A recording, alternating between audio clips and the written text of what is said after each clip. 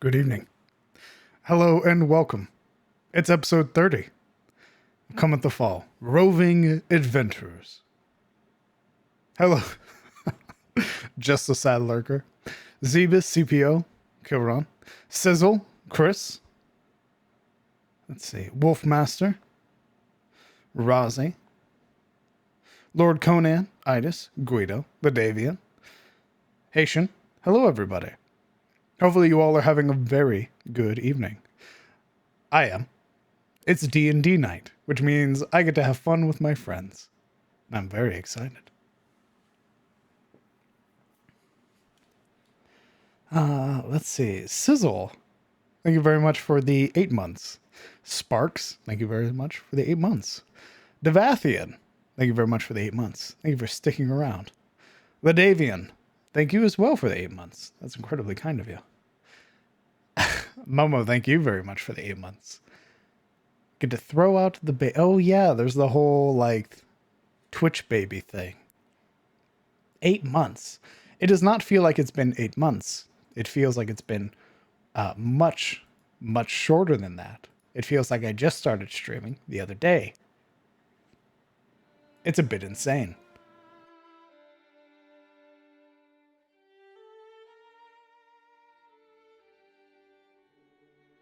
Well, today we have a very interesting episode. When we left off, the players were dealing with Oberon, the king of the Fae, and leader of the Seelie Court. We're going to jump in, get introduced to our players as we usually do, have them tell us a little bit about themselves, what level they're playing, and the like, and then we'll go ahead and we'll get a recount of what happened last week. And then we get to jump right into the fun. Let's give the players a moment to get themselves situated before we unmute. How's everybody's Friday been? An introduction to the weekend, which means a chance to relax, hopefully, unless you work on the weekend. And then I feel sorry for you.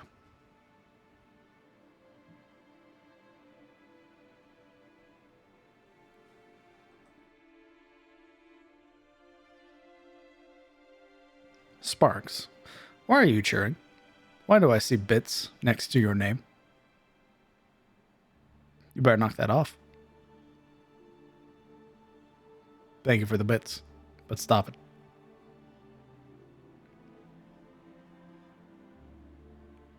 Went well, finished up backstory for the Saturday campaign. How was the podcast? The podcast was amazing. DeGoose and his wife were both incredibly kind. The interview didn't even feel like an interview. It just felt like folks talking. A very natural flow to it at a very great time.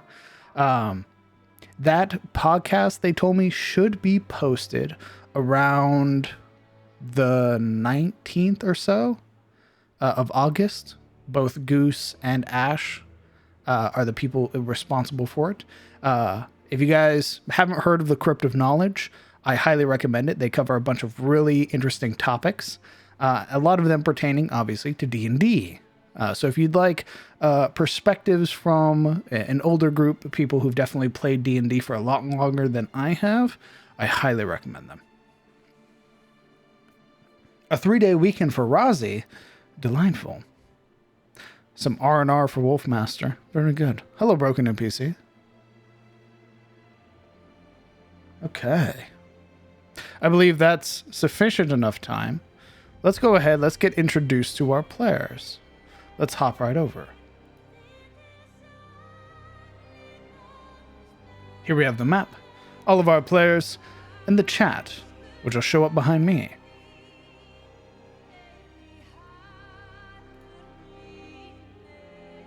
Hello, players. Is that all I am to you? That's all you are. All right, I just wanted to know. You're a character sheet and nothing more. 30. Greetings, DM. Good evening, folks. Hello. Hello, sir. What brings you here? You know, I had this quirky idea. I thought maybe we could play Dungeons and Dragons tonight. Don't fit my schedule, I'm afraid. I got like 20 minutes tops. Ooh, you probably got like another League game to go to, right? Yeah, Yeah, the yeah. voices are back. That the voices are back. They never stop. I prefer Pathfinder personally. Yeah, your opinion doesn't matter to me. Jesus. All right. We should play All right. AD&D, like real gaming. Gamer. Yeah, well, I'm gonna bust out some AD&D. Cool. Let's see Give me the what 1d4 classes now. didn't exist back in AD&D. Warlock, sorcerer, druid. I want to be fighting man. Fighter man. I want to be fighter man. Cool, you're already dead. No, that's me. I picked the wizard. Give me my 1d4. Here's Yeah. your D4. Thank you. I wear it with pride, like a little badge. I then rip it off session 1. Put it down. You take 1d4 badge damage. Octal, thank you very much for the 8 months. Thanks for sticking around since the start. So, if everybody's here, let's go ahead. Let's get introduced to everybody's character. And then after that, we'll jump right into the recount, which I believe was Siluro last week. So, Alaric, tell us who you are. Oh yeah, it's me first. I play Alaric, a rage-touch half-elven man of Karim, believer of Sheolir of the Wilderness and the Sylvan Way. Recently visited by his nemesis, his foster father and his mentor in a pseudo-dream, he stoked the flames of a curse that long lived within the resented and anger-fueled young Alaric. But it is more than just rage. He's seen for the first time, he's seen a world through his mentor's eyes. A world in which there is nothing left to lose. He's recognized that thing within him, hiding in the spaces of his soul. The one whose shape Drioskar has showed him. And when he asked it what it was honest about the role it wanted to play in his life. It was rage. And he just wanted to see the world in flames. And it hopes to achieve this through Alaric. Who knows what his future will now spell for him.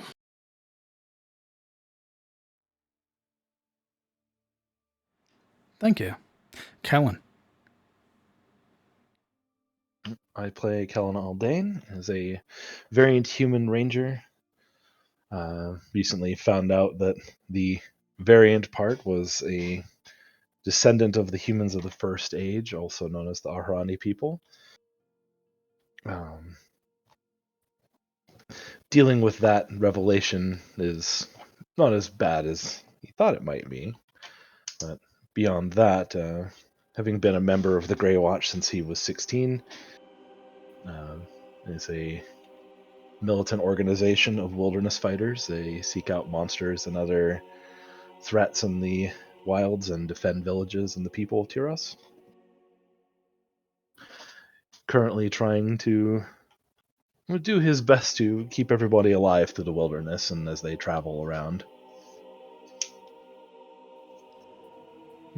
Thank you. Mhm. Murana. I play Marana Lamordia, level 4 Dampier Rogue, and a rogue that is gifted with strange powers to commune and utilize the spirits of the dead. Marana hails from the distant land of Vinheim, a land of dragon sages and other mages that congregate here in Tyros. Her family, though, is from Malgrove, which stands as the bulwark between the mages and the terrors that lurk in the Grimwald. After their first expedition in one of these monster hunts foisted upon them by Reynold in their pursuit of the terror, resulted in a less than favorable outcome, Lorana is looking forward to approach their quarry again, but this time more cautiously, carefully, and hopefully successfully. Thank you. Sabine. I play Sabine Rosaire, Protector ASMR and Devotion Paladin of Sario. Born and raised in Katarina, the center of art and culture. at least in her opinion, of Tyros. She, through ups and downs and trials and tribulations, has found herself here.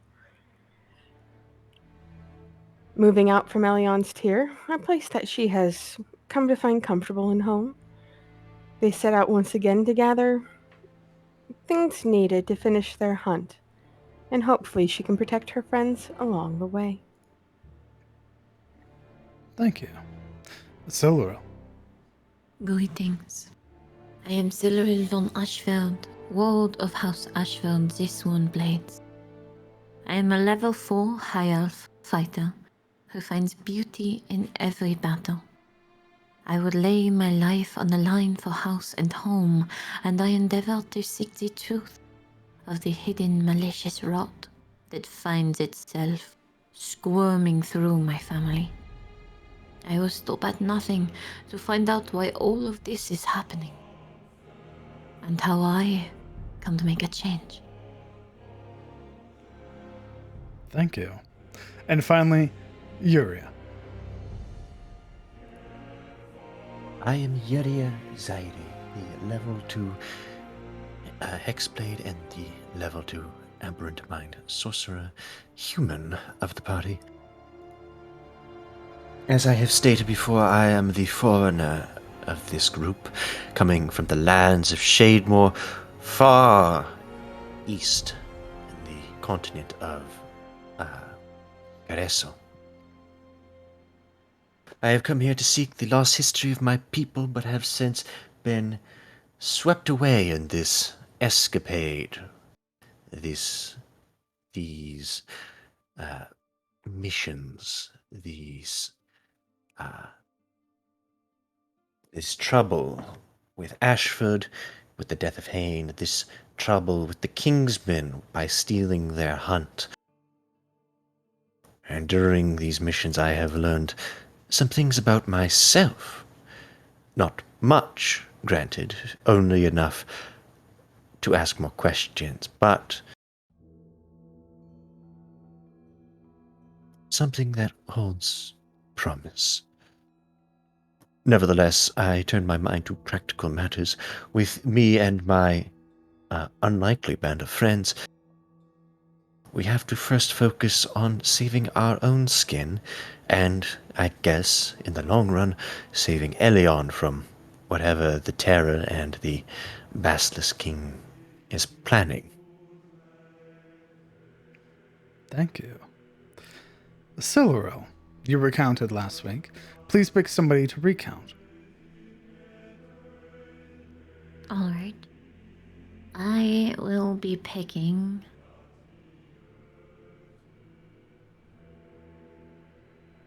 Yuria.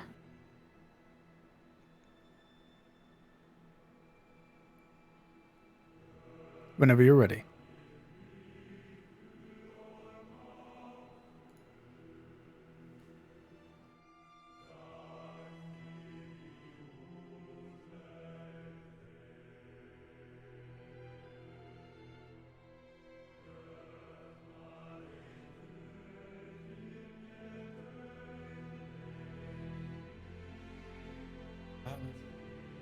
Last adventure began with Alric and Siluriel entering the inn with their newfound ally Shane in tow. When they announced to us that Shane's position as a newly hired driver for our group, I was a bit disconcerted, concerned. This peasant boy, whom they had apparently picked up in Aram's Ferry, did not look like he could be relied upon to brave any of what Tyros had thrown at us. Having seen giants and dragons, basilisks and harpies during my time here, I couldn't see Shane holding up to a group of bandits compared to the others of my posse. I also am told that this boy helped save me, and so in turn I tried to save him from the gruesome fate that befell him should he align with us. I argued with Alaric and Citheril about this matter, wanting him to remain here in Elion or home where he belonged.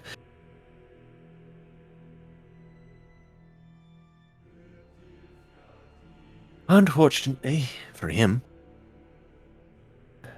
they neither were convinced, and Shane remained with us for now as our driver.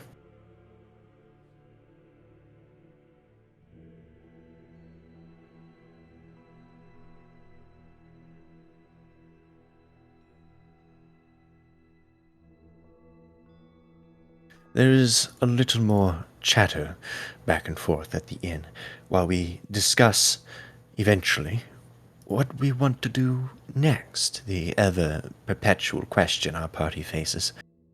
It is decided that, rather than going straight for this snakeweed, we should return to the fairy town to get the rest of Shane's horses. It is later revealed, conveniently, that Shane actually knows where to grab some of the snakeweed. A small, from what I understand, patch just north of his town that has the stuff, hopefully, in abundance. With both snakeweed and Shane's horses in mind, we are just about to head out when Kellen gets a sudden suspicion about a dragon he had supposedly sensed in the area.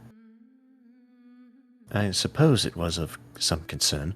I don't remember when he first got this scent, or how. Perhaps I wasn't paying attention at the time. But to him, it seems pressing, and so he presses both Geralt and the scaled one. What was his name?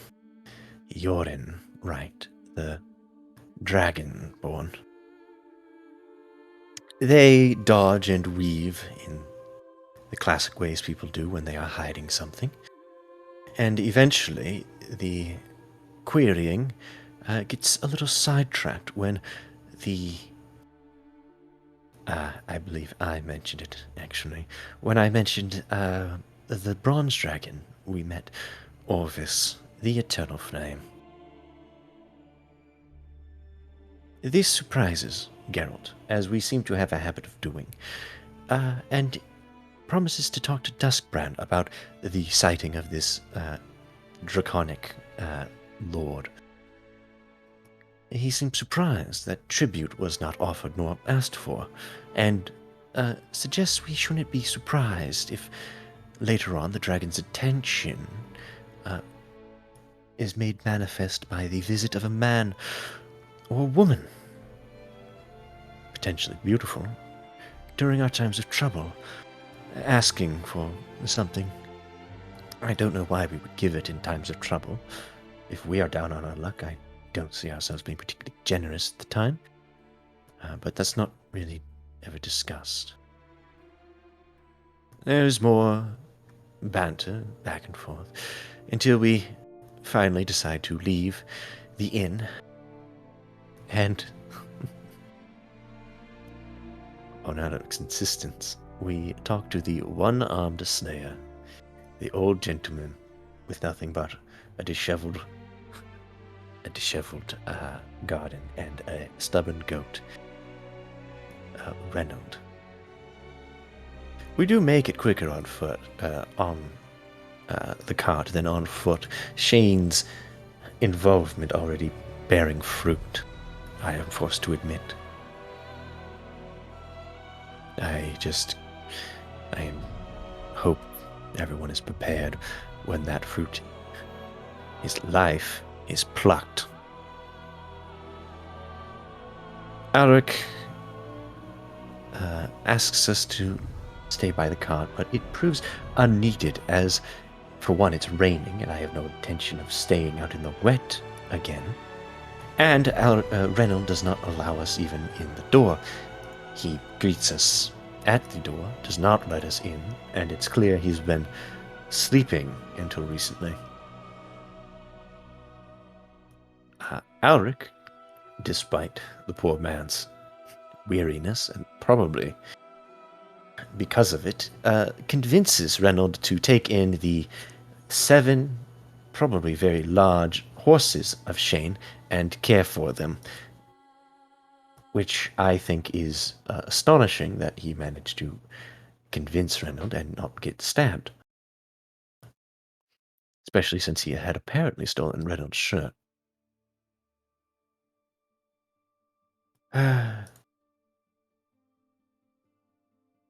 Strange how love works. With that matter out of the way, we head off, for real, out of the town, into the wilderness, thankfully by road and by cart, towards the ferry. We, deciding to not push ourselves and have to spend the night in the ferry, supposedly the party did not have a very good time there, decide to make camp about halfway through. This idea brought about by Shane. Smart lad. I hope he remains clever. Anyway, we set up camp. Silveril tends to a mace. Alaric stares at his brawny knuckles. I toy with some new abilities, especially awoken within me. Morana notices Alaric lost in thought. I suppose she thought it was something to remark upon, because she does, and prods him. He, of course, dismisses her, stating he's clearly just tired. And Silveril proves to be a ration gourmet by spicing up the rations. Just for Shane, though, of course. And I begin to wonder if there is something there more than just a desire for a cart driver.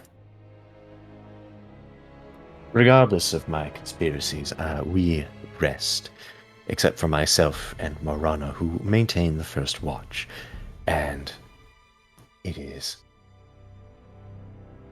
not long before our watch bears unfortunate fruit. It was the hissing that alerted me. It drew my attention, and I looked just in time to see 2 ends of snaketails slithering their way into our companions' tents. I admit I did not think it entirely through when I decided to scare the snakes using the sound of the rock, that massive bird. Of course, being a little too smart, I decided what better way to fight off giant snakes than a giant bird, a giant hawk-like creature. It doesn't work. The snakes seem too hungry to care about the rock, and I nearly scare the horses away instead, and I certainly alert everyone in the tent, so I suppose it was a half success. Unfortunately, the snakes, though they are dealt with, they are not dealt with quickly enough to prevent Alaric's being bitten very heavily and even more severely poisoned. The man taken within nearly an inch of his life before he could even wake. I have to admit, I sympathize with that. I suspect he will have trouble sleeping for the next few days, at least out in the open. I know I would.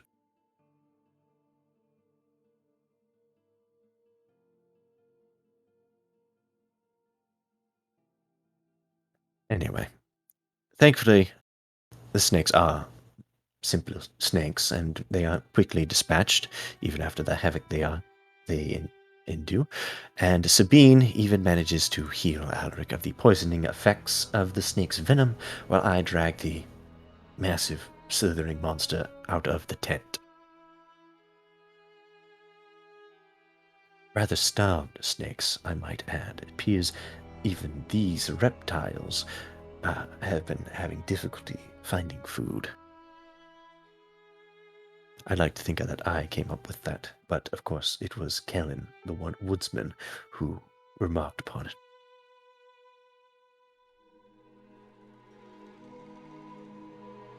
We returned to slumber, without little much else to do.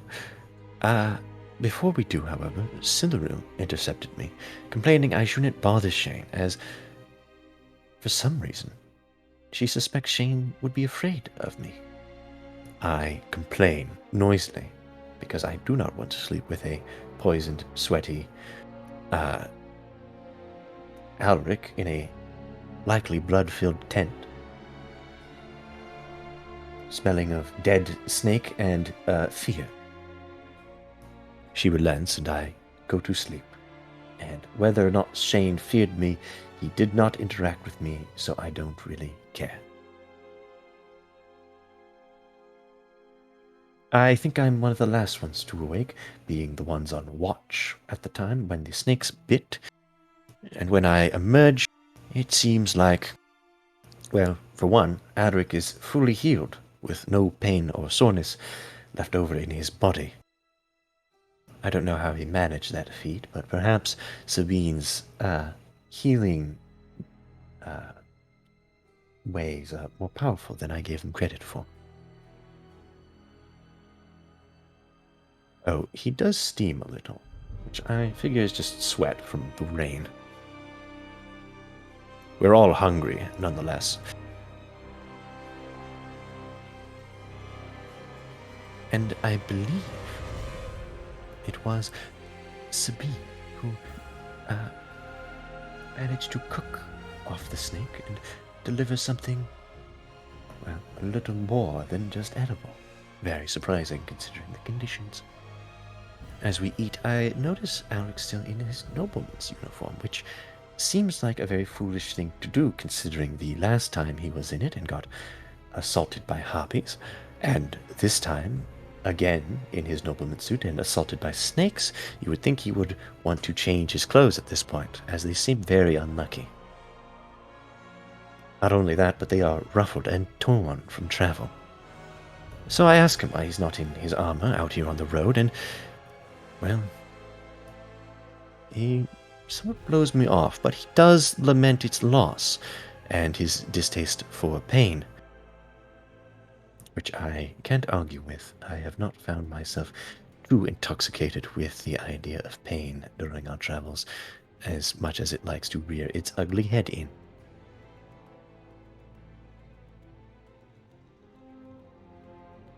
Nevertheless, conversation and meal aside, we pack up and continue our journey.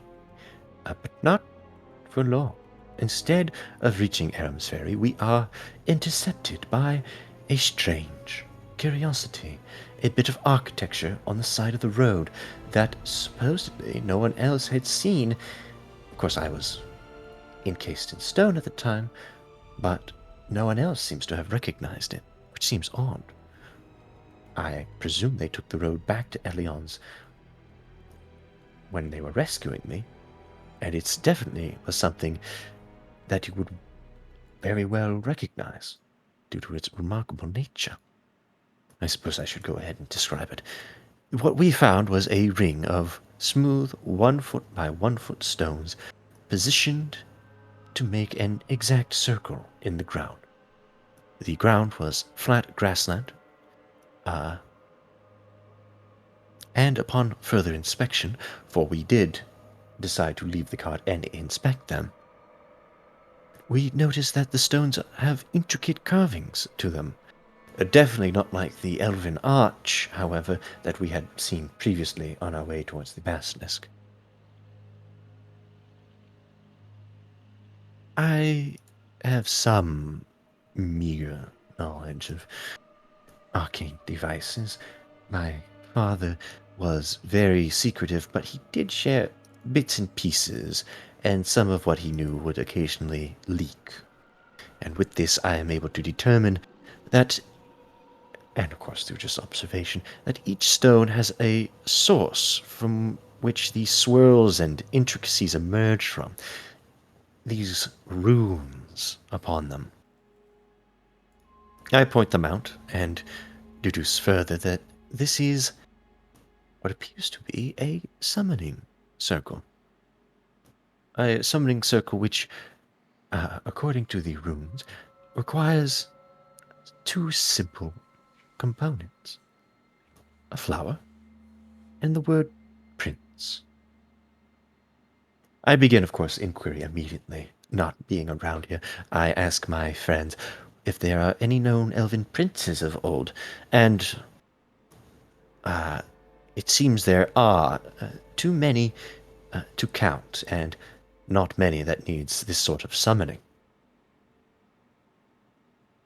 Alric touches the stones and later remarks that some of them are warm and some of them are cold, further confounding the problem.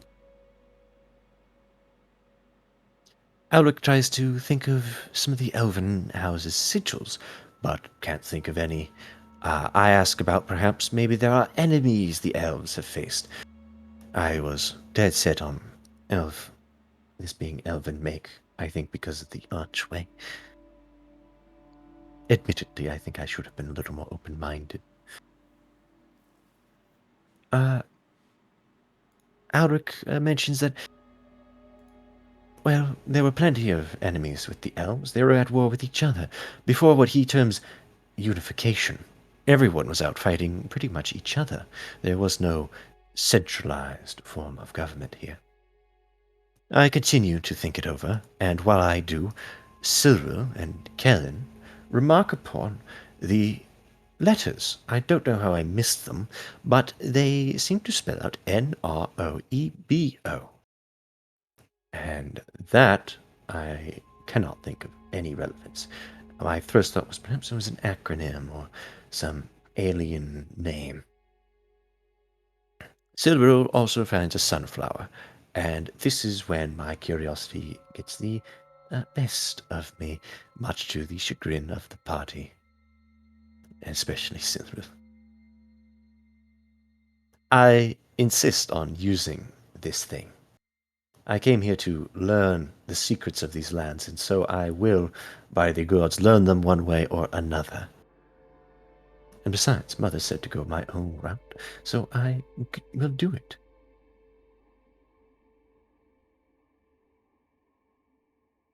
I activate the portal. With the sunflower silver plucked and the name Prince on my lips, the portal activates. The flower disintegrates. These colors spiral into the air, swirl and streak across, then peel apart. From them emerge roots which twist. They appear to make a cradle, a seat, a tree from which a throne of bark protrudes from. A figure suddenly is sitting there. I don't know when or how he got there. He's a slender man of bark. A remarkable man, I must say.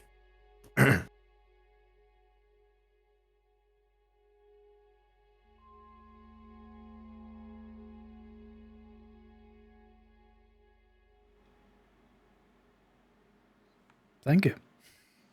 Sorry, my headset died. Oh. Yeah, Continue. I just heard a ding, and I was like, all right. Continue, sorry. He immediately asks for our names, and we give them. He in turn introduces himself as Oberon, and the letters suddenly make some amount of sense. He calls himself the King of Fairies, and I don't think I've ever heard a more pretentious title. Anyway, he says something or another about how we are more interesting or attractive or some such as than the previous party that he encountered, which, while a curious conundrum, is not one that we currently remark upon. He proceeds to ask us if we want to deal. He prods us, for our desires. Using another trick I have learned from my awakening, I link my mind with Alaric's to speak in private, you know, as one would like to do during these diplomatic missions. I ask him if perhaps Oberon could take care of our problem. Alaric, very colorfully, disagrees that listening to this man was a good idea, and adds some other remarks, which Oberon, who apparently was listening to us, disturbingly so, remarks as somewhat insulting. While I cannot disagree with him, it's rude to eavesdrop.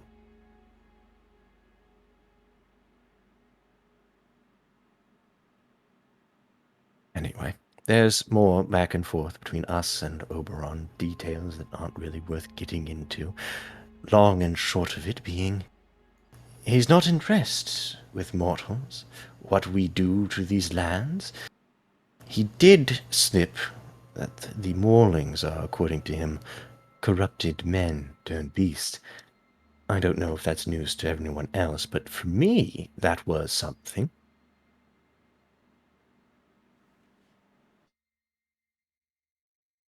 Really makes you wonder how they turn. Perhaps something looking into in the future. Regardless, he, with his suave nature, begins offering us our desires in the form of deals. I take the first step and ask him simply what it would take to destroy the terror. And his answer is quite simple. Doesn't nearly take him much to consider, which I suspect means he had this offer on the tip of his tongue regardless. He simply says that in order for the head of the terror, for him to go and hunt it, we only have to give him lifelong subservience as one of his servants within the courts, within the Sealy courts, as he calls it. Or, of course, a child to take our place.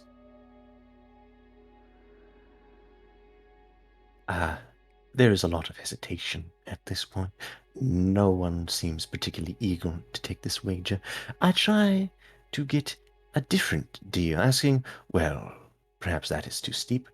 What about just knowledge regarding the terror? The price is admittedly much cheaper. Just the death of a old white elk within the forests, desiring a warrior's death for this sacred creature. A little odd that you would want a foreign party to destroy one of your own servants, but, well, I can hardly say I understand Fey culture. It seems like an alright deal, but he lets it slip that this creature in some way is protecting Elion's tier, and of course we do owe Elion's tier very much. Probably more than what the knowledge is worth. Still, it's not like Elion can't defend themselves from considering the people that reside there. I have to take the deal into consideration. The others don't seem very, desirous of making any deals with this stranger. Not knowing what the strings might be that would latch onto us if we accepted. We are still now wrestling with this creature that wishes to make a deal. And that is where we left off. Nice. Thank you. You're welcome. Lean forward in the throne, arms resting on either side, chin resting on their laced fingers. They look very curiously at the party. That small sneer present on their lips at the mention of this bloated fake king.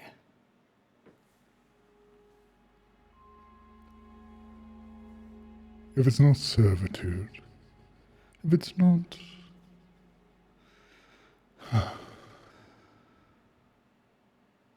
a warrior's death, then perhaps this fake king can be taken care of. For a price, of course.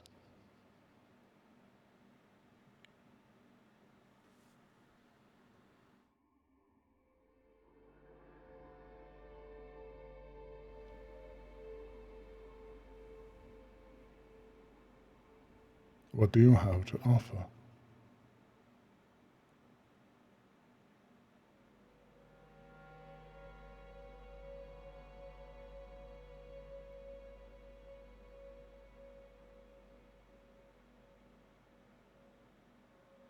Again.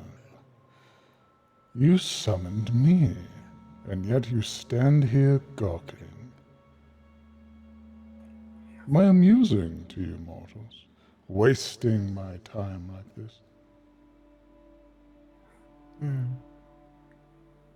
I apologize. I've just never been in the presence of one so magnanimous as you.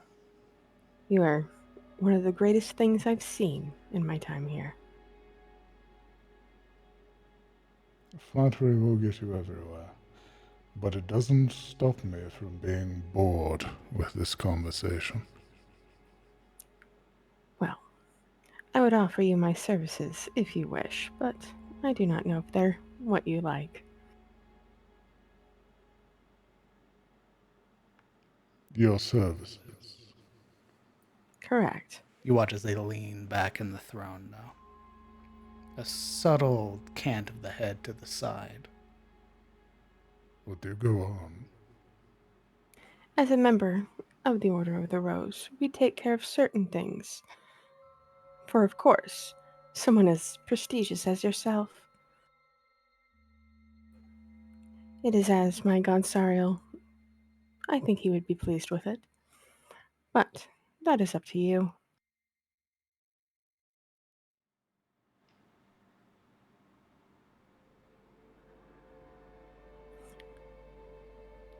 Wry smile would go on her face. Tempting.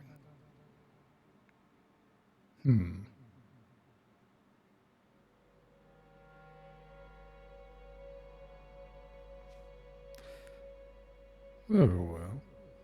For the death of the king, I will take this one as a consort.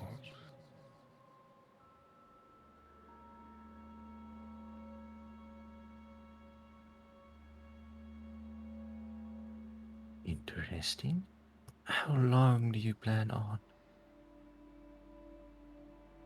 entertaining yourself with her? Until I no longer have need of her services.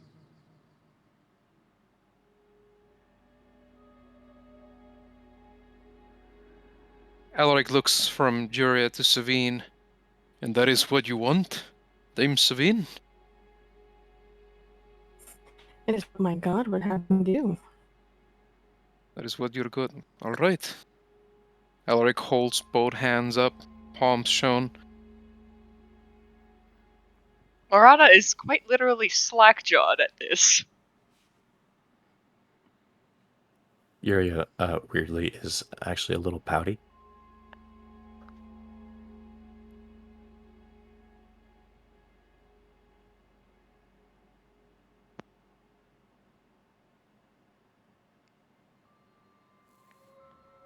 Very well. I'm glad we were able to come to some agreement. So, I will take this one with me. She will join me as a consort in the Sealy Court, and when I am done with her services, she'll be returned to the mortal world. For this, I will slay this basilisk king for you. What, you're going to take her? That is what I said, yes.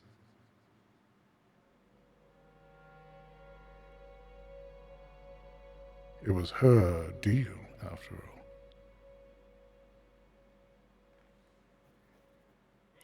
It is in my oath to serve Silverell.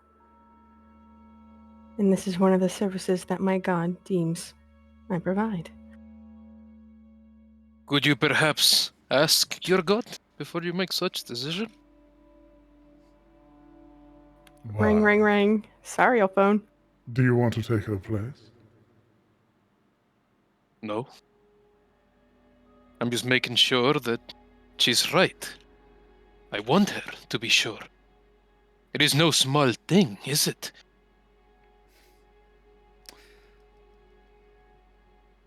No.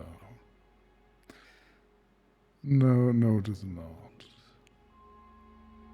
However, I do tire and wish to return home. Unless you have something better to offer than the services of this one here. I'll be leaving. Can I get a religion check to make sure I'm on par? No, Because he is. Okay. you have to Fantastic. decide if that is in line with your oath or not. I feel like it would be based on the god and the services that the Order of the Rose that provides and his station.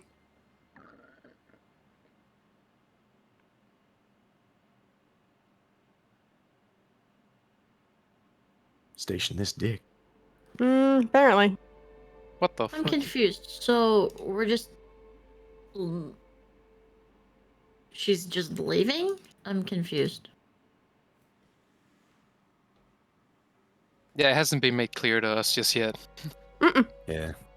We're not sure how long she's gonna be a consort. That hasn't been decided. Correct. So that He could did be not give you a timeline. that could be a very long time. Especially coming from a time where time is timeless. Yep. It could be, but it also couldn't be.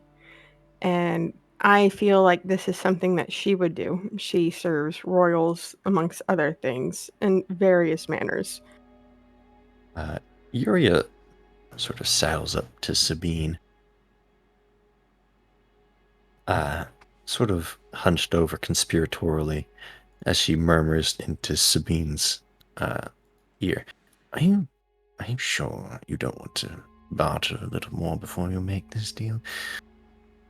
This is a creature that, from my understanding, is older than man. Maybe we should set a hard date.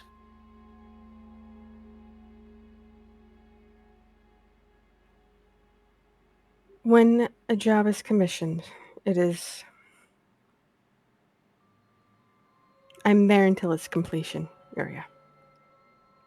And if this is something I can do, because we are making a very, very powerful creature wait and be very cranky. And he is a king after all. And it is my service to the royals. Yes, and he is admittedly very sleek. However, you're not doing this for your god necessarily. You're making a deal. Does it really count for your god if what you get in return benefits us, I suppose? The deal's for the basilisk king, not to make your god happy. But it would make my god happy. Or at least I think so. But what if, the contract's never complete because he keeps you around until you're dead? You think me a barbarian? No, they have their doubts, but someone as high a standing as yourself I know has the appropriate mind. The concept of aging a mortal idea is pointless in the Feywild. Your concept of time doesn't exist there. She won't age. Wizened, perhaps, but no older. Unless she wishes to be.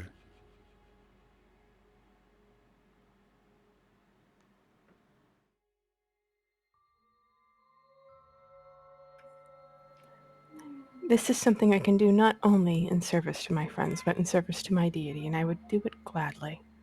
You wouldn't be doing me a service.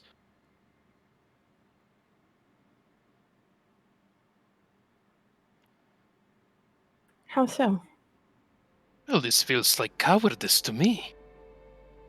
You just walk through that portal and walk away from all the troubles ahead of us. For what? The Basilisk King that we promised to beat ourselves? You won't be able to walk through a portal into the Fey realm each time trouble arises. No, I won't. But this is something I can do in service, which is, I hate to put it so bluntly, when it comes to some of you, service is a foreign concept to you. There are a few, and she would kind of gaze at Kellen and Siluril and at Morana, who get the concept appropriately. But I would still do it gladly, because I'm performing the job of my order. Savine, it is not about the components of this service that you do. It is that we need you. We need you out there. Not just because of the Basilisk King, but everything else. You're about to walk off on that. And I will return to you as soon as I can. You don't get to decide that. I know I don't get to decide, but I can assure you that when I can, I will. If you don't get to decide, then how can you give me any assurances? Oh, Because that's another thing. She nudges in. You might want to detail just where you want him to put you. The mortal planes is a rather large area.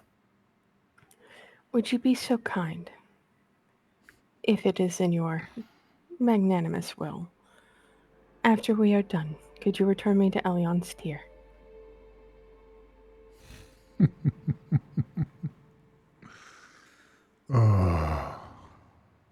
Certainly. Savine, listen to me. What your concept of consortship is not the same that it is in the Feywood. It is different. The concepts of our world there are but abstracts. It is different. I do not believe you'd even be able to serve your tenants. You do not know, not even I know, what will be asked of you. And here you are making assumptions. Do you have something better to offer? I'm all ears. Because this is the most entertaining this conversation has been. And I am dreadfully bored. Alaric has been staring directly at Savine, and as Oberon talks, there's a twitch to his brow. Alaric, believe me, I do understand. But this is a way that I am able to not only ensure all of your safety, but to do my job as in my order and do a job for my deity. Truly. You truly believe that we are safer with you being gone? You truly think, with everything that has transpired, that our only enemy is the Basilisk King? There's much more to Tyros. You know it to be true. And yes, let us say, and Alaric waves dismissively towards Oberon, that he keeps his word. What about the next Basilisk King? If you talk The ill of terror me one more time, you will not be turns. able to do it again. Alaric turns to face him. I've just said that you'd keep your word.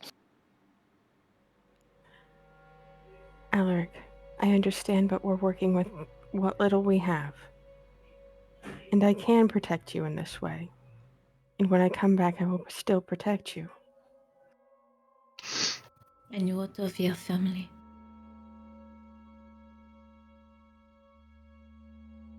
Well, I have my duties. And I have my oath to uphold. All right. Fine. When we find them, we'll tell them that is why you're not there. At this point, the fight's sort of draining out of Alaric. He takes back a step, hands go down to his hips, and he just stares down at his feet while slowly shaking his head. Zelro will bow to Sabine.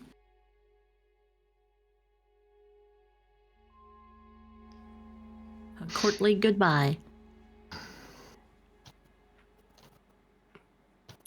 I wish you all could have at least a little faith. Little hope.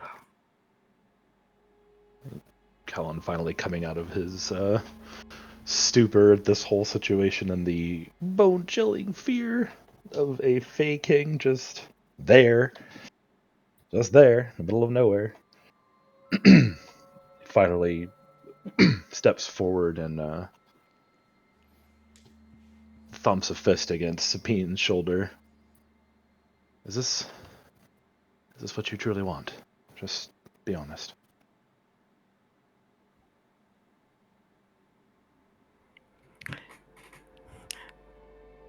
She looks over at Oberon, who is smashingly handsome. I think he'll be fine. There's a sort of reluctant nod and understanding from Urian. Very well. Was Brana gonna say something? Sorry, I didn't mean to cut you off. Sorry, I thought it was muted for a while. You dummy! Did not mean to laugh, but You're fine. It was pretty funny. Barna kind of slowly sidles up beside Sabine. Her brows are knit, very concerned, just plainly wrought on her features. And she just kind of like looks up to the other woman and is like, There's nothing I can say that's going to convince you otherwise, is there? I've already watched one of you become petrified amongst other things, and this thing only grows stronger by the day. I won't see it. I refuse.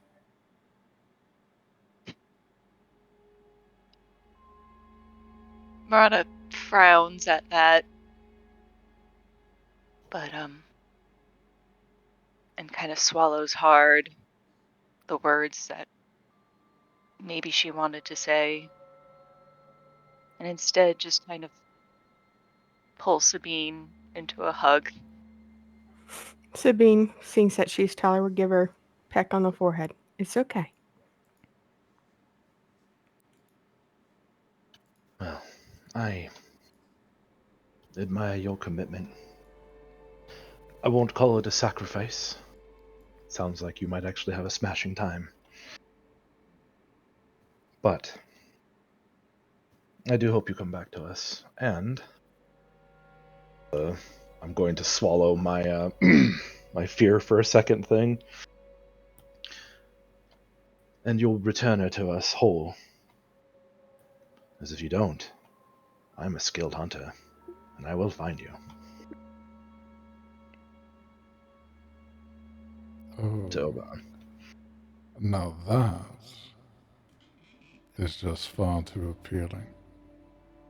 I think I might not, just to relish the challenge. He is a hunter as well, obviously. Yeah. While it might be entertaining, I will take you at your word. Faking. Well, now this is exciting. Then, if that is all, we will seal the deal.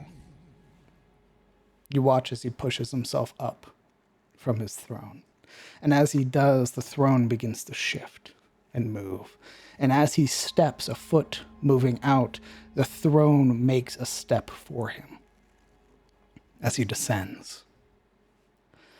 Even now, standing here, this tall figure clad in this bark armor, you would watch as their hand rests, their wrist sort of resting against the hilt of their sword,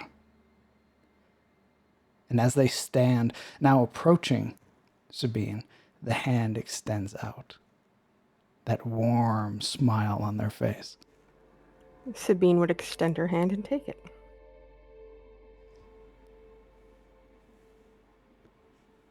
A deal is a deal. And he would pull you in. And the way that he seals the deal is with a kiss. Hot damn. He holds it for several moments. And then eventually pulls back. A satisfied look on his face. And he turns, with one hand gesturing out to where the throne was. You would watch as it begins to shift and turn and transform itself no longer into a throne but an archway made of stone and wood. You would watch as branches break from it and begin to open like a door, leading into almost a mirror of this place. The grass more vibrant, this sweeping ocean of blue that moves with the currents of the wind. He gestures you to the door. And she would go.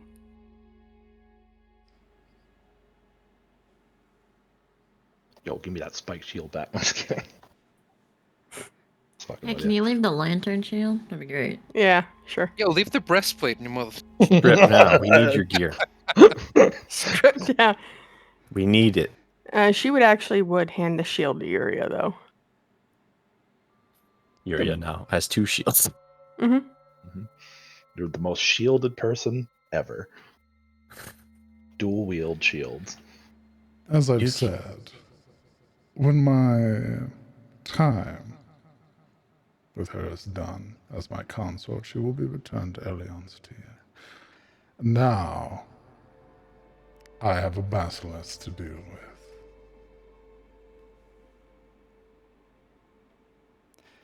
You would watch as the hand moves, no longer resting the wrist against the hilt, but instead turning to grip it entirely and brandish forth this beautiful blade. You would watch not the sheen of metal, but what appears to be natural stone and gems.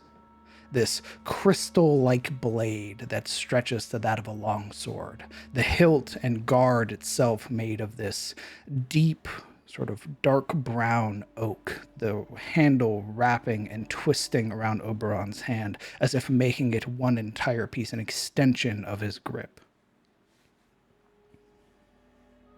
Did we forget that we have to bring back something from the basilisk? Oh, I fully intended to go to its lair regardless, but... Oh, its lair will remain, but the body, I'm afraid, will be all but destroyed.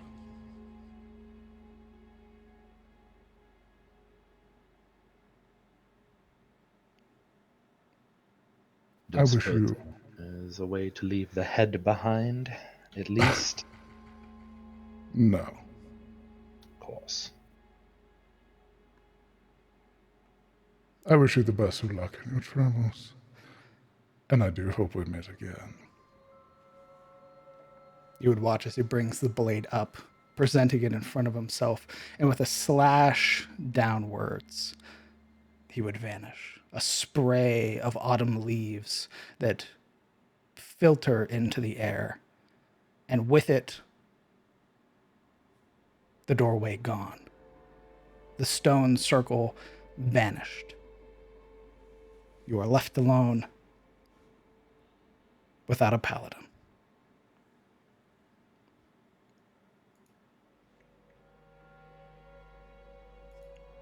Yuri blows hair out of her face.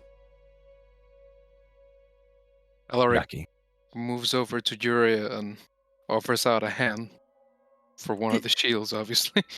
Did you just say lucky? Yeah, she kind of muttered it under her breath.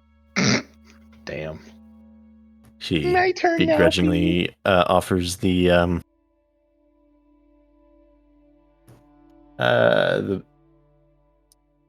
new shield. The shield requires attunement, right? You burst. The blood guard shield requires attunement. Oh yeah, yeah. She'd hand over the Sabine's old shield to Alaric because I like making the DM do extra work.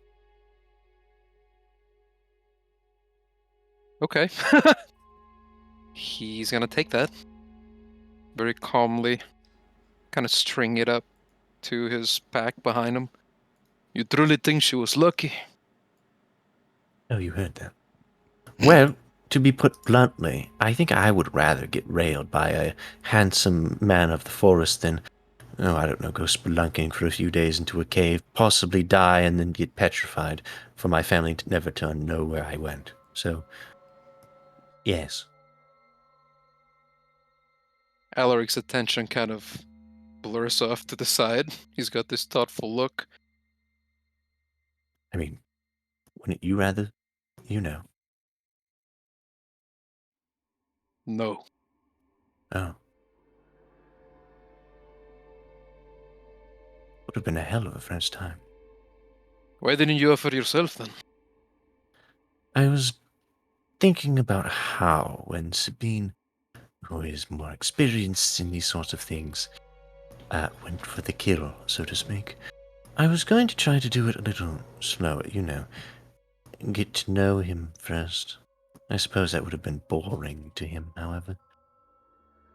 It would have been nice to know what, you know, being a part of his court really entailed before actually making any deal. There's She one thing shrugged. that I am amiss about. It was her body, and she didn't even haggle. Strange, no? Maybe she's desperate. So lift of the brows. I haven't seen Dick in months. She sort of gives a snide chuckle. Fucking take it out of the right knee. Just You mean to tell me that all of that about keeping us safe and whatnot was just all show? Oh, I think that was the point of it. I think him, however, well, somehow, though I can't prove it, I don't think she'll be suffering. For what it's worth, I think he'll keep his word. It's just fake creatures, they see things different. Who knows what will happen with her? There are stories of fae creatures in Shademore. Most of them end up with dead men, unfortunately. Actually, most of the stories in Shademore end up with dead men. She sort of, you can see her sorting through like the little tales of Shademore in her head. Well, there was no. She died and then he died. They both died? It's at Yes. this moment, as you all are standing in a clearing where there is nothing, you would hear faint because of the distance, but present nonetheless, the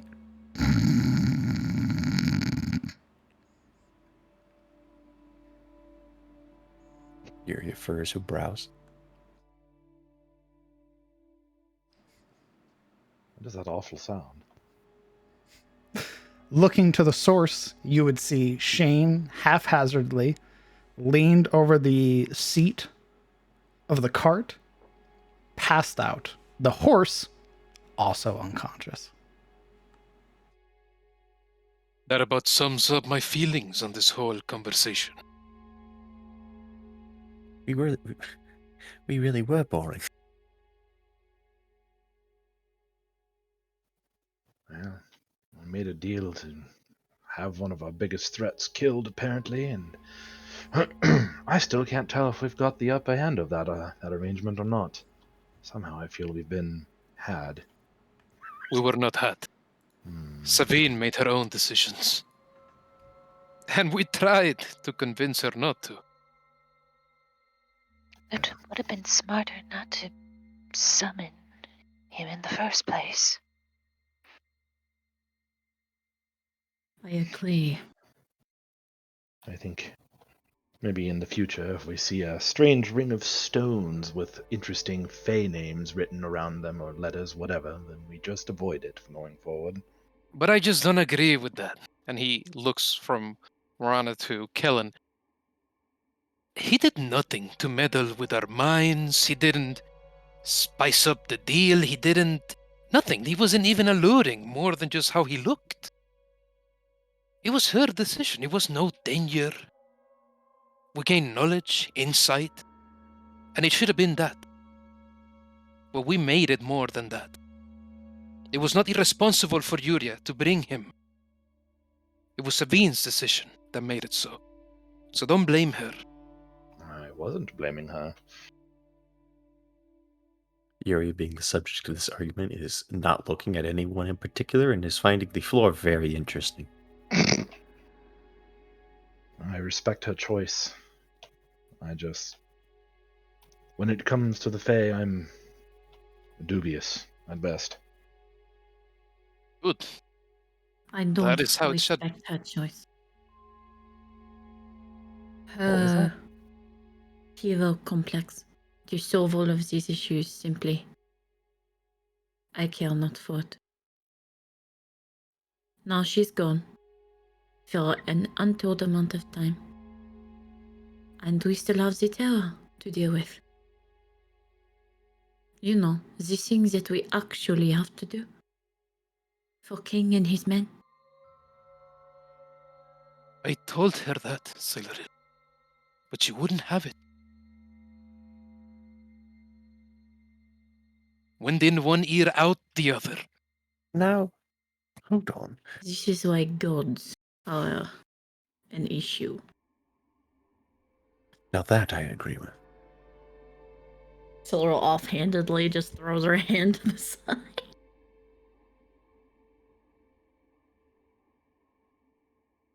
Now, we don't have to be too dismal. I mean, he seems easily bored. Maybe we'll see her in a few days. At Maybe a that, few minutes. Alaric snorts.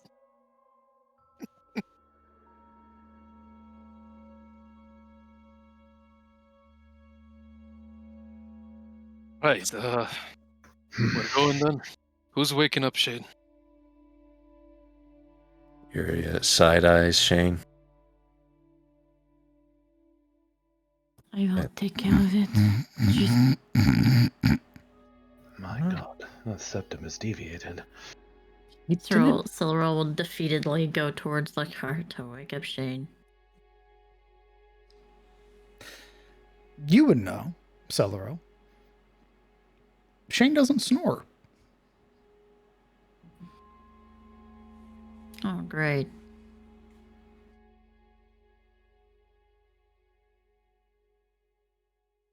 Shane, wake up. We are done making deals. He does not respond.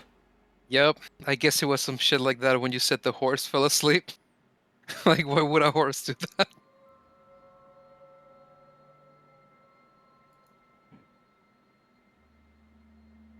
Hello. He's gonna cast Presty to make all of his clothes incredibly warm. You gave him a comforter? I made it My worse. man is comfy. It's not a comfy warmth, it's an uncomfortable warmth. It does not wake him up.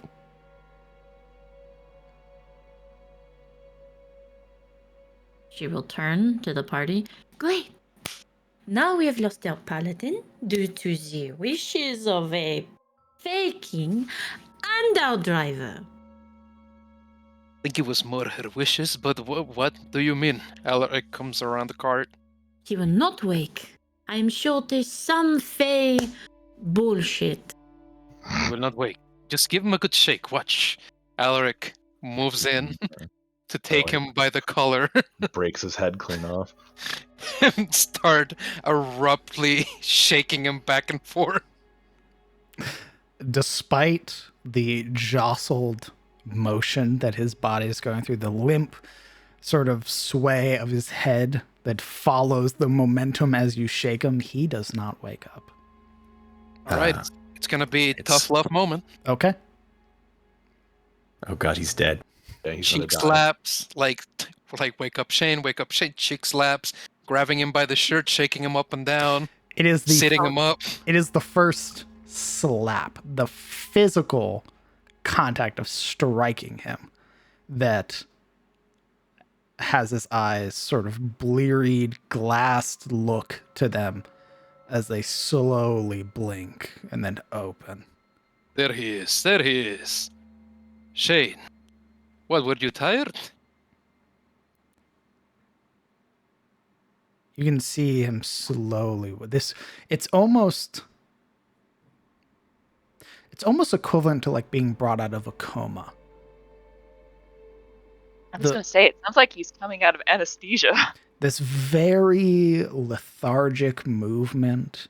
His hands very slowly come up and they very weakly sort of hold onto the sides of the hands that are holding him. There's no strength, or at least no immediate strength. This is definitely unnatural. Alaric, being a very inconsiderate and crude man, just sort of lets him go onto the seat as soon as he sees him catch him. Jesus come Christ. together. Yes. Good, because it was about to be a hard crack. She would catch him. What's wrong with you? Well, he's awake. You would hear this sort of mumbled, as if trying to find, or even just trying to start the thought process again, trying to figure out how words work again. You would watch as he slowly places hands to the cart seat in the back, and then,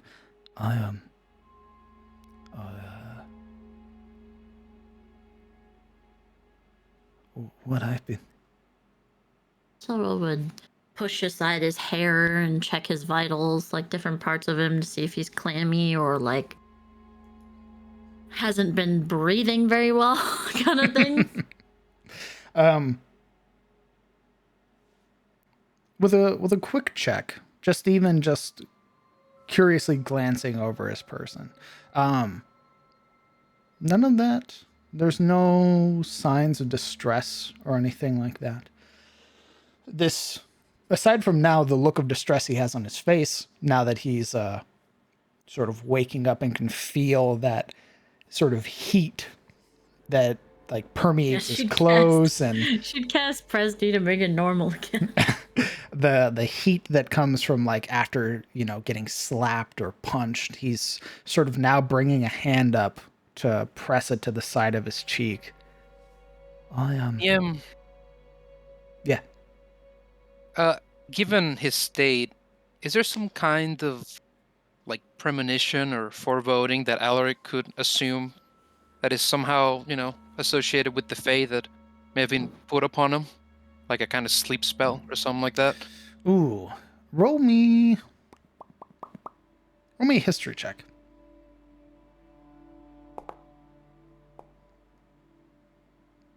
18. Yeah. The Fae, for as excited, as sort of show-offy as they present themselves, they don't enjoy being watched. And if there's, let's say, an outsider who's not participating in a deal, well, they don't get to participate at all. After so many years, it kind of makes sense why it wouldn't click on Alaric up until this moment of lethargy where he sees Shane come together both physically and in terms of awareness. And that's when he realizes it. Oh, Overrun did this. Him and and he waves towards the horse, the animal, both. Put them to sleep, Cyril. I'm sorry I dropped him like that. I figured he was simply asleep. Oh, I'm sorry. I didn't mean to fall asleep. Are we good to go again? Lad, you weren't asleep. You did not fall asleep. It was magic. You put me to sleep with magic? No, we didn't. Celeril's just holding him like, are you okay? There's this moment where he's like sort of leaned in to this very like nurturing hold that you have, this caring hold, and it's several moments now where eventually sort of everything clicks, and then he realizes he's being held, and then he sort of, that dark shade crosses his face. I'm all right. It's all right. You can just I appreciate it. It's very kind of you, Miss Silver. And then he's like trying to like push, not like touch you, but like hold on to the seat so he can push himself up. She wouldn't stop him.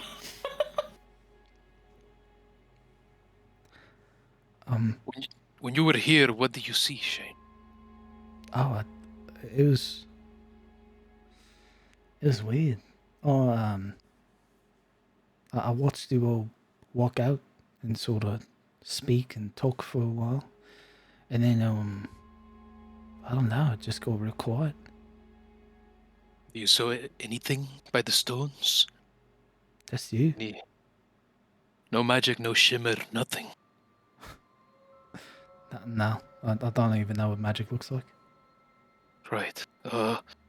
Something happened. The stones. A kind of spell. And it seemed to affect you. Put you to sleep. But you're fine. I'm real sorry. I'll try next time to not let that happen. It's quite alright. I would have fallen asleep. I do it without magic. I was a bit tired. I'm sorry. Alright, could you wake up your friend here? Oh. Yeah. I'll wake up Hilda. Give me just a moment. Take your time. Do not let him rush you. You will outfeel an unknown amount of time. You are very hard to wake up. I'm sorry. I'll try not to be a burden. Did I say you were a burden? No. You've got to get that out of your head. And she kind of knocks on her own head. He sort of very vigorously nods his head. And then after a moment, you can see him like try to move and then stop, having to catch himself where that like vertigo kicks in. And then holds himself for several seconds. And then eventually clambers down from the seat and begins making his way over to the side of the draft horse. And When he clambered down, Alaric's palm kind of hovered by him, just in case. And once he managed, he just dropped down to his side. Not the hover hand. Yeah, in case he fell. He wouldn't see it, but he's sort of makes his way down. Sort of, you can definitely see he's holding onto things for support. And as he gets to the side of the draft horse, you would watch as he's very gently sort of stroking the mane, sort of leaned in, very gently whispering to the horse. And you would watch as the horse sort of rears its head for a moment and then eventually begins waking up as well. And very much the same sort of staggered state like Shane had been in, where she pushes herself up to stand and sort of her legs are sort of leaning to and fro, just not really having that full control. And then it would take for both of them to fully wake up. It's about 10-15 minutes for them to like finally be awake.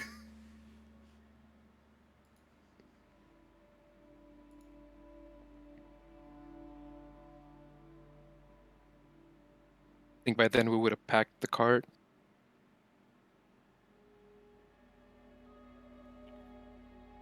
It would be during this time as well where Shane sort of gets back into the driver's seat, looks back at everybody, and then looks forward and then stops, does a double take. Where's Miss Sabine? Hopefully, Yuria pipes up. She is fulfilling her duty to Sario. Oh, right. Does she want us to wait, or? No, it might take a while. I believe she'll be escorted to Elion's tier when she's done. How long was I sleeping? Trust me, be glad you were sleeping.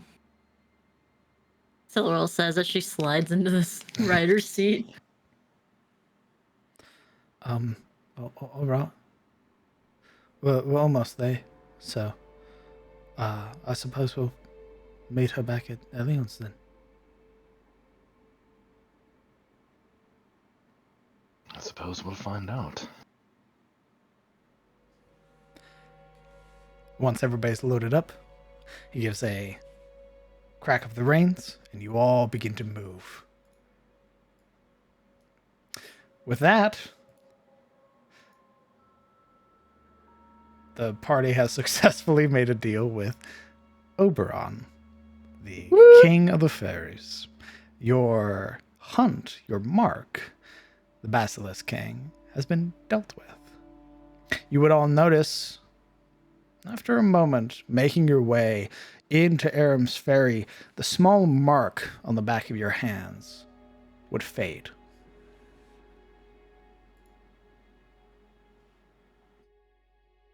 No, we really just summoned help and had them kill it for us.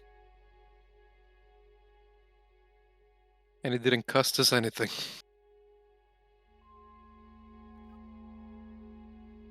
Marana kind of frowns at that. And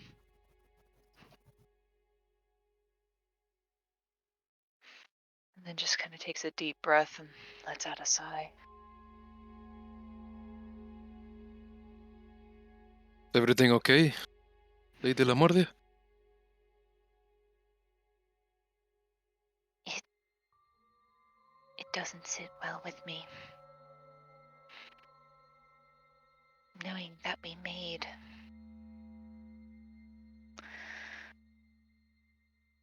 a promise, a contract even, to be the ones to slay the king. And even though it was Sabine's decision,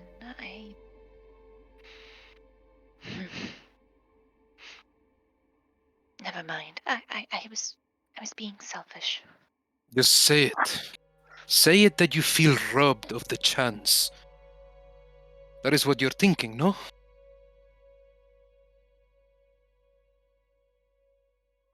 As they're kind of riding along in the cart, her leg begins to bounce anxiously, and she kind of fiddles with one of the basilisk teeth that she was mulling over in her hand.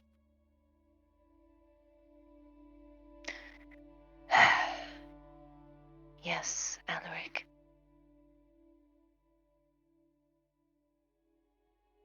Kind of nods to himself and looks off to the side, opposite of where Morana is seated. It was a selfish deal. She did not even wait long enough for all of us to agree. True. Do not have some crazy notions. She did this with everyone's best in mind. I'm sure she believed that.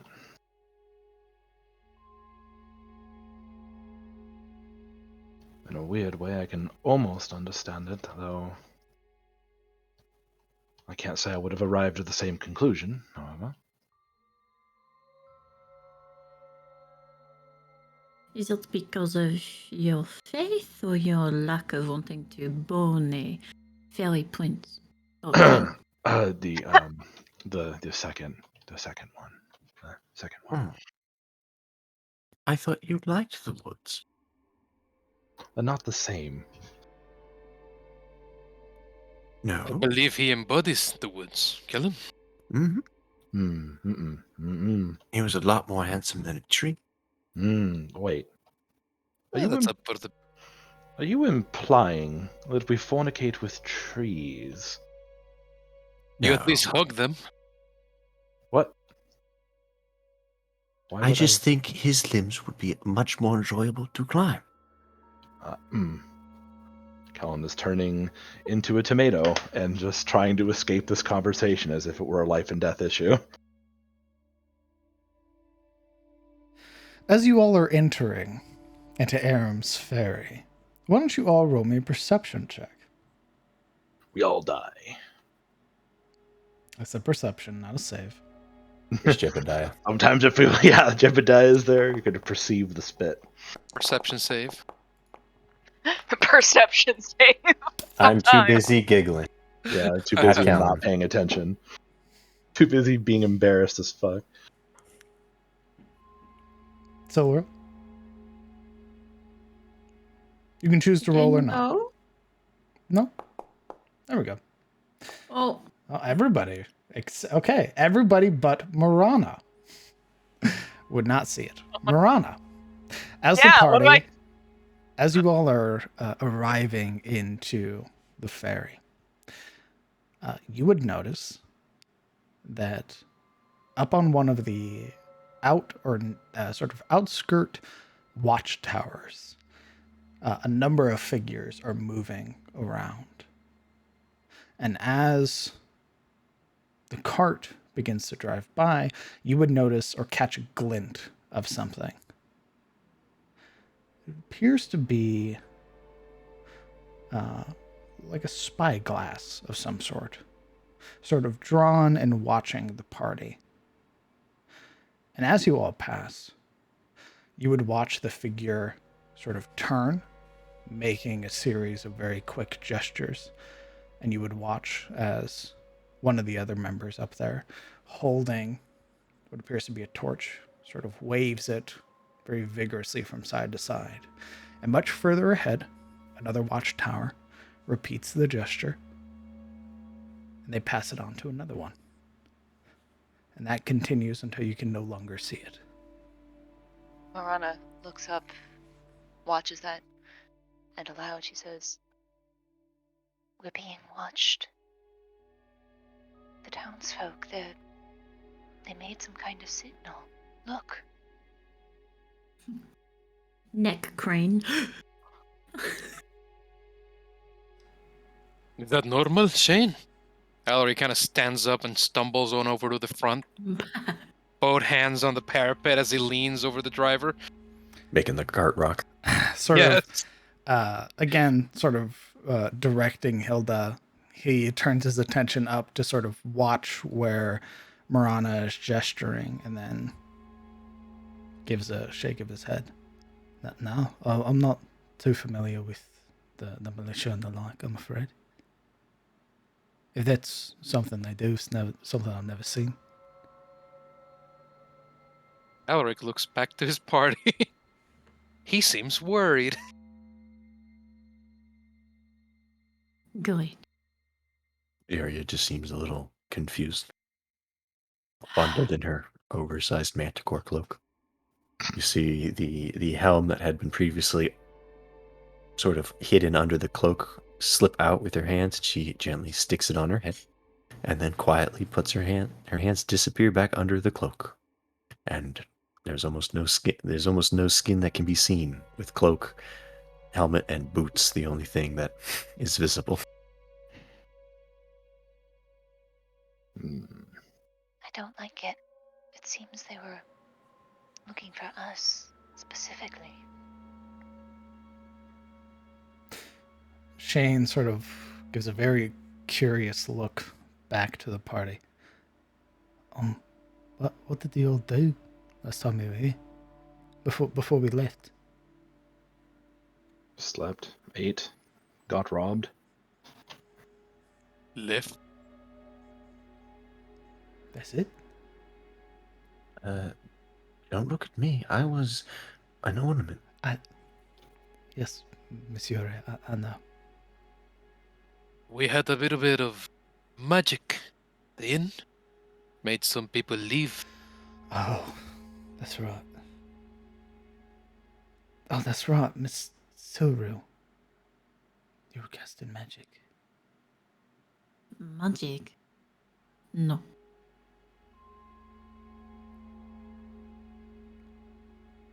Oh, all right. If it wasn't magic, what was it? I don't know. I was just angry. It was like a manifestation of my feeling. And I moved the area upstairs. Nothing more than that. Sheer emotion. I've been angry before. I've never been able to move like the horses that were being ornery. Yuria leans forward, her eyes glittering under the helm, though not seen. Is this like the time with the boat where you saved me? Yes. How Was it always you? Well, I do not believe it matters what it very specifically is. I think that see it as magic, and that pretty much sums up our troubles with them. Yeah, the constable hasn't been too friendly as of late. He's gotten real angry. I don't know why he doesn't really talk to me. But yeah, he just doesn't like magic. He gets real angry. When Shane, people get could you slow down the trot on Hilda a bit? Just slow it down. If they stop us, can you speak on our behalf? I mean, they don't really like me, but yeah, I can. Let's not get him in trouble. Remember, we are here to get him out of this place. It's not about getting him in trouble. It's just they know him. They don't know us. Our word means nothing to them. Do they like him? You can see his expression sort of drop, and he glances off to the side. I like you. We like you. That's all that matters. I'm still a bit on the fence, but Shane. Shut up. Squirrel like stares upward at him. He's kidding. They at least think you're, to some level, a hard-working man. Harmless, non-violent. And you're offering us a service. We're bringing business to the town. That is all true, no? I mean, yeah, that is true. But how do I explain the manifestation of emotions being able to move stuff? That just sounds like magic. Well, if they ask, we'll let Dame Silril explain it. But if they don't, you tell them we're here on business. And after they robbed us and all, they'll think we're just, unattentive idiots. Adventurers who'll never amount to anything. If we seem harmless enough, I think they'll let us be. All right. Oddly enough, I was going to go the other way on that one. Alric looks back. He eases one of his scimitars out of its sheath about half an inch and tests the blade with his fingertip. Sometimes making yourself look too hard of a nut to crack is a good way to avoid a fight.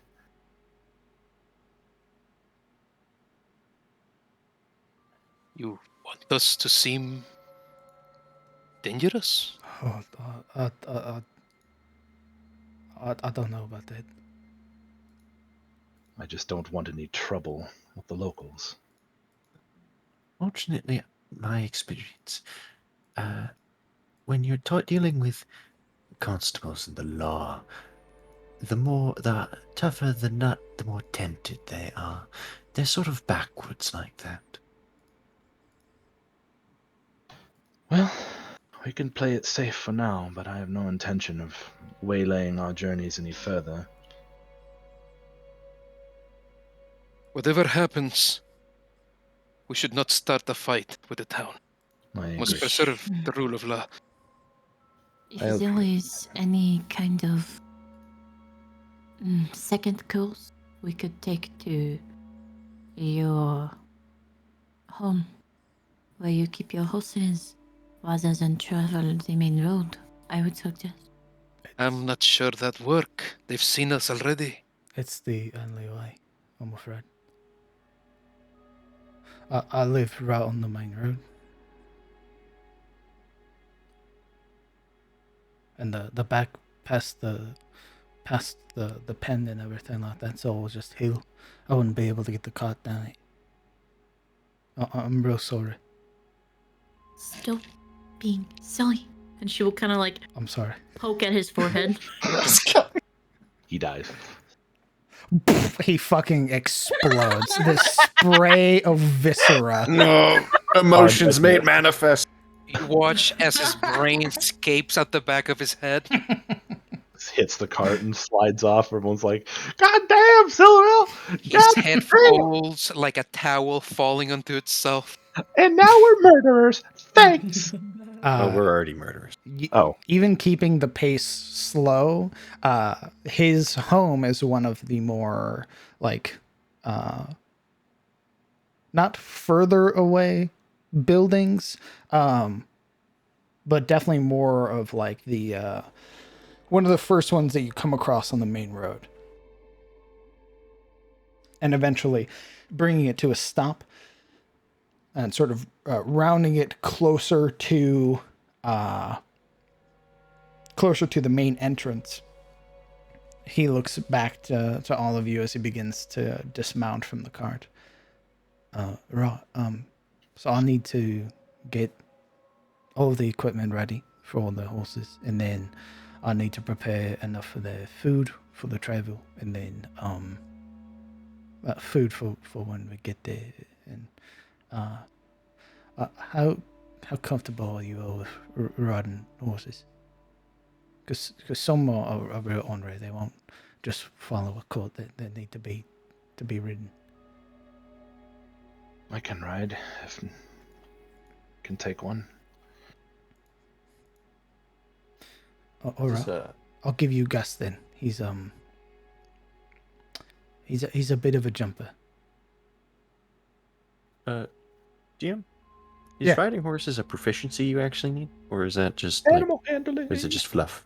It's animal handling. The proficiencies for vehicles comes with things like land vehicles, like actually being able to navigate and drive a cart or a wagon. Right. Riding a horse, it's definitely going to be animal handling. Okay. Because if you're real nervous, the horse going to sense that. Right. You're going to make that horse Gotcha. Oh my god, he's nervous. Why am I nervous? Anxiety! Yo, your vibe's kind of cringe. Let me hear you scream! Yeah. I have a mouth and I must scream! What if you crash? We're not gonna crash. But what if the rains go crazy? What? They're not gonna go crazy. Stop!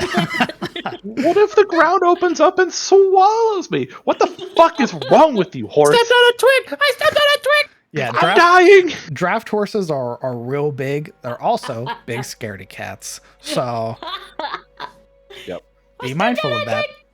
Some horses are so mellow it takes like a gunshot to wake them up, but a lot of times, yeah, they're pretty fucking. Oh yeah. I'm talking specifically these ones. Like these ones are like bred purely for working, and you look out and see the other 7 draft horses that are already asleep as you all are arriving well into the evening. But Shane sort of dismounts and begins sort of going into his home, and already you can see him pause when he gets to the door. Uh-oh. And you would watch his shoulders slump. And you would watch as he brings the hand up and just pushes at the door instead of opening it.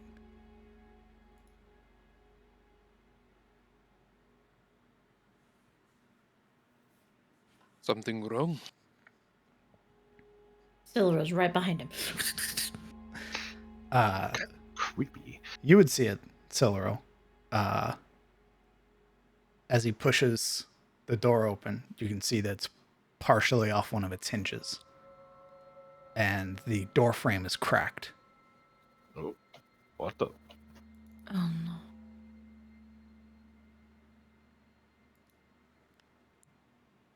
And he sort of Jin, rolls be his careful. jaw for a moment. Abu. I'm right here with you. If there is anyone inside, it's fine.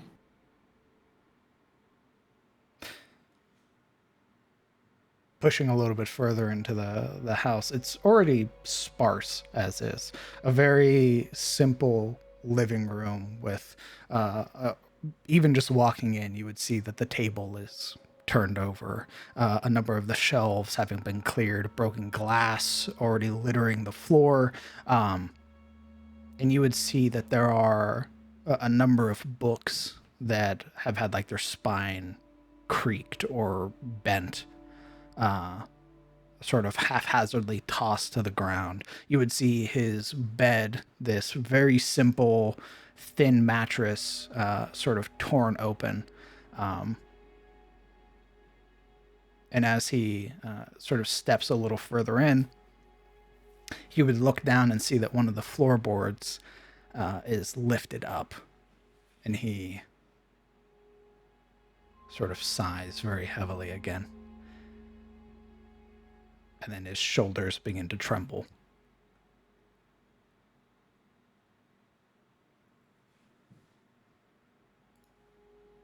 What is it?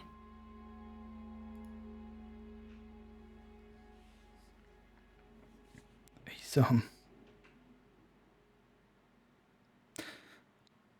it was all the money I had, and the trinket that my dad gave me.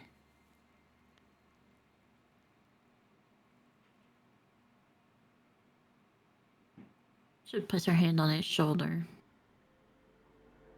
before turning to step out the door very quietly, whispering to Elric. Someone has broken into his home and stolen from him everything that he has. Alaric was sort of milling out on the porch, looking up and down the street, his gaze sort of sweeping down alleyways and things like that. Once Siluriel sidles up beside him, he very slowly leans in, subtly so, and listens with an expression that, with every second that passes, becomes more and more apprehensive, until he finally turns entirely to face her. They what? They've robbed him, destroyed up his home. He doesn't even wait for her to finish. He's already turning around, making his way to the door, kind of leaning in, looking around, his Alaric, face. He doesn't need your brushness. Be calm. His feet drag across glass. He sort of pushes aside wood, taking everything in. Those bastards! Shane, do you know who could have done Alaric. this? I'm just asking him, Siluril. Match his energy. What? This is his home. Shane. I don't know. Very... You can see his bottom lip sort of purse. Already there's these streaks of tears down his face, but he's sort of able to keep this expression on his face as the tears fall. And as he looks back down to the sort of overturned mess that is the inside of his home. He just turns and makes his way out through the back door into the pens. Without another word. From inside the household, I'm not sure if Kellen would hear it, but muffled somewhat by being indoors, Alaric will call out to him. His name. I think he'll nudge Marana with an elbow. Keep an eye out for trouble. I have a bad feeling about this. Marana nods.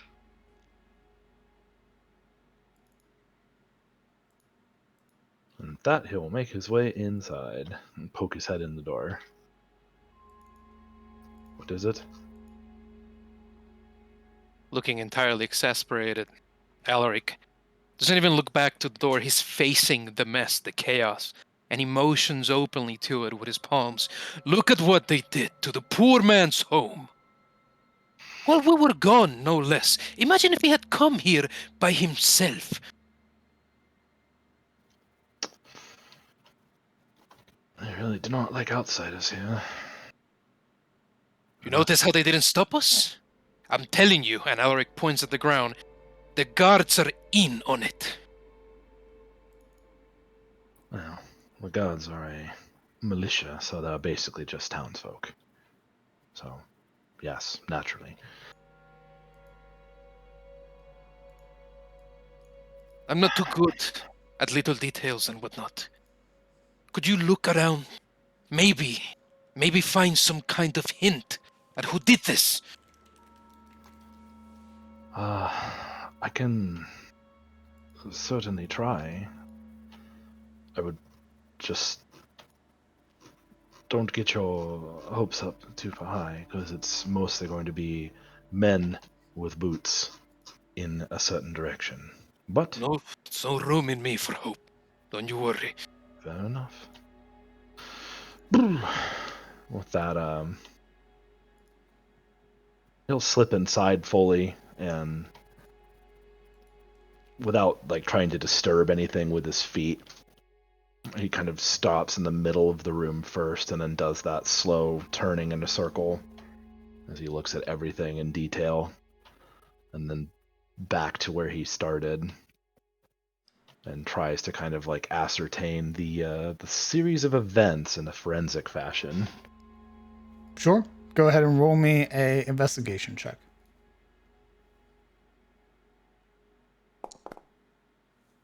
Bleh, not great.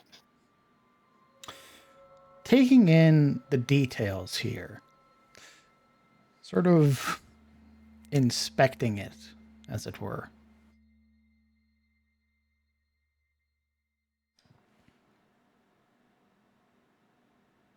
There's a lot of the mess here, as well as the presence of yourself, Shane, Siluril, and Alaric, which are the newer, sort of fresher steps. I would say the only thing you would be able to catch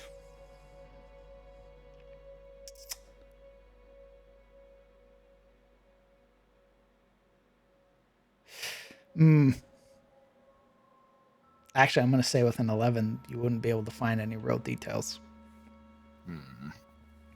Peering around, sort of attempting to ascertain what had happened here, trying to get some level of understanding. There is just too much of a mess. And at least in this current state, with how dark it is, and just trying to sort of find either a source or where there could have been steps that led you somewhere else, or even just the smallest inkling, it just doesn't reveal itself, at least not right now.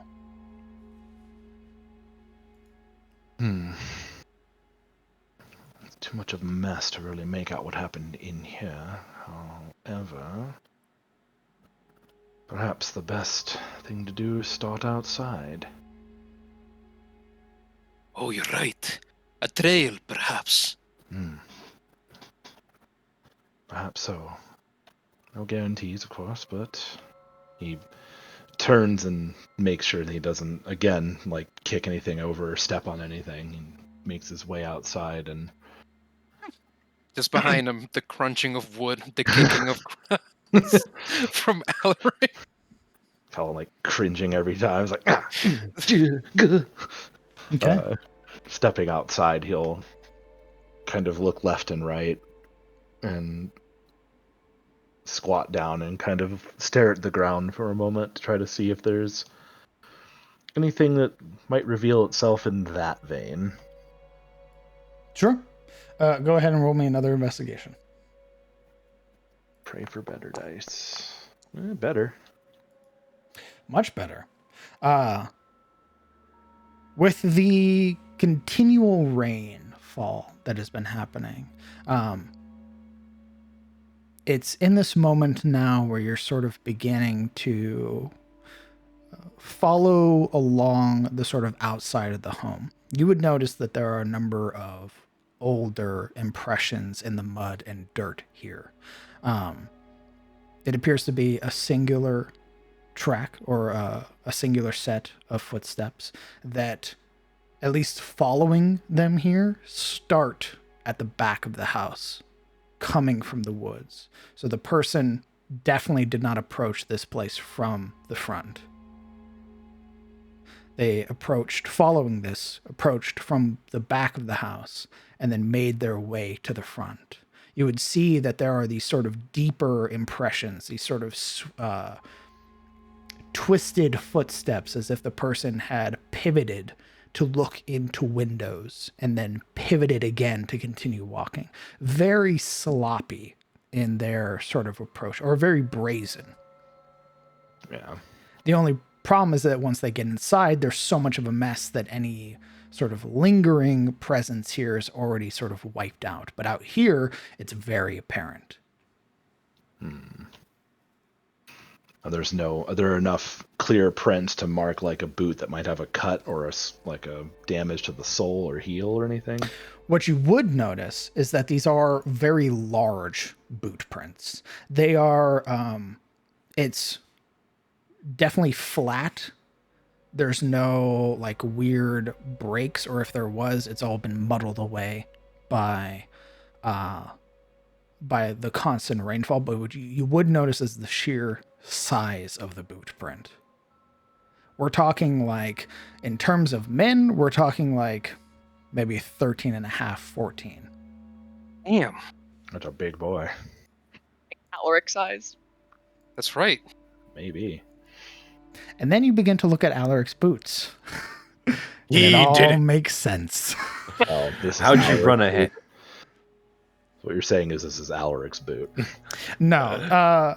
In terms of at least being able to just compare their footsteps, the front portion of their foot is wider.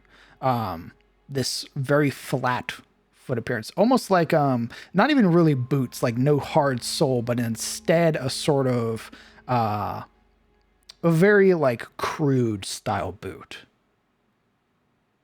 Oh, Like there's a no design. moccasin? Like a moccasin, maybe? Or, Yeah. Yeah. So like a leather moccasin style rather than an actual heeled boot. Okay. Kellen will poke at that for a moment and then look up at Alaric and then down at his boots very pointedly and then like shake his head like, no, that's not him. That's not him. He has very fine black silver line boots. Yeah. I was like, did you make me look at one of your fucking boots? Oh, no, it's not. They're healed and everything, and they have a divot. There is the issue as well that once the path again, no longer retreating, instead going to the main road. The problem is that at a certain point, the main road becomes cobble. Yeah, and it's also commonly used. So. Exactly. So it leads, something. indeed, the size is definitely what gives it away, and it leads back into town. It doesn't retreat from the town. Okay. Standing up and then turning around again. You said the door was smashed in, was that right? Absolutely. Was it like hit with an object, or was it like shoulder checked in? I'll say with a 16, it definitely looks like it was hit with an object. Like an axe or a hammer?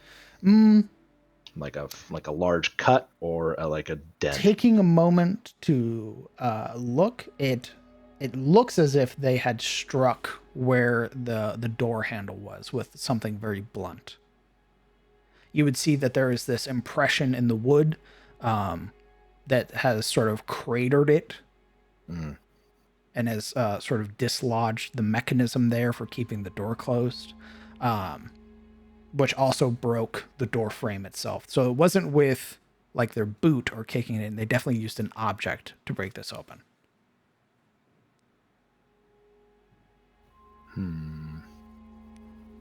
Interesting. Well, I think after that he'll start to kind of convey his observations to Alaric. Someone very large came here. It looks like they smashed the door handle in with a hammer or something blunt.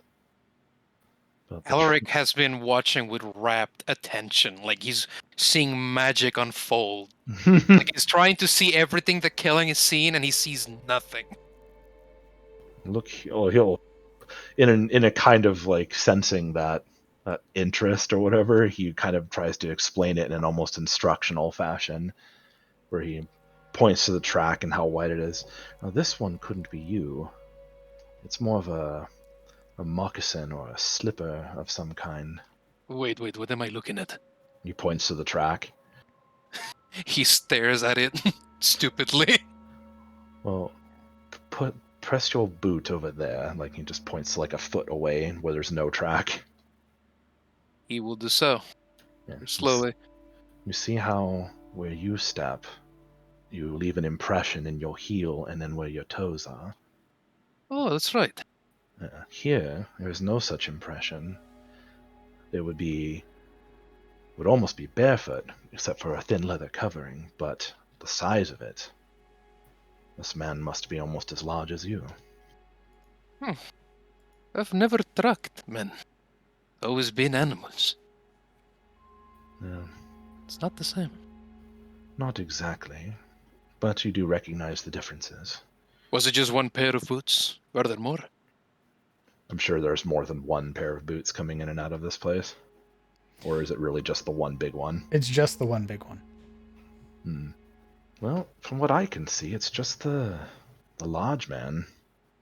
So, from what I can tell, a large man came in here, looked around. Looks like there's a pivot here where he turns his foot and it drags the track out to look in the windows. Did again over here, and then apparently smashed the door in, and then robbed it. That is worse than I thought. So we're looking for a very large man who wears soft boots, large again, big feet, and apparently has either equipped himself with something blunt to smash in a door, or has a penchant for such things. What do you think happened here then, Kellen? In general? Well, not specifically, but why? Who do you think Oh, did it? like my assumption of Right. why they would do this? I would suspect that they don't like us enough to punish Shane for associating with us. That or whoever did this has something against him personally, but I don't know enough about the boy to really say. Do you truly think he's the kind of man that goes out and gains grudges? Not really, though it doesn't seem like it really takes much here. Agreed. See, originally I thought, perhaps the constable and his lawmen used Shane's association with us as pretext to raid his home, go through his things. But that would entail more boots.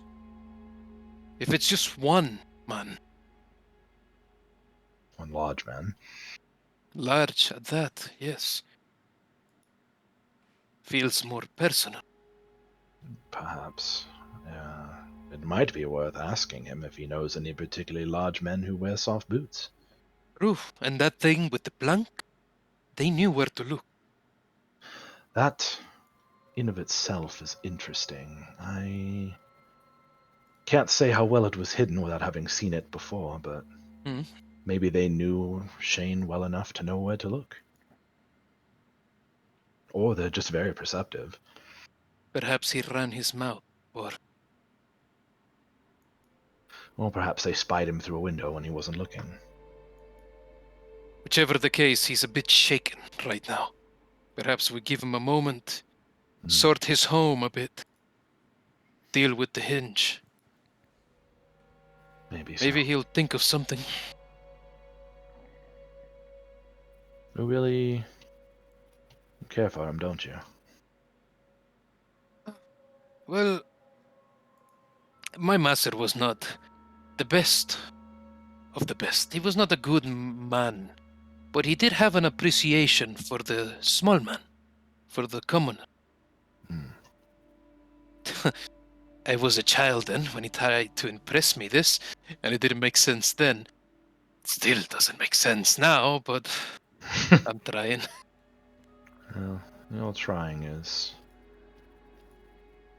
noteworthy. I know this is hardly the time, Alaric, but I feel like I owe you an apology. Blinks. I said some foolish things before, and I'm not proud of them. And I judged you on where you come from and how you were raised, and that wasn't right of me.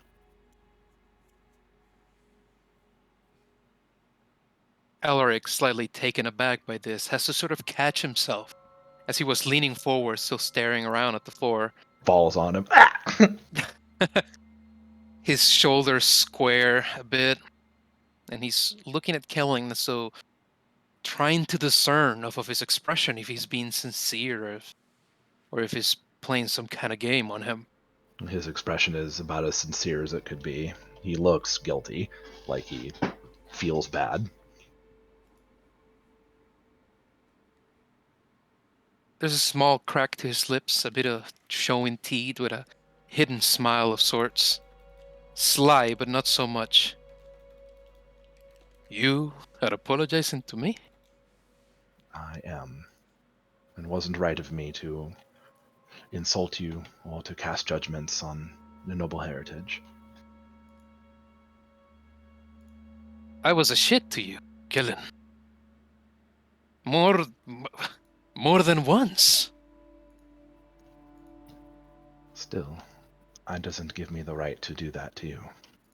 Ever since we disagreed that one time, I've been condescending to you. So much. Well, be that as it may, I still should not have done that. Feel like perhaps your condescension is a natural reaction, and that I caused you to feel that way about me, and I don't think that was right. So I apologize. I genuinely feel like at the end of the day, you are a force for good in this world. Perhaps someone who could be very influential force for good. I would like to see that. There is this very subtle red hue to Alaric's face, taking the flattery in the worst of ways. He's entirely taken aback. I think you are as well. Yes, I am sorry as well. I have a hard time with conflict of any kind. My mother used to say that I couldn't help it. I always escalated it. So I am sure that whatever it was that happened that triggered it, I was at fault as well. And so I am sorry too. Well, I think with that then it's best if we both just do better for each other, yes? Right. And I would like to think of you as a brother going forward from all that we've been through. Battle, Mm. brothers. Indeed. It's show him an arm, an elbow, Do the same. bump it. Yeah. Why don't you both roll me perception checks? We die. Oof. Turns out he was still in the house. Hold on. Hello. That Yeah. was very touching. I Anyway, was touching now. All of Take us my just- fist. I'm crying. You start hearing crying in the cabinet. You both are just so sweet. Now die. We're all just like watching from the window, like, oh. Verana's over there. Now kiss. They cry, we cry. The floorboards cry.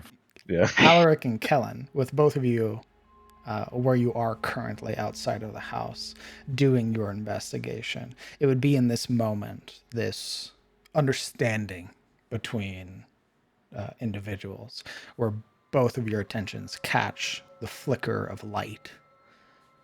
And you would see what appears to be about 4 to 5 individuals making their way down the road towards you. With intent? Oh. That's where we're going to take a 20-minute break. Yay, break! 20 minutes? You mean 30 minutes? Yeah, he's preparing the encounter where we die because we don't have Sabine. No. I'll be We back. still have another pat. Oh wait, no, never mind. Oh shit. We just gotta out. It's a DPS rush. Yeehaw! DPS race. We don't need healers, guys. Better living through DPS. It's just every. Cowabunga it is. Sabine's been failing at her duties. God. Well, now you've got. Well, she's not going to be That failing big that dude. booty. Yeah. What's that symbol they put in like hotel doors when Do not people are disturb. like? Yeah, you should put that in front of Sabine's icon. Yeah, just hang a sock in front of her fucking EOD. D&D. No. It's a tie. A tie It's is if you're yeah, a girl. yeah. A sock if you have a picture of a girl. Oh, Oh, Wow. I didn't realize that there was criteria for this. I put a tie and an X. Nice.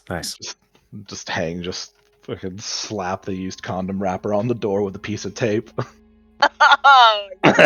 Let's make it terrible. Nice. Well, it's a face, so it's probably like glitter on the doorknob. Really? That's a bold assumption. Is it It's though? clearly sap because he's made out of tree. Why is the doorknob sticky? I'm oozing. I hate this. I hate this with every Why does fiber it of my taste like maple syrup? being. Ah! Why did you taste it? I don't know. Yeah, Killord's right. I hate it here. I hate it. Y'all are disgusting. Next Zebus, morning, Shut up, Zebus. Silence. idea. We ran out of maple syrup. You mind if I could get some? Because I have some unjuiced waffles here. And that's not a euphemism. Yo, Sabine's gonna get fucking. Fresh squeeze 3 times She's a day. gonna get smashed on Fey wine. Wake up the next century, like, where am I? Then get smashed by a Fey King, apparently. Yo, what did I do last night? Oh god. Rather, who? The entire court, you say? She thinks Oberon's in her bed. She turns it over. It's just a log. Well, Oh, shit. God. Why? No, it's an ent because all the ent wives are gone. It's an ent. You're now an Entwife. Goodbye. Nice. That or she I can just think so of worse good. things. That or just that booty so good she turned Oberon back into a tree. Behold, 300 years of foreplay.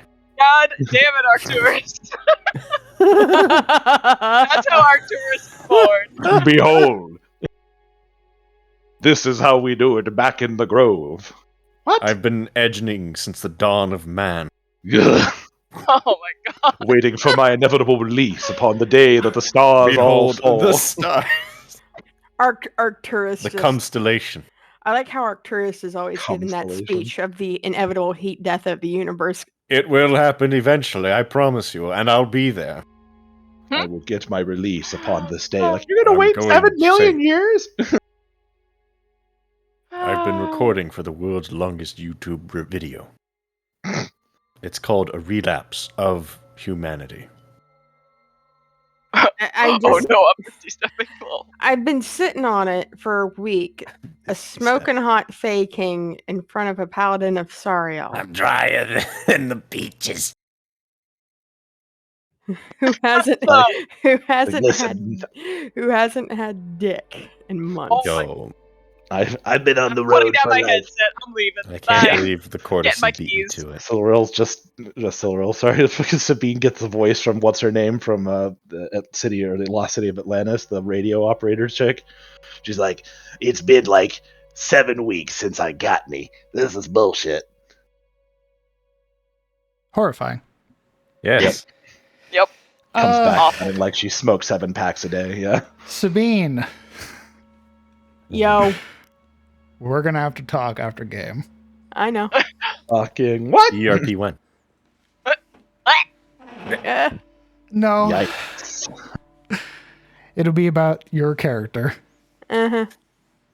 Behold, the next 500 years. I have a feeling she's not coming back You've soon. got a green thumb. Where did you put it? We got down with the sauce. Someone did. Down sexy style. Well, I mean, I guess no matter how you phrase it, I mean, how many player characters can say they got dicked down by the King of the Fairies? Yo, that's an accomplishment, to be honest. A worthy ending. Achievement like- unlocked.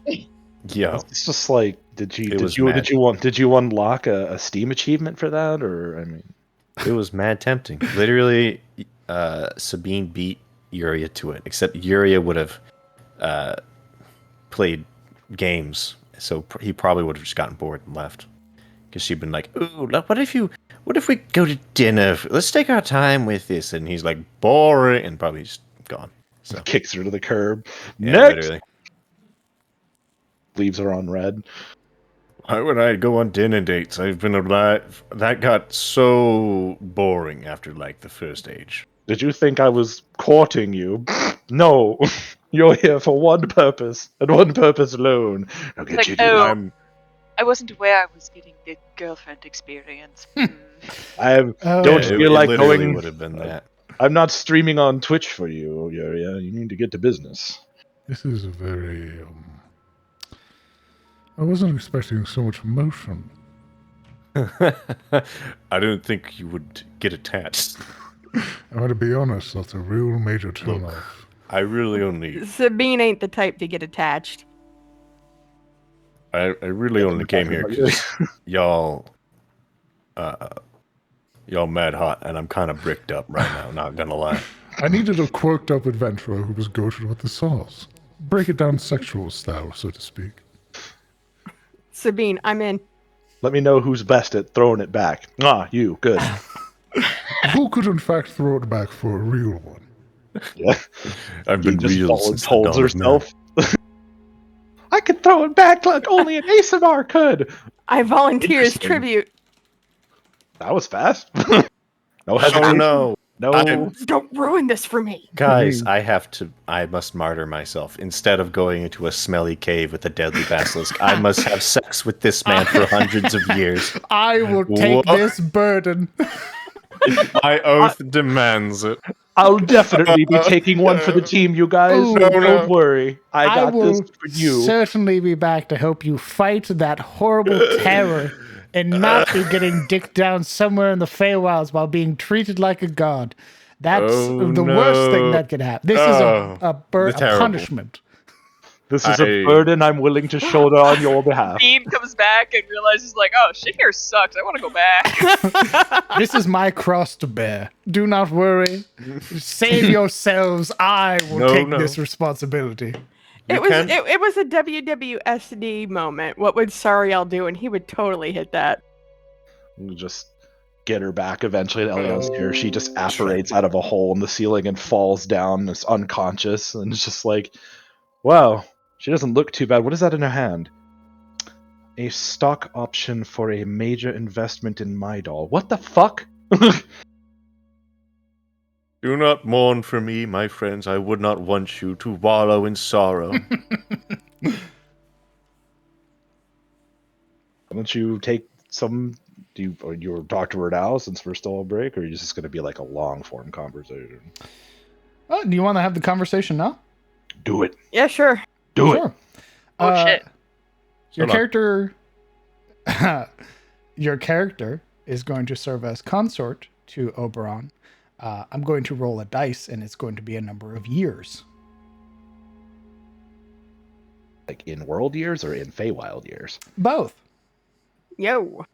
Oh fuck! In So, dog years. if you want to start talking about your backup character, Hey, I've got her on there. I just got to roll her up. perfect. Yo, I can't wait for Sabine to come back after those years, and then we both have backup characters which currently exist. Wait. So, I'm going to roll a d12, and the number that the d12 is multiplied by 4 for Fey years. Okay. So 1 year equals 4 years. Make sense? Yeah. Perfect. I'm Holy gonna shit. public roll this. There goes that character art. Yikes! Yeah, but it went for a good cause. I mean, it was well made. I can see why Oberon checked that PFP and was like, damn. You will be in service to Oberon, King of the Fairies, offering your service as a Knight of the Rose for a decade, which equates to 40 years in the Feywilds. Oh, we're never going to see her again. Holy shit! Oh, she's gonna Nope. come. We're gonna be level 20. She's gonna come out level 4. Like, hey guys. Now, I will say, being a consort to Oberon is the lap of luxury. The Sealy What a Court, tragic fate. the Sealy Court is far more royal than, say, the more aggressive and evil court like the Winter Court. The Summer Court or the Sealy Court is much more regal. So she will not know pain or worry or age. If she wishes to age, she can. If not, then she will stay the same age until she leaves. And then she will Okay. begin aging again. And yeah, that's basically... yeah. I'm going to be leveling up in different ways, kids. Hey, but you gotta tell us what Serial thinks at least. True. So, Sariel does like the Feywild. He does like the courts. He vacations there. He does. Had she asked him if he had met Sariel, he would have said yes, because he has. Many of the princes and lords and the like of the Fey courts have met Sariel and the other Aranar, either by choice or by force, as Fae are known for getting into situations they maybe shouldn't be, overstepping boundaries. So Sariel would approve. Just had to lose a character to do it. Ugh. A little sad.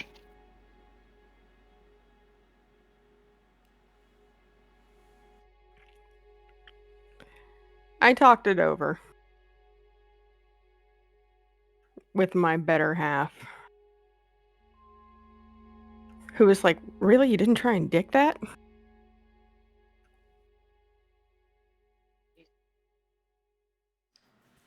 However, as is the way with all deals, Yep. deals can be broken.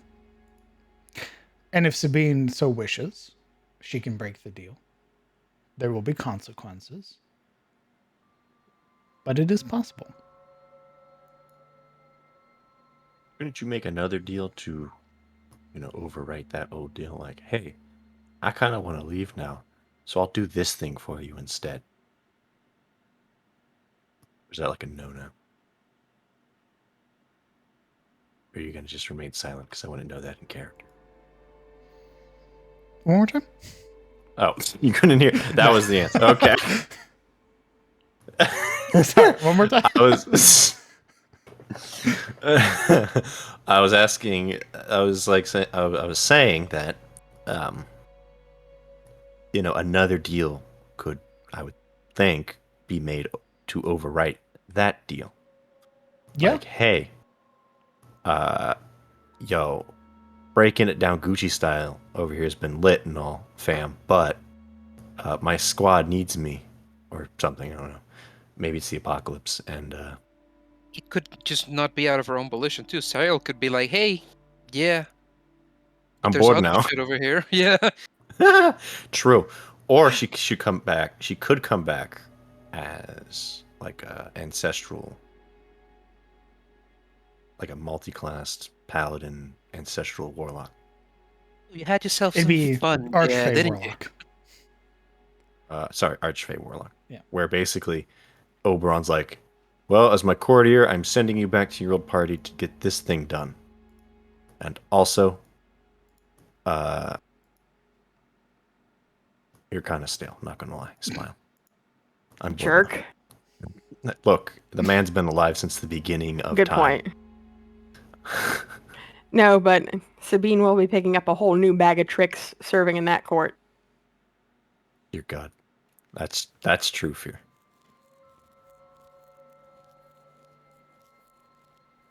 You discussed it with your better half. Like, do you really feel like Atomic is the best best influence on these kind of decisions? I thought I heard it as him being against her taking the deal.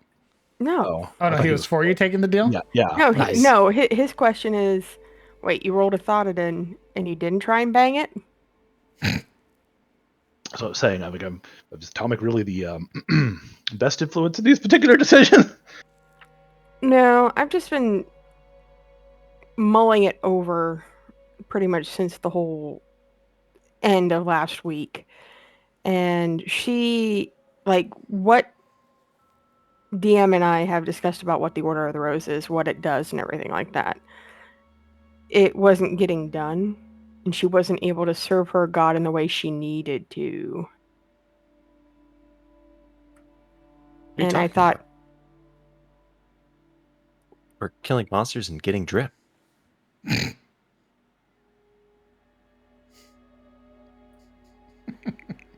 but it's full of spikes and things, and I need pretty. You Anyway, should have gotten the cloak. The cloak's got some drip. You should have got the cloak. Over here, just fucking swoosh, swoosh, swoosh. Yo, I love this cloak. I feel like what's her name? The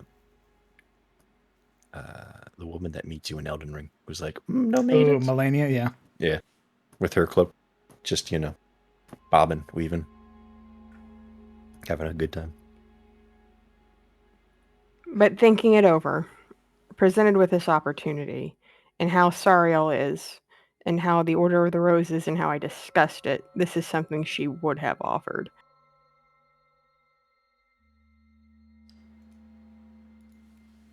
You want to tell them what your other character is? Yes, I am going to be playing a Dwarven Scribe Wizard from Tharkin's Deep. What does that do? Well, the way that she casts is she has a bracelet full of different runes, and they kind of rotate out around her, and it goes out. But the Scribe Wizard is all about their spellbook and their quill. Wizard is another class that I have. The last time I played a wizard was way back in 3.5, and I haven't touched it since because I pretty much got scarred. So it's kind of me stepping out and trying something stepping out of the charisma class. and doing something a little bit off for me. And I think it's going to be a good RP challenge for me. And I kind of look forward to it. Because, like, Sounds fun.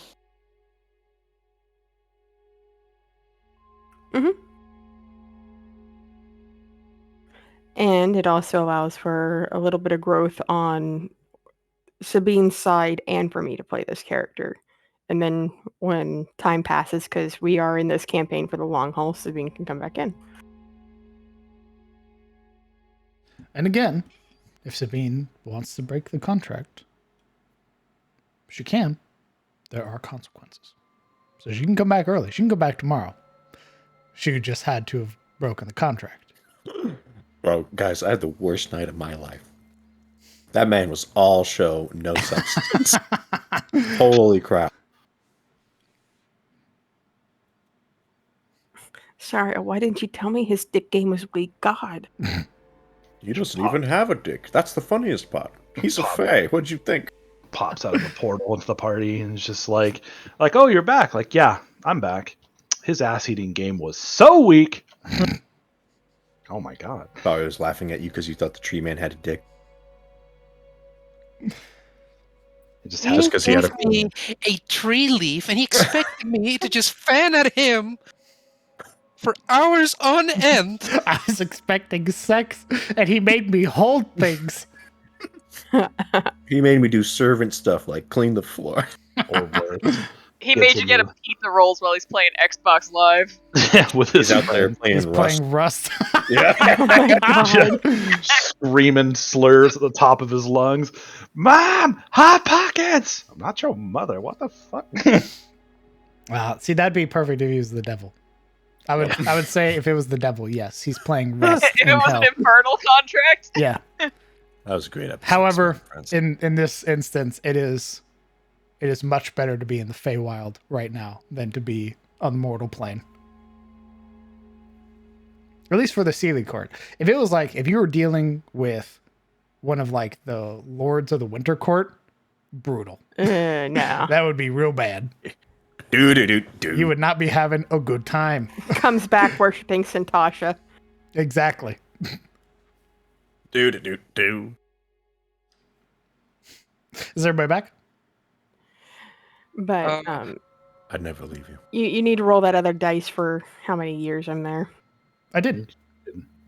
No. Hey, You said 2 different dice, one for... No. I said the one dice, but there are 2 numbers for it. There's the mortal years, and then there's the other is times it by 4, and that is the amount of years you spend in the Feywild. So 10 years IRL. Yeah, Mom was feeling a little bit sick, so I may need to get her. I think she was like laying down, trying to, convalesce in a sense. Very well. Do so, please. Yeah. Unfortunate. I hope she feels better. Everybody seems to be got a little bit of the funk. It's been very warm weather, admittedly. It's gross. It's almost like 100 degrees outside today. And I Why can't we have the ice age already? For real. Come and just run my ass over with a glacier, please, thanks. Why the apocalypse always got to be hot? Why can't it be cold? It's not always hot necessarily. Have you? Why What can't we all was it? just freeze to death? The 12 years where like Nuclear winter. everything froze over. The only other thing that Oberon could do with the Order of the Rose is if he were It's to me. send her on a mission. That's what I was saying. Is you come back as Archfey Warlock, or I think somebody said it in chat, like a Fey Wanderer, yeah, Ranger, and you basically come back and you're like, hey, turns out it's not just sucking D. He actually needs me to do something, so I'm back. But that would be up to Crown if he wants to go that route. I think that's partly also up to you, my friend. I'm chill either way. No. It is up to you. It's up to you, my friend. The moment that it's like, okay, Sabine's gone, I've brushed my hands of that. You tell me, because you're the one that made the deal? You will, you deal.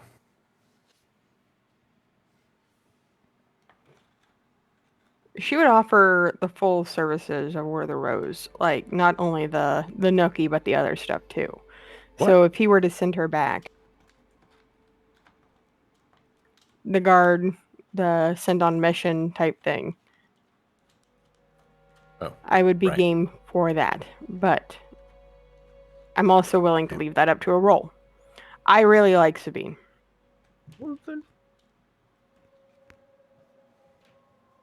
And just bring her back. Eventually. You know. Eventually. Leave your time gap at some point, who knows? Leave your dwarf in the inn, like my alt, and we just slowly build alt characters that hang out in the inn. So that way when the inevitable TPK happens, all of the alt characters suddenly gain consciousness. And they all know each other because they've been hanging out in the inn together. They're just doing NPC chat where there's like no substance, and they suddenly all like they just seize out, and they're like, "I am awake. I am alive."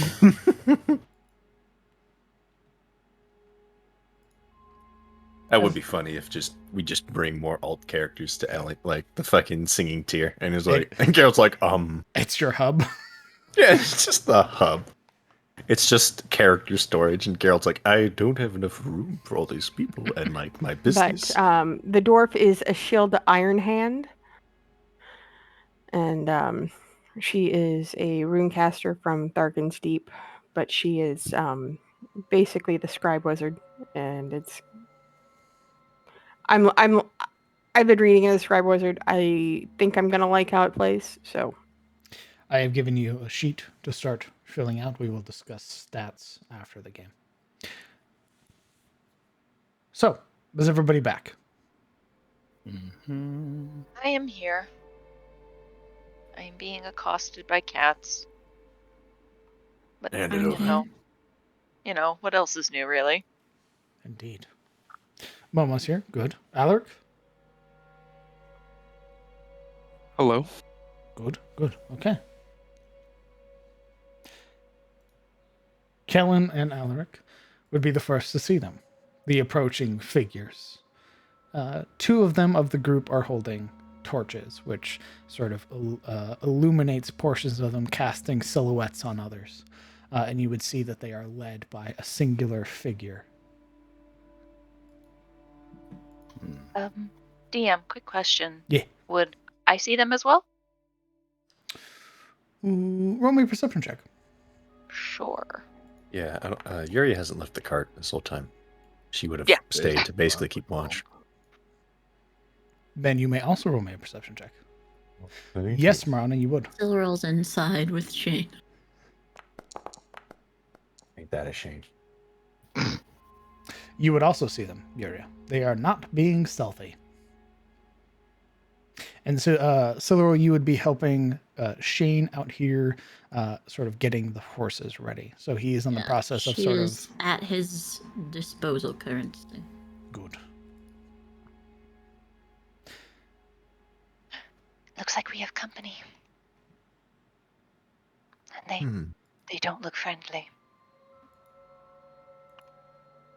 You think they have something to do with... She sort of tilts her head towards the broken door.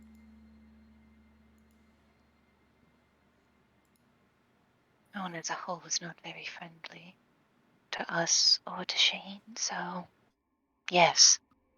Yes, I do. Good. I won't feel bad when we inevitably kill them.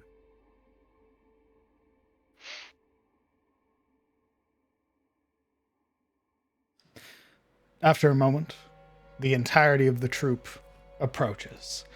The individual leading them, a older gentleman, white hair that contrasts their otherwise tan complexion, a very short, well-groomed beard, and very short hair on top as well. Not like a full receding hairline, but probably well into their, I would say, mid-50s.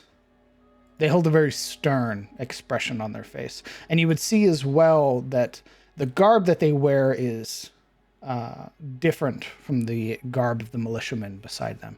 You would see that they have a very well-worn breastplate, sort of covered with this half mantle, or sort of resting over their shoulders and pinned over the front of their chest.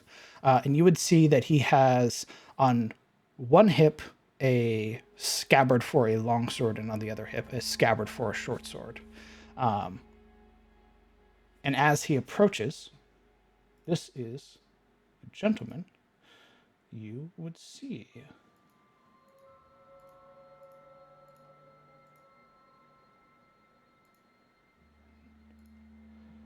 That works. Yo, is that a dad? I don't think we want this, Dad. I think he's more of a grandpa. Yeah. He would pause, however, opening his mouth to start and then stop when he sees Alaric and Kellen near this broken door. And his hand shifts from the sort of lazy position that it was over the hilt of the blade to then gripping the hilt of the blade. His head sort of lifts for a moment. And what is your purpose here? Oh, Kellen, look! Alaric looks to Kellen momentarily before turning back to him. The law has finally arrived. You're a bit late, though, I'm afraid. The house has already been ramshackled. His eyes narrow on you. You can see him sort of working his jaw. His attention drifts to the cart that's there. No doubt you're already making off with the goods. He pulls the longsword up just an inch. We did not rob this house. We hired the man that lived in it, and we've just arrived. Come to find that the house has been broken into. He's back there with his horses, making sure they're fine. Really? See for yourself. Bring him out here. Alaric knows where Shane is, yeah? Sort of kept Yeah. track. He's in the barn, right? With the horses. He'd exchange a look with Kellen and go to get him.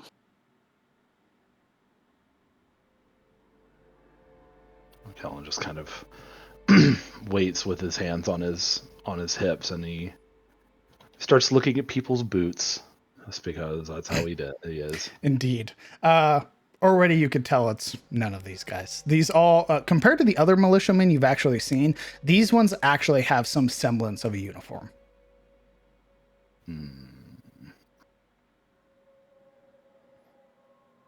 Well, he will wait for Alaric to come back with Shane, but he'll is Marana hiding, or is she like out in the open watching?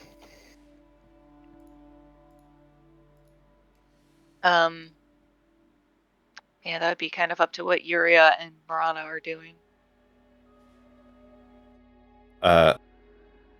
When I'm assuming Kellen and Alaric were visible, and that the conversation was audible to us. Absolutely. Okay. I would assume so. Yuria would have just sort of stood up, her hand going to her, like a hand resting on her blade underneath the cloak. But she hasn't made a actual move, or even has gotten off the cart yet. She's at the moment just sort of looming there at the front of the cart, waiting to see how things shake down.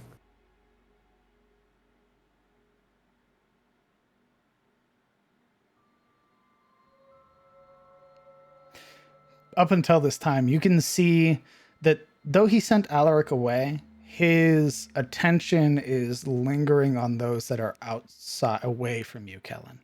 Sort of looking at the figure that is this cloaked, helmeted Yuria. And then Marana, if she's visible.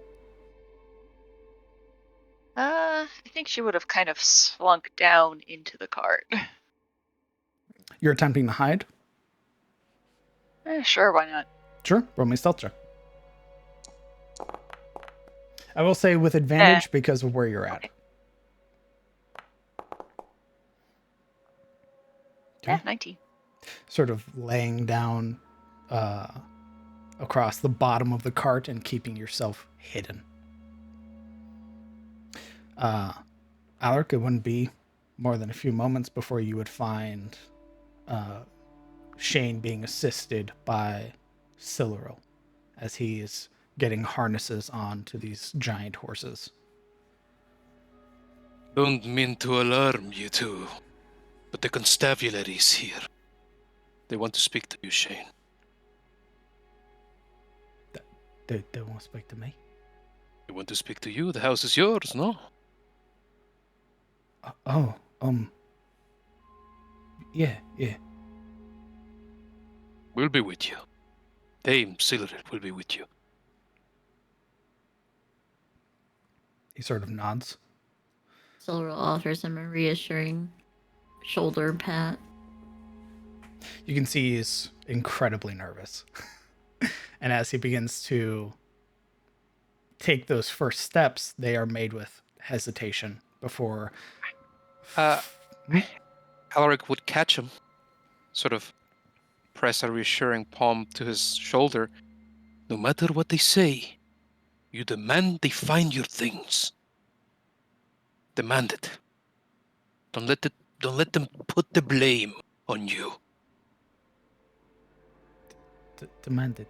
All right. That's right, that is their job. Keep your things safe. It's their duty they failed. Let them know. Silveril nods. He gives a very sheepish nod and then begins making his way into the house and then out to be greeted by the constable and the other militiamen. And already there is that hardened expression that the constable wears softens a bit when seeing Shane. You can see this very audible sigh of relief.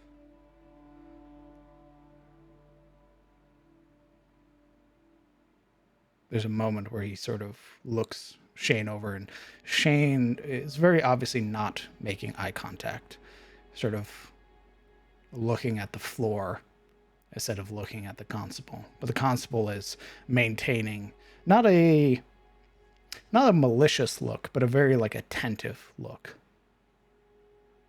Yeah, the kind like lawmen get where they're like scrutinizing even though they can't tell themselves that they're doing it. Yeah. Sort of relaxing the hand on the hilt, you would hear that sort of slide of metal as the longsword retreats back into the scabbard, as then he relaxes and brings his arms to cross over his chest. These individuals tell us that you've hired them. Is this true? You're not held against your will? And Shane, his head very quickly snaps up at that accusation. No, they hired me to be their driver. I'm just doing some work. My home got broken into, and I would like my things found, please. You can hear that tremble in his voice. And again, the constable's expression hardens as he looks to the home and takes a step forward now, sort of closing that gap to then sort of make his way past Kellen to look inside. And as he does, those of you that are near the door can see his sort of jaw tighten.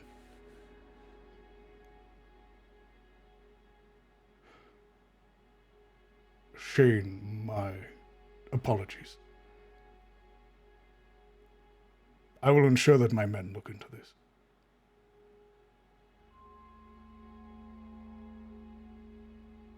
He sort of looks at the door for a moment and sort of presses his fingers to the divot that's there. And then his head slowly looks back to Alaric. You have verdict on you, perchance? He does, yeah.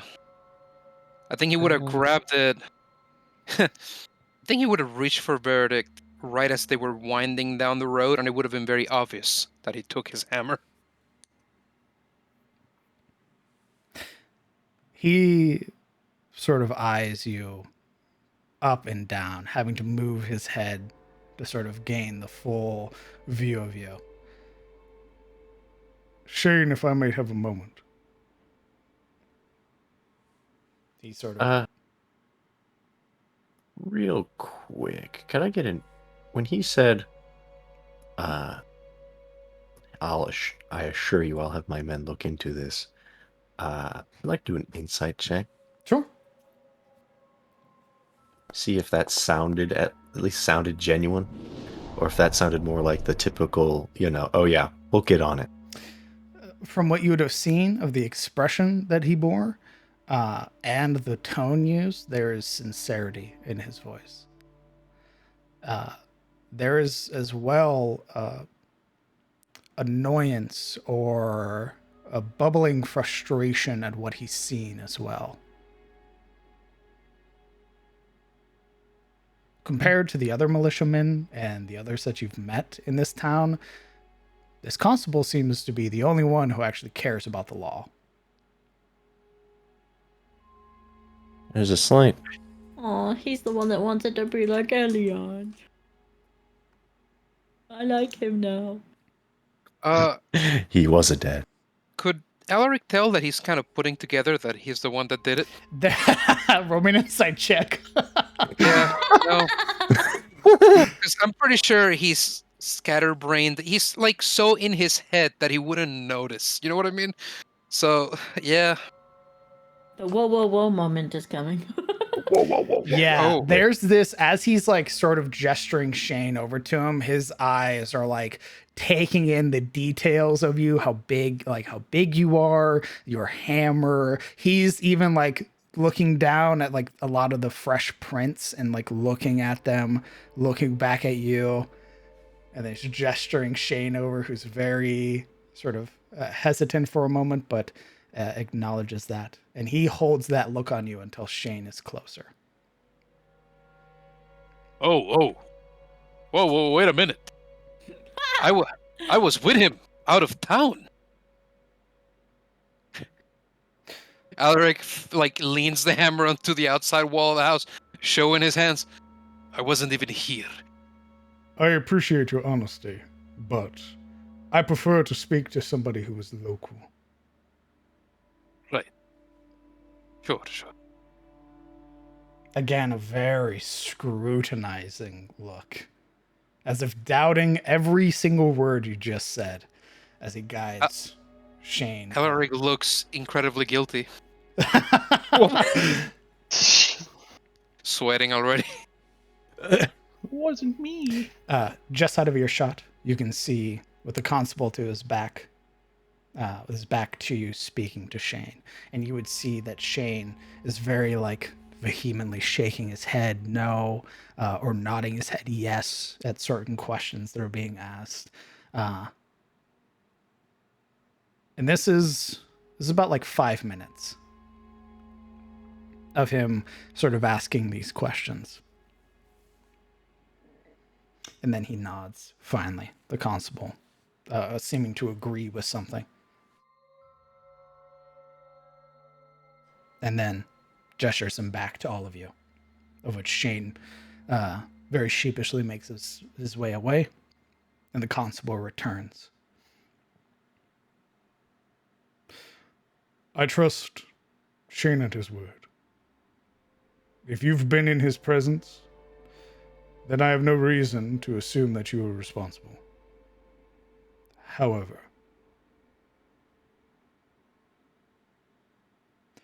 there is one among you who is responsible for a different crime.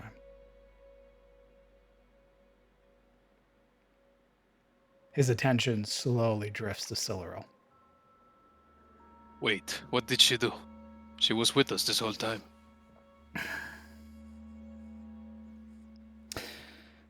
I have eyewitness accounts that say that this individual was using magic in the town square. Practice of magic in the Aram's Ferry is illegal. No, wait a minute. She was not using it leisurely or anything. The occasion beget it. A friend of ours, they were petrified by a basilisk, and she almost fell. She was saving her. My condolences. Truly. The law is the law, however. There is a reason that magic is barred in here. And if you were local, you would understand. But you are outsiders.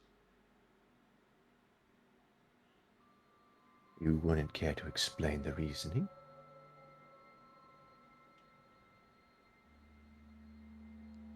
To a figure dressed in black, hiding her face? No, I would not. Then explain it to me. Here's my face. His eyes narrow on you momentarily. Roll me a persuasion roll.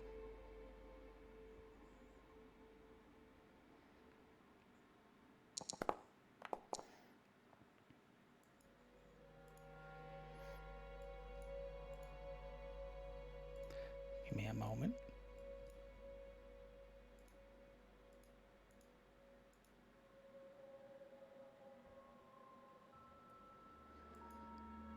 He works his jaw.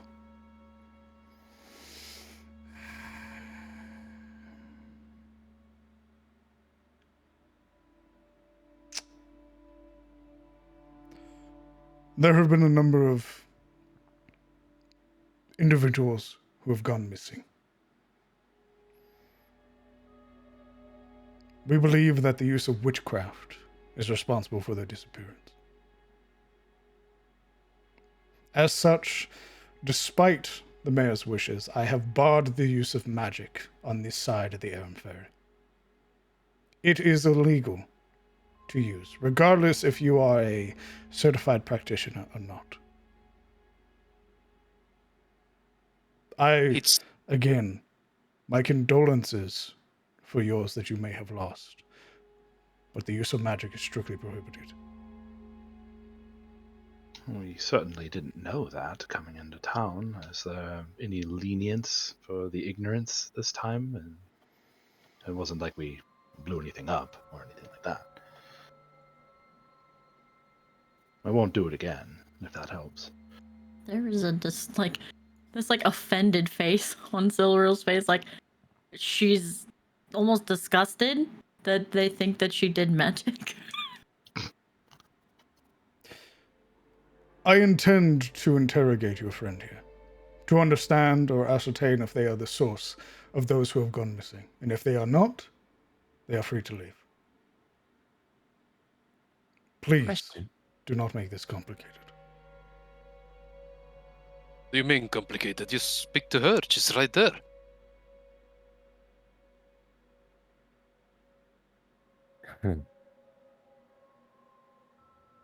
You would watch as one of the other militiamen is brandishing manacles. Oh no. I can come willingly.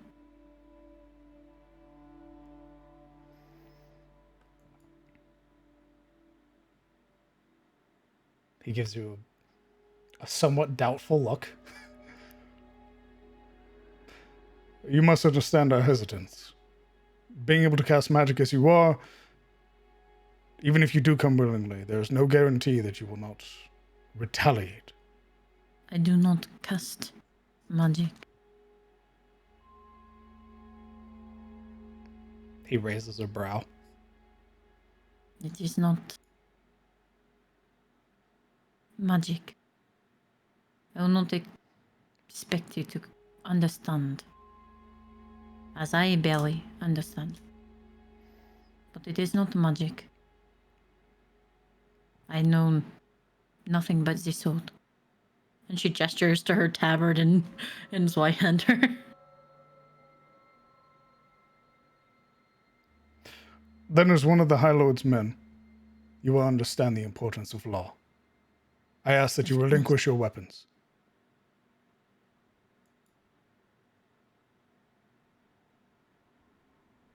One of Could the take her other sword and give it to her companions. and your flail. Right. I often forget I have that. You will not mind if we come along, right? Please keep your distance. But you may. Constable, truly, we are worried as well to hear that people have gone missing. And it is in our interest that our friend's town is safe, that Shane can return to a safe home, unbroken. I think I speak for all of my friends here when I say that we feel a bit of responsibility to learn that his house has been broken into. After all, he was working for us. It is our fault that he was not here. We want to help.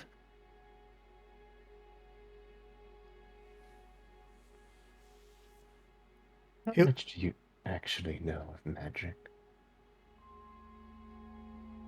He looks to you, Yuria. Enough. Enough. Has your new law stopped the kidnappings?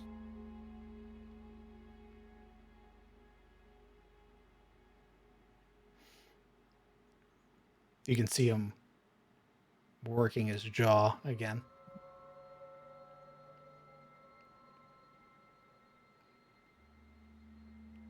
No.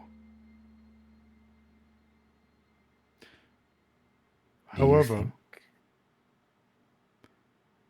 we have been able to get, hopefully, closer to the source. and you suspect her to be the source? An outsider? No ties to this place? It's very Yes. suspicious. How long has it been in between these kidnappings, roughly? They happen very suddenly. How long has it been since they started, I mean? Since it started, Mm-hmm. we're approaching the second month. You think we, she gestures to the party, have really been hanging around here for 2 months? Do we look that subtle to you? Dressed in all black the way that you are? I don't know what to think. I prefer to ask my questions so we're safe. I will go with you, of course. I carry very much admiration for the laws that are here. In the étonnement. Thank you. But I can assure you that at the end of this, you will see I have no involvement. I hope that is the case.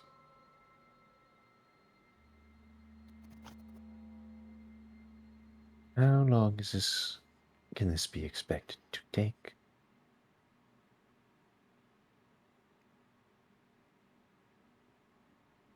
It depends on how forthright she is with the questions. Never known the dame not to be direct. Shouldn't be that long. Then you have no reason to worry.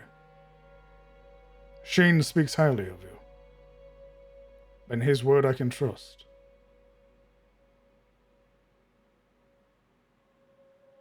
But the law is the law.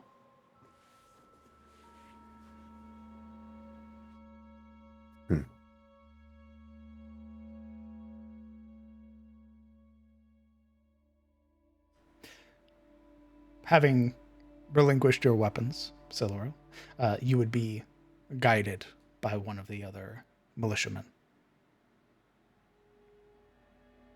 No use of manacles as you came willingly, as the group begins to escort you.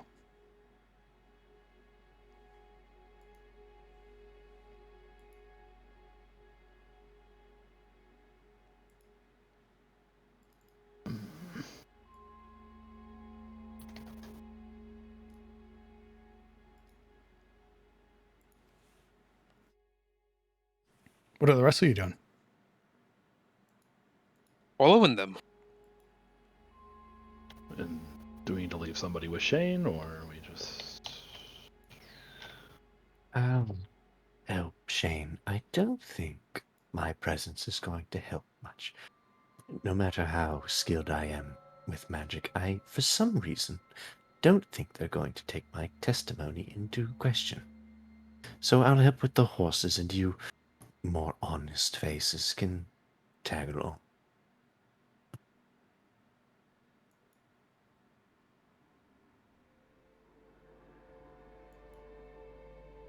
Oh, she sort of nudges. Yeah, she nudges Marana with a foot. She kind of slowly sinks from her hiding spot back out into the forefront after she hears and kind of sees that the light from the torches has begun to move away.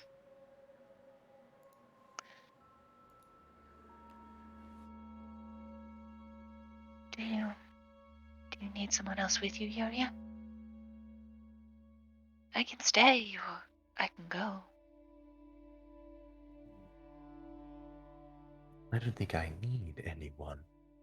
However, it seems black is not in style in Adamsveri. I fear you might be as pointed out as I am, though you do show your face.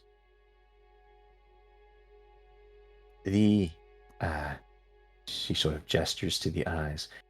Your special orbs there might draw attention to an already very suspicious population.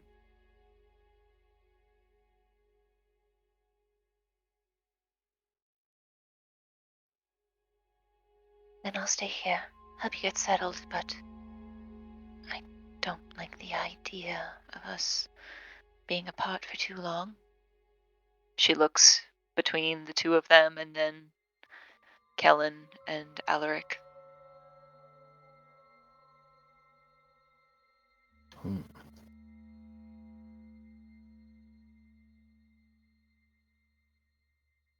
I don't know if there's disappearances. Wouldn't it make sense for one of us to stay together?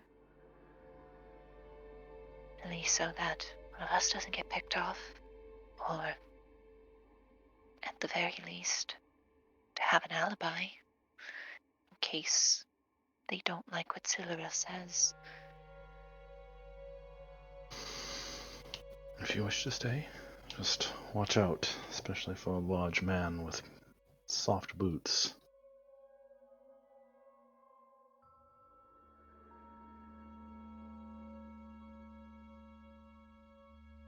Who is staying behind and who is going with the constable?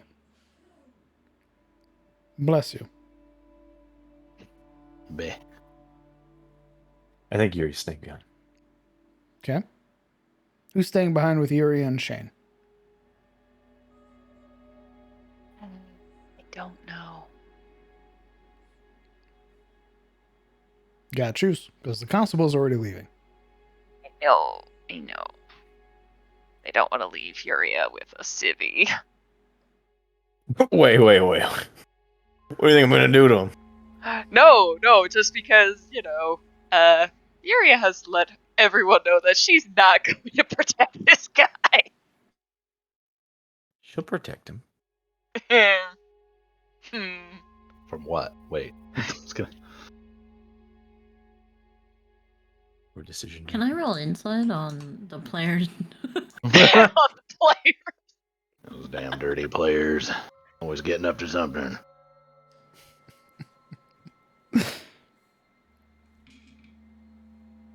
So I imagine Alaric and Kellen are following Siluriel. Yes. Okay. So that leaves Murana as the decider.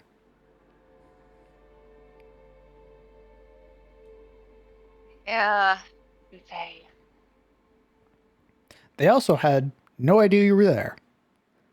Yeah, that's also true. They have no idea I was there. Or at least that's what Miranda thinks. So. You Yeah, show she'll up stay suddenly. here. Who knows? Yeah, she'll stay here. Which- And with my Drit Stoward and get up, my black leather and green cloak, I'll stay here. Perfect.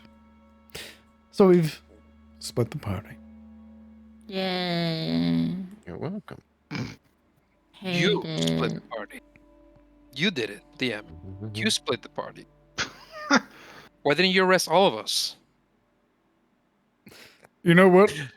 Back I've to decided you all are in shackles. All right, He Hayne. pulls off his face. And I put you there. Oh my god. They're He all... died, came back, and he just got older.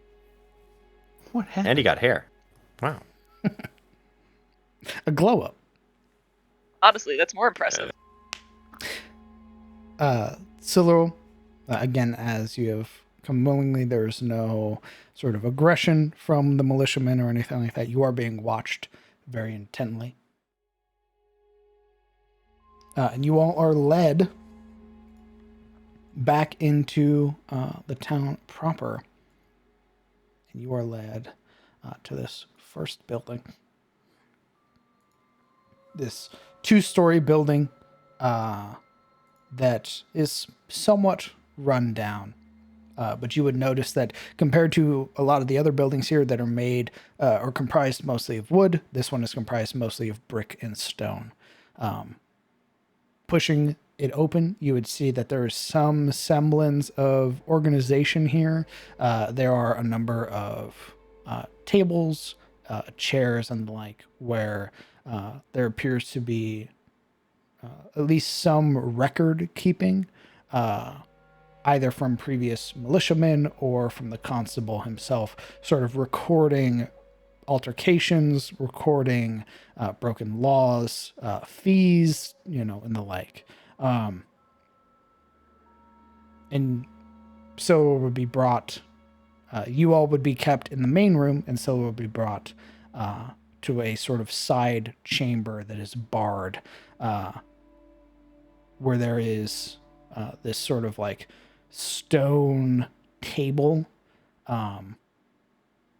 and 2 chairs on either side. And Silver would be sat on one end, and the constable would be sat on the other.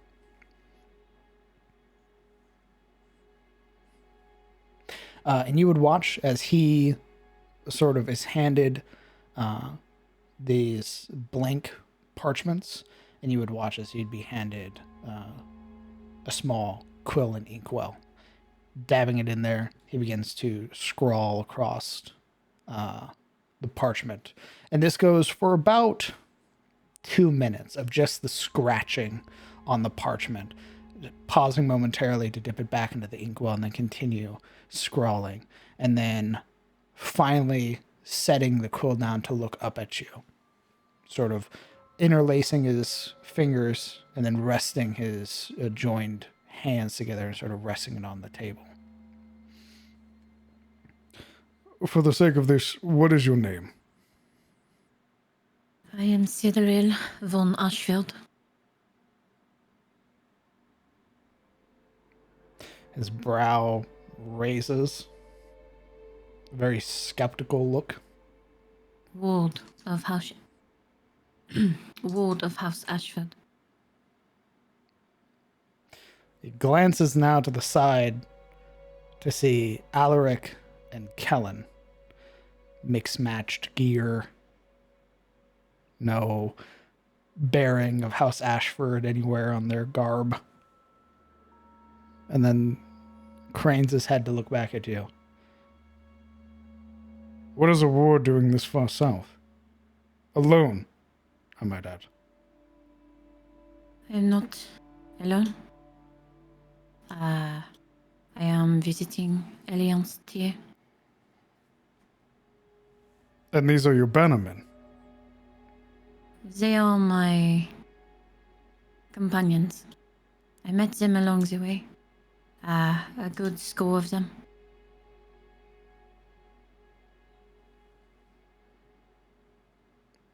That skeptical look doesn't fade, and you would watch as he pulls up the quill and begins scrawling across the parchment again.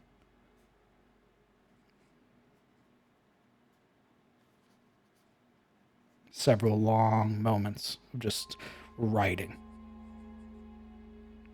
Silveril doesn't seem bothered by this. This is like she spent many times encountering people, this type of thing.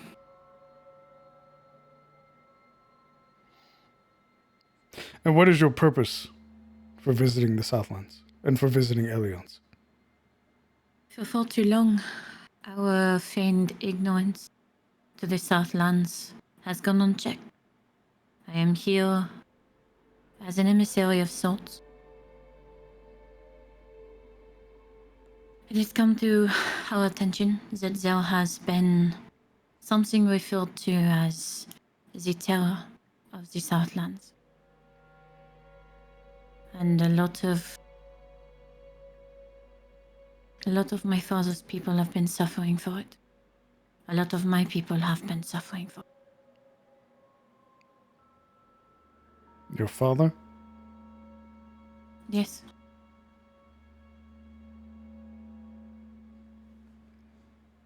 He sets the quill back down.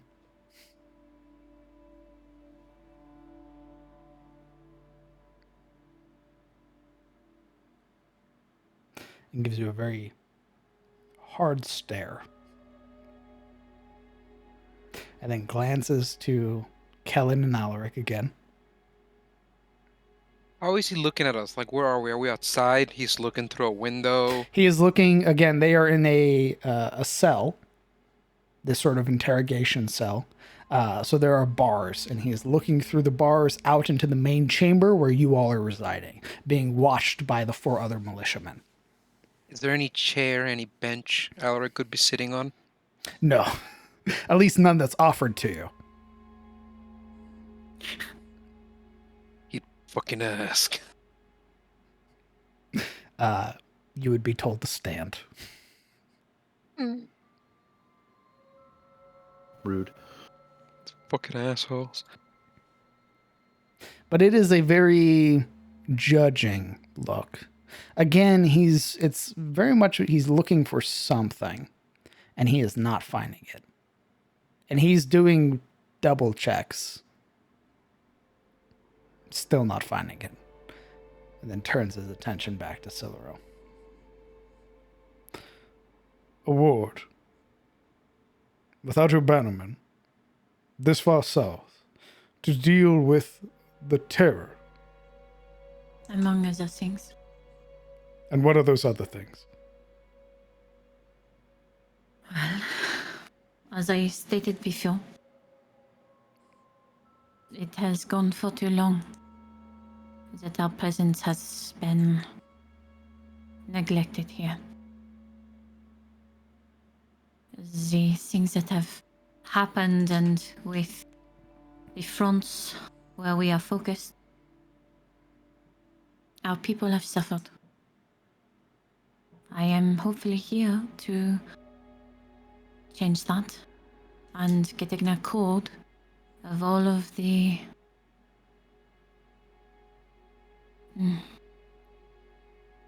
neglected.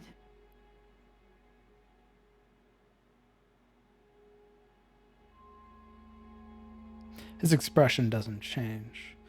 There's this air to him where he's listening, taking in all the words that you're saying, but he is giving very little back. That's fine. She wouldn't push.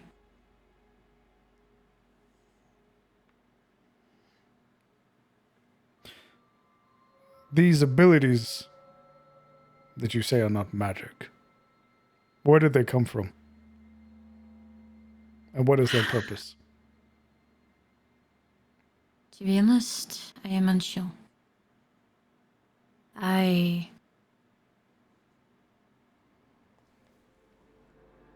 Upon thinking, I have been able to manipulate things to aid me in my pursuits that I stated before.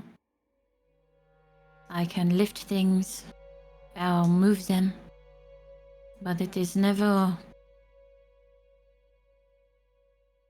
something I choose to do. I can only assume it is due to a past connection with Dragon.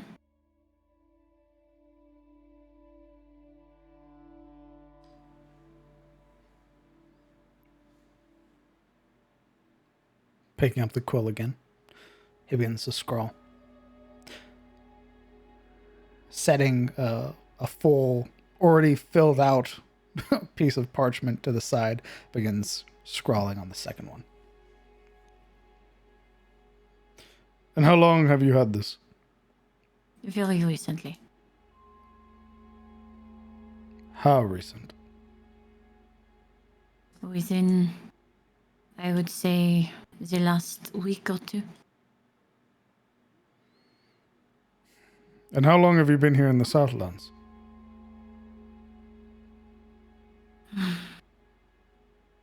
We arrived to Leonstein within the last 2 weeks, I would say. And how did you arrive? Because we didn't receive any word of any bannermen from House Ashford passing through. The only way to get across is to use the ferry. So where did you come from?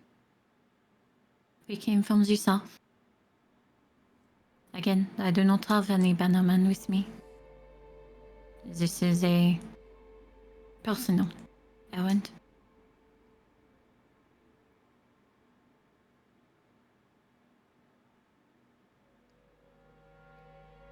You came from the south. Yes. How? From Haines Keep.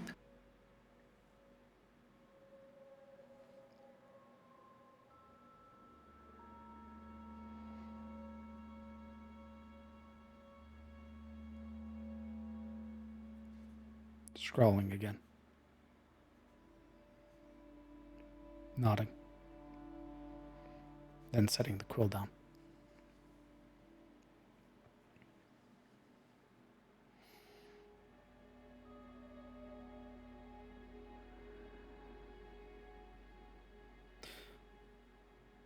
How long has Shane been under your employ? We hired him some days ago. For what Very purpose? recently. To aid us in our return to Elian's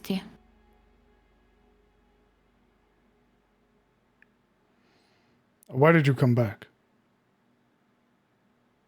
We had decided that it would be in our best interest, due to his ability to carry us around and transport us, that we hire him into our employ until our business here with this terror and other things has been dealt with. His care for his horses was a paramount part of that deal, as he had originally only agreed to drive us to Alliance 2. We agreed in return to escort him back to check on his horses,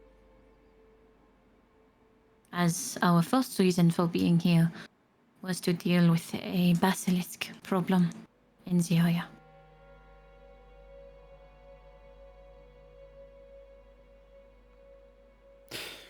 two birds, one stone, if you will. And what of your companions? How long have you known them? I've known them for some time.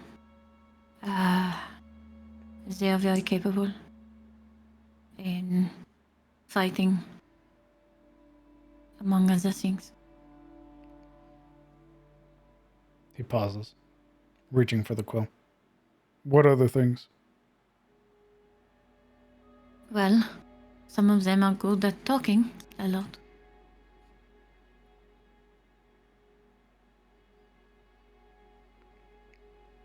He fully grabs the quill, begins writing. And their names?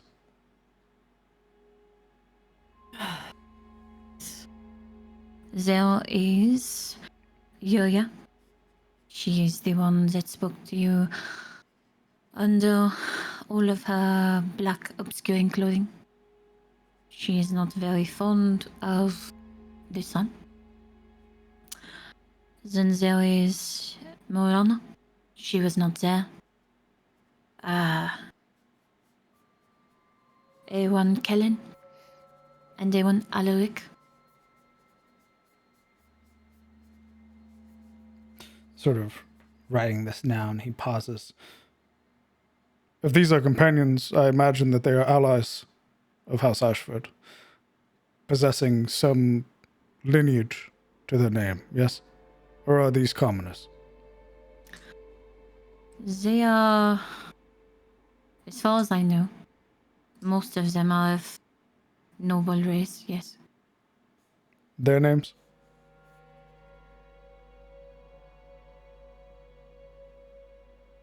I unfortunately only know a few. He nods. Alaric Roving, this one. And Kellen Alden. Yuria and Morana? I am unsure of where their lineage comes, as they are not from as close to my family as others. He nods. And they're here for the same reason you are? Currently, yes.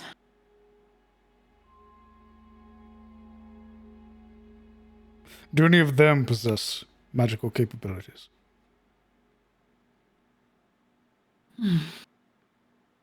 Not that I've seen. Unless you consider a very skilled shot with a bow, then no. Not that I am aware. Roll me a deception check.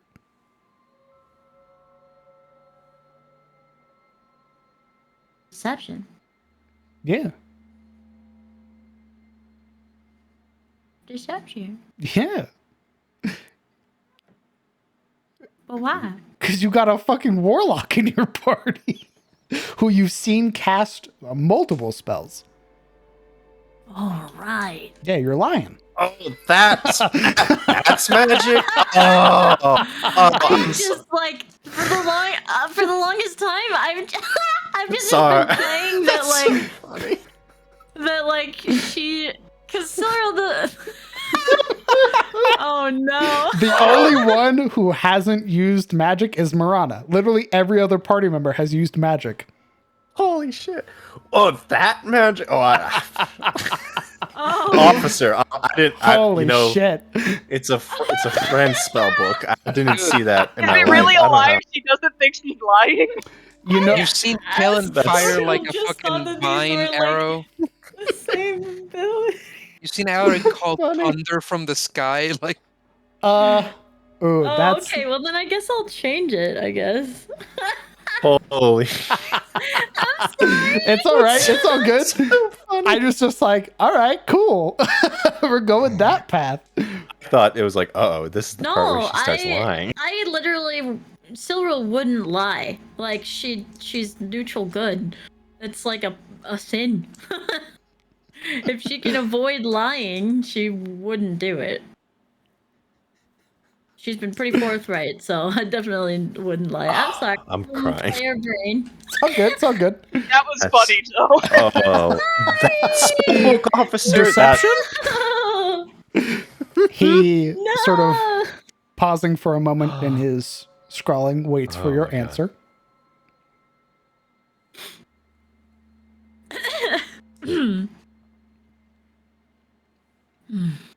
Magic. Yes. I have seen them cast, I suppose, spells. I am very unsure how magic works. I am not versed in it.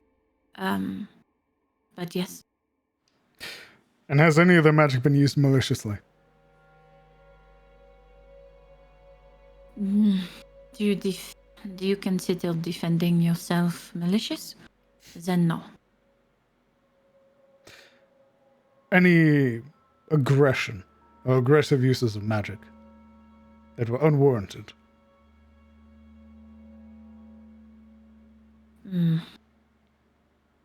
Not that I was in the presence of. He nods and turns his attention to look at both Kellen and Alaric for a moment. I imagine by now their faces are just pressed up against, like they're getting closer and closer to the room. Can we even hear what's going on in there, or is this like? Yeah, he's not like, again, it's like a cell. It's not like an actual interrogation room. It's like a medieval interrogation room. She has not once made eye contact with them. Elric is just restless from being made to stand up.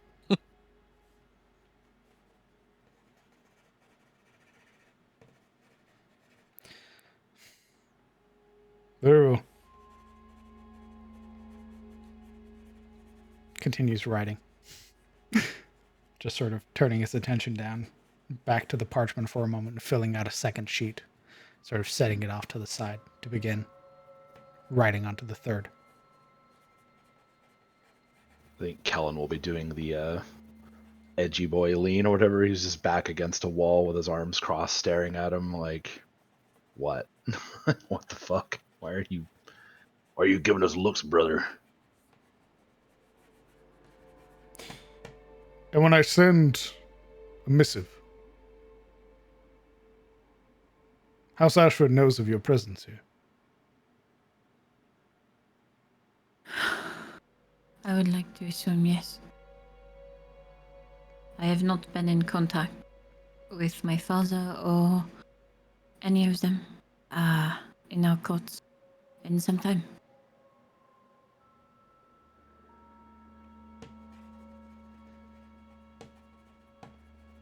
I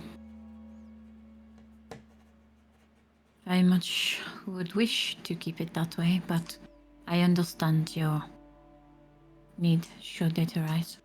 His brow raises. Did you not send word when you were at Hain Keep?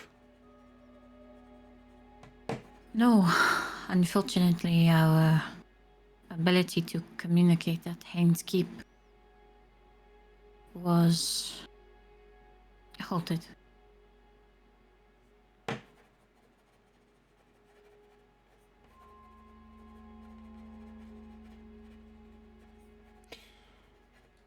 Halted.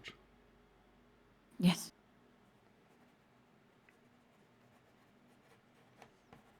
Was Lord Hain too busy?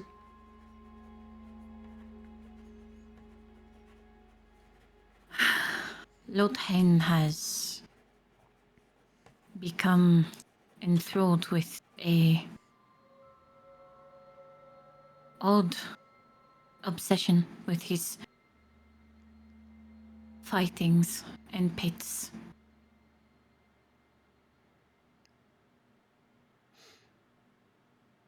A pity. I agreed the same.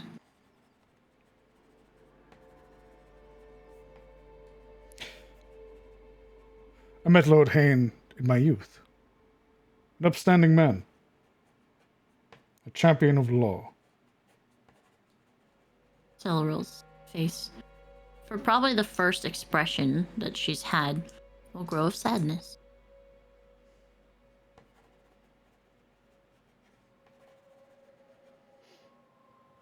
This pulls at Alaric's attention. He leans towards the cell and very passively sets a hand against one of the bars and grabs it.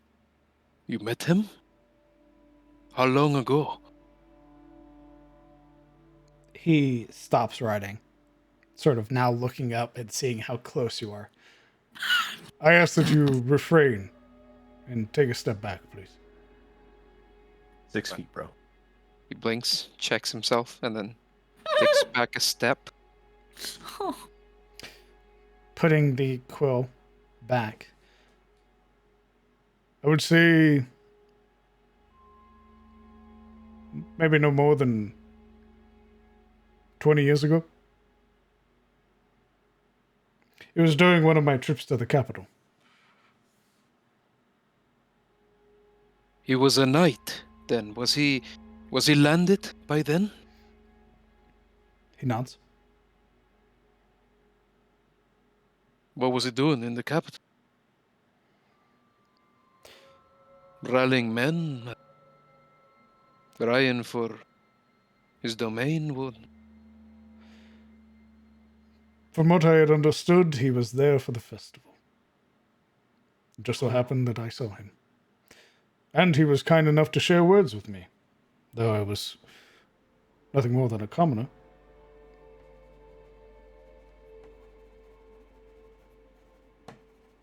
He must have seen something in you then. He had an eye for talent.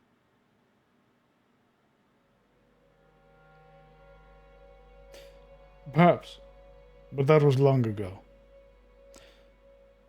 I'm glad to hear that he is still well, albeit fixated on fighting. I figured in his older age he'd have decided to relax. But mellowed. But I am not a noble, nor do I claim to be one. I do not know how nobles operate.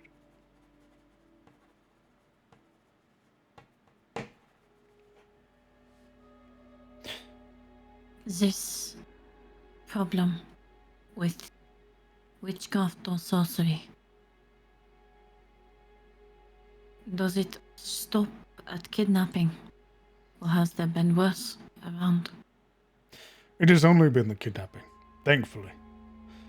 I have not received any word from the other side of the ferry, if there are any such situations. But here it is in abundance. Mothers crying. How does it happen? We only find the aftermath. A window that is left open. A door partially ajar. But the number of times I have seen mothers crying over empty cribs is enough to make me sick. Is it only children? It has only been children thus far.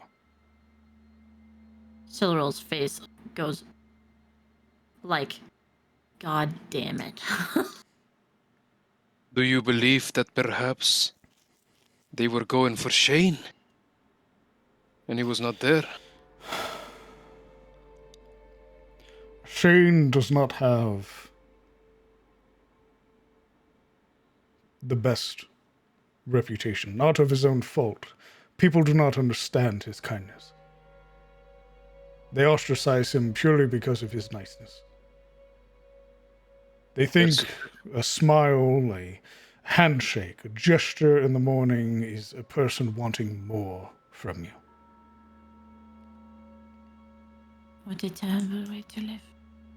I agree. Would that I could change all of the ferry, but it has only been getting worse, and these kidnappings have only compounded. People are more selfish now. Trustful. One more time? He just said distrustful. Indeed. Even my own militiamen, these 4, are the only ones I can trust anymore.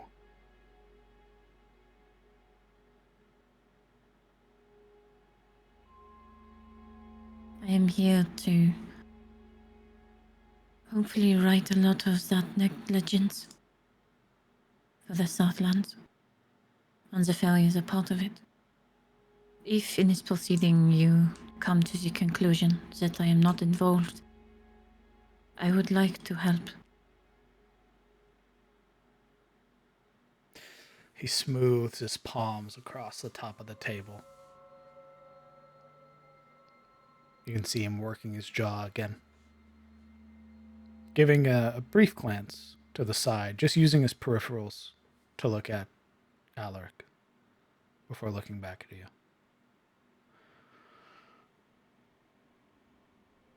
I find it odd that a ward of House Ashford is this far south, without bannermen, a small entourage at best. It is However, odd.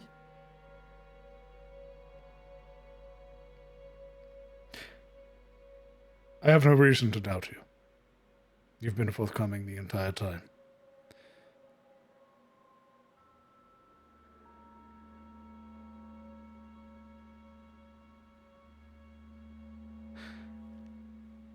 You can see him pause, pursing his lips together in thought. He sort of glances down to the half-finished sentence on the parchment.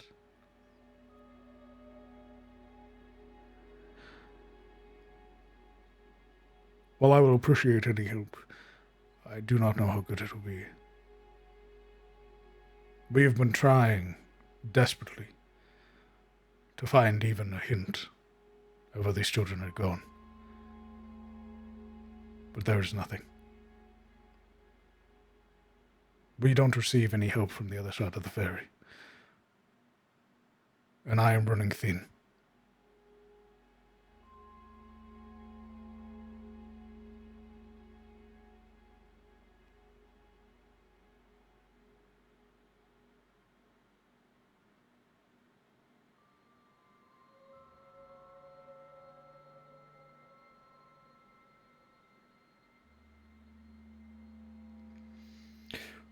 If you truly wish to help,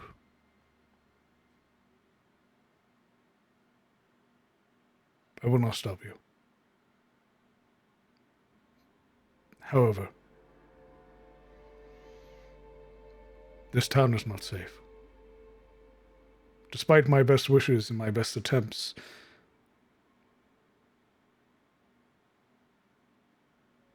I'm barely holding the law together. I am thankful enough that my presence is enough to dissuade some, but others are more brazen, uncaring. They act without any regard for others.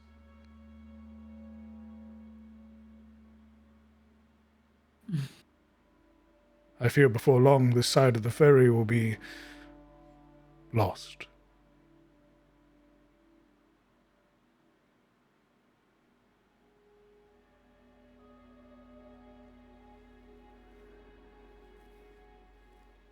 I cannot speak for all of them, all of our group. In truth, I only speak for myself, Constable, but I mean to find what Shane lost. If that gives us answers that you can use to bring back order, and if Shane expresses that he wishes to help, it is his home, after all, and we mean to take him away from it, then I would accept. I would like him to think that his departure was for the better, that he left the place better than it was, if only to give him some peace of mind. You wish to take him away from here. Indeed. Good.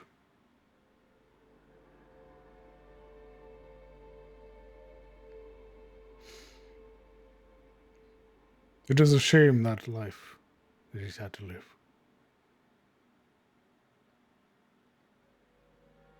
Where do you plan on taking him? To the capital? We'll be traveling around the Edenmoor. We'll perhaps head to Rosewood sometime soon. He'll be our driver. Now, I'm not sure if he'll stay with us for that long, but he'll sightsee some. Understand more of the world beyond this town. See more smiles than he's seen sour faces. Bring a change to his life, to his perspective. That is my hope, at least.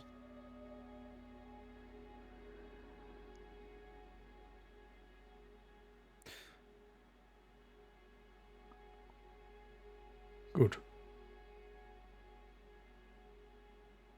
If you truly mean to help,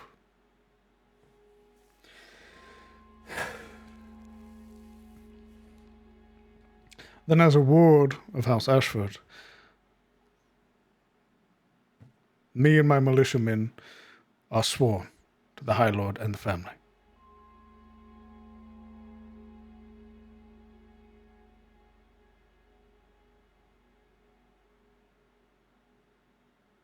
I only hope that we can find out what is happening here. As do I. Even our good friend here, Kellen, has a vested interest in making sure people don't be kidnapped. Tell him, Kellen. Which part? Well, about how you go about helping folk for no reason. Other than the satisfaction of goodness, of course. I guess you could put it that way.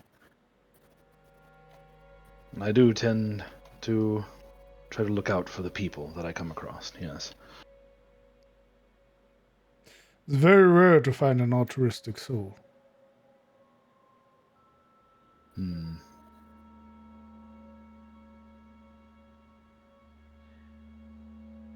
What was your order called again? Is he talking to Kellen? Yes. Colin looks at him for a moment and is like, oh no. Cat's out of the bag. This makes the constable's brow raise. Well, you'll insist on asking, and I don't really have any reason to hide it, so I'm with the Grey Watch.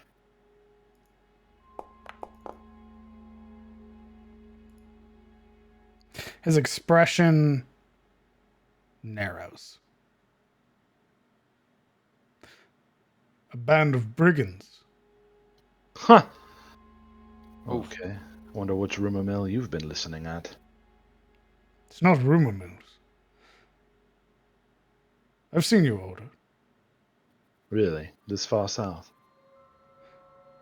I lived beyond this place before. I do not take kindly to those that skulk in the shadows, especially ones when they deal with the assassinations of others. And who did the Grey Watch supposedly assassinate? His expression narrows with that condescending tone that you have.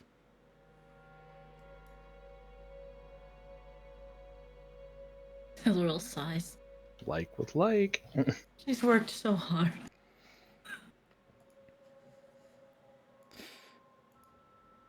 Not too long ago, the Baron of Daymore Keep was assassinated. Those responsible were the Grey Watch.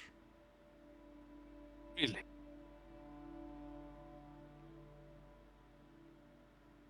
Is there proof of this, or hearsay?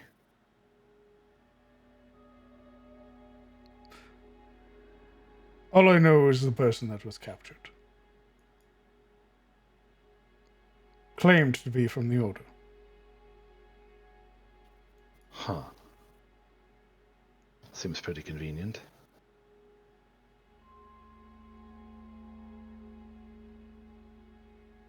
I had hoped the name Greywatch would inspire some confidence in you. Quite the opposite. This is very troubling, then. I hope we can use this chance for the Greywatch's name to be cleared. Kellen is an upstanding man. Ever since I met him, he's been nothing but helpful. And he's very honest, too. He does not skulk in shadows. If anything, he brings light to them.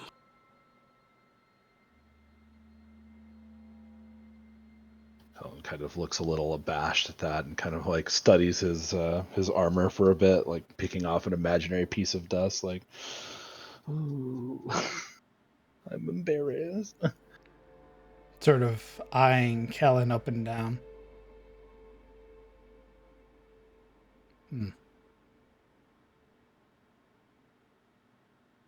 If you travel in the company of an Ashford, then I suppose there is some merit.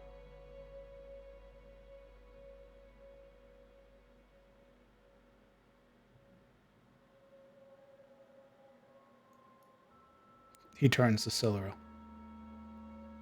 Do you vouch for this Grey Watch?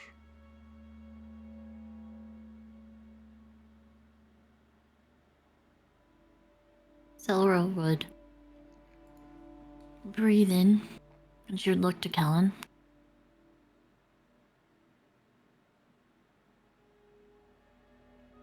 He is a good man.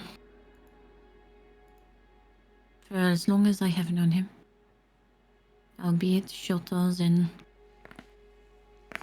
I would like. But yes, the things he has done have been in the interest of others. He's been very helpful.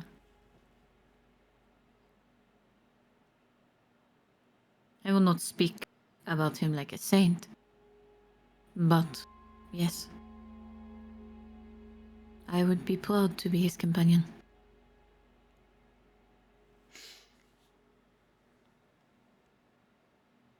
Very well. Then consider this a chance, Grey Watch. I do not give them often.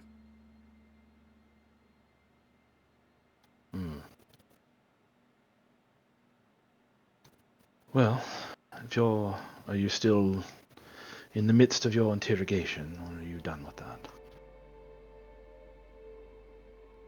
As if you are, then I believe we have some information that we can share about a few different things. He pauses, sort of grabbing, sort of dust, sort of sprinkling it over the fresh ink. Then gives a nod. Indeed. Go ahead and open up the cell. The interrogation is over. So can you write down the name of that supposed assassination thing for me in the chat? Sure. So I can write it down. Zelril would stand with poise and would graciously bow to him as she left.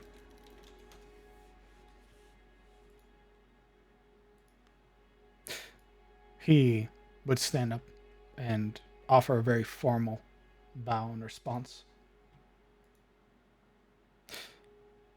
Very well. Let's hear this information that you have. Well, first thing, the tracks that I found around Shane's house seem to belong to a large man. And he doesn't waves his hand at Alaric, not that one. Who wears soft-shoed boots, like a leather, like a buckskin almost, a moccasin. He sort of rubs along his chin for a moment.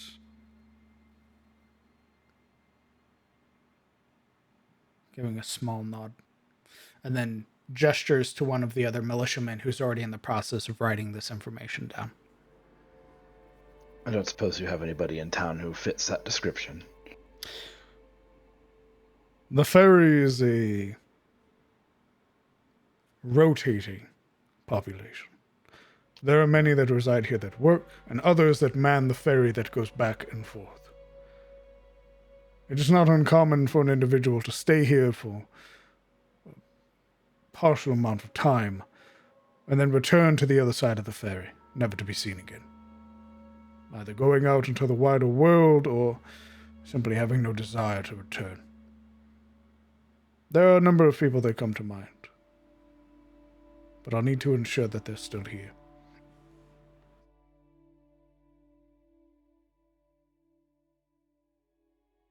Well, I can always assist in tracking if you get me a description, but other than that,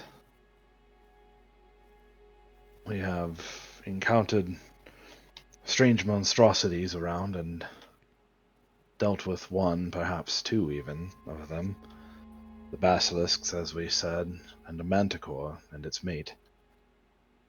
Along the road, from here to Elion's Tier, actually. I've only heard reports of a basilisk. And that was after your group came through, speaking of one. Since then, the rumors have been growing non-stop.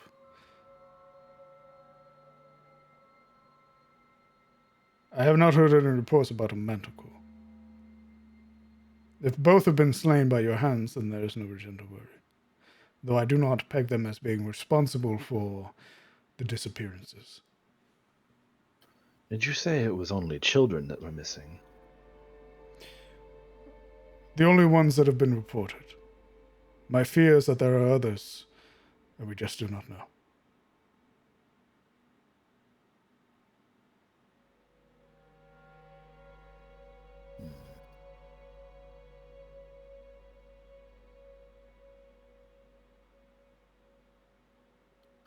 Well, we'll have to verify the demise of the basilisk, but it is very much true. The companion that we said had fallen to the basilisk turned to stone. So that is confirmed. Its demise is mostly confirmed. I haven't seen it with my own eyes, but I would need to before I could say yes without being a guess. There is another mention of a supposed spider creature to the north of here. We have not gotten to deal with that one yet, though I believe it is on our agenda at some point. Only other things that I can attest to for sure are on our way to Elion's Tier from the south. I did detect a trace of maulings in the area, about a fist, give or take. So it is good that you have watchmen. Lazy as they are useful. Though we have not seen any sighting of moldings. I don't believe I've seen a mauling in several decades. You sure it's not a band of Minotaur? Pretty sure. For whatever you believe of the Grey Watch, the standing mission is always to combat maulings and other threats like that in the wilderness, so we tend to be experts as much as anyone can be on the subject.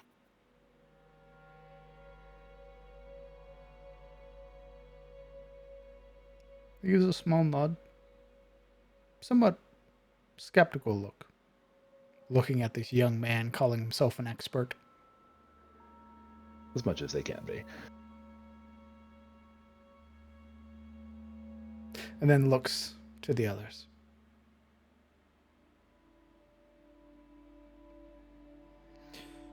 I will have my men double check the homes of the disappearances. See if there are any beast tracks nearby.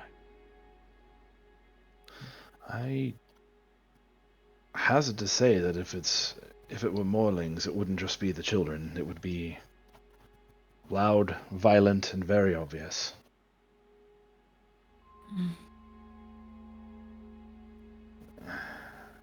The only other strange things that we've really seen that I can speak on from any relative perspective is a strange cloaked figure that doesn't seem to have its cloak move in the wind, or at all, for that matter.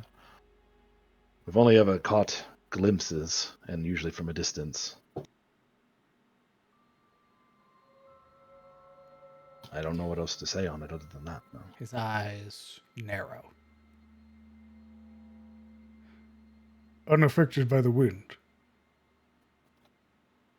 Yes, something about it is bothering me, but I have yet been able to work that free from my head. I don't know what it is. How tall? Tall, slender. Taller than me, I suspect, or maybe about the same height.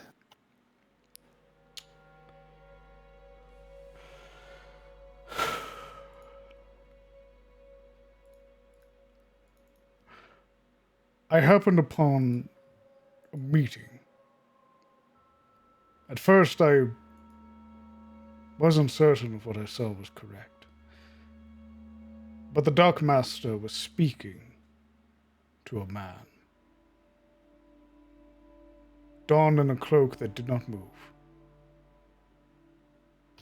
Dark Master? Who's that? Christopher Hook. Man who controls the ferry? Oh, he said Dark Master. I thought he said Dark Master. I'm like, that's a pretty fun name to be throwing out so casually. Doc Master, Yep. man in charge of the ferry boats. Yep. It's me, Satan. I'm the fairy guy. Hey, that's what I said. That's what I... Sorry, did I steal your joke? Mm-hmm. I'll do it again. His name is Christopher Hook. He is responsible for the coming and goings of the ferries. I thought it odd, a passing moment, perhaps tired, as I was. But if you've seen it, then that is worrisome. Indeed. Like I said, something about it has been bothering me, and I cannot figure out what. When I do, I'll be sure to let you know. I'll ask around as well. If this individual has been sighted before, they might be the only lead we have.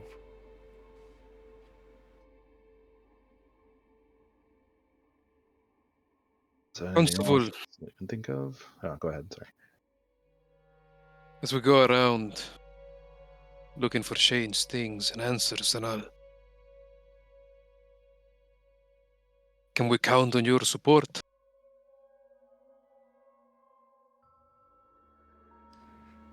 As long as you continue to uphold the law. As I told her, me and my men are sworn to the High Lord. Our allegiance is with House Ashford. I had hoped that if we do discover something, we'll come to you, tell you. Let you be the face of the thing. I would prefer that. No judgment to you and yours.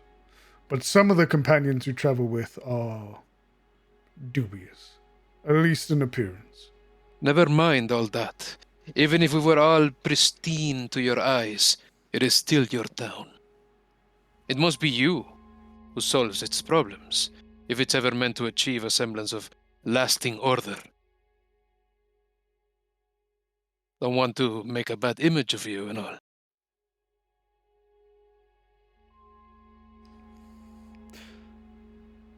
I'm afraid, regardless of what happens, my image has long since been tarnished. Because of the troubles in the town, or? Indeed. I bear the responsibility. How long ago did these troubles even start? In truth, the crime has been minor at best. Even over the years, my service here, I've seen no more than a handful of petty crimes. Robberies and the like, but all caught. Punishment due. Them never repeating the crime. But now there's this air of brazenness. They do not care. I've caught multiple men stealing again and again. They do not care. I would say within the last year, it has become worse. The care for the law is all but tarnished, thrown away. and it has become more severe. It has been nearly, from what I had read of our records, nearly 100 years since our last execution. But I had to conduct it no more than a week ago. Was about to ask. I saw many a fine tree on the way in. The man had killed another over a dispute. The crime of murder is punishable by death. It was with a heavy heart that I had to do it. But there was no care, no remorse. He almost relished in it. Made me sick.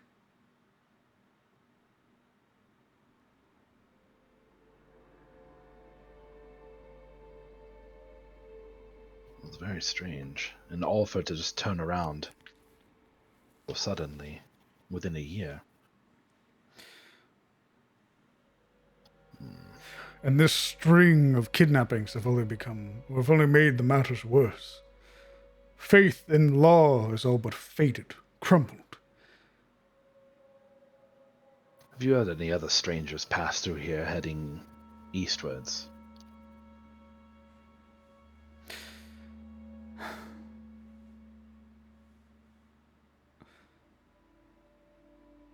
There was one. Recently. A dragonborn. Oh. No, we know him.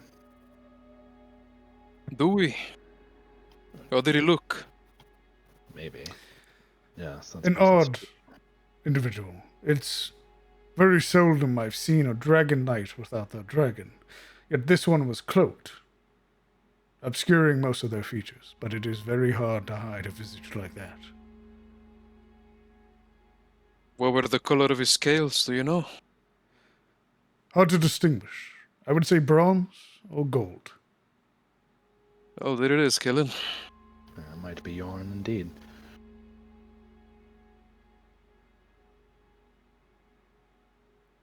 You know this one. He helped us carry our friend back and get her affliction taken care of. He seems a good man. He is. If he's a friend of Geralt, he's a good man. Aside from that, it has been more people leaving, going west. A lot of the homes to the south of here have outright been abandoned. Many of them fleeing or seeking better places. We've not heard many, aside from the man whose cloak did not move.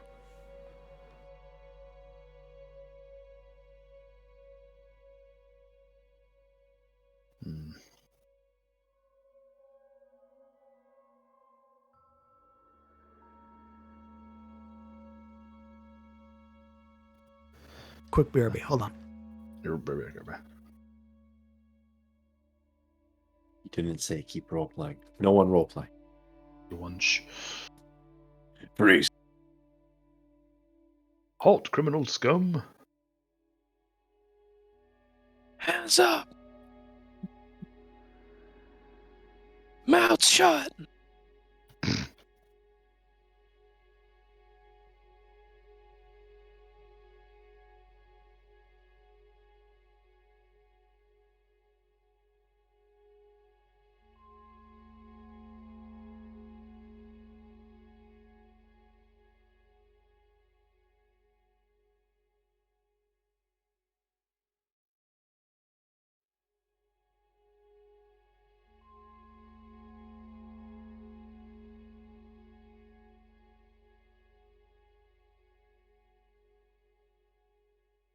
Hands down, oh Jesus Christ. Yo, what? That's a kink. Oh, yeah. Damn, Zebus, What? you're right. All right, quick guys, quick save. Let's murder the town real quick for fun. Yeah, we got this. Real. Just a quick save here. We're gonna see Or how a many. quick saving? Yeah, quick save. When an NPC Sorry, starts Constable. talking shit, quick Negative. save. Quick save. You're a shit constable, do you know that? God damn. All right. As you were.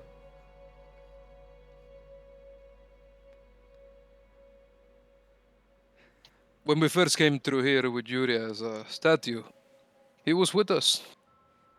He found us after we had fought the basilisk that did that to her. He helped us, healed us, guided us. He may not seem the dashing type of a dragon knight that you know, but he was just as much as a knight as any other.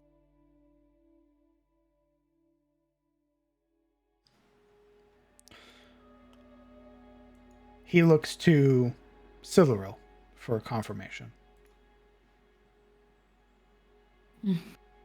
It is true. As far as I know and experienced, he was nothing but helpful. And had known Geralt from Alliance Tier for a long time. Were it not for him, I do not think we would have the pleasure to talk here.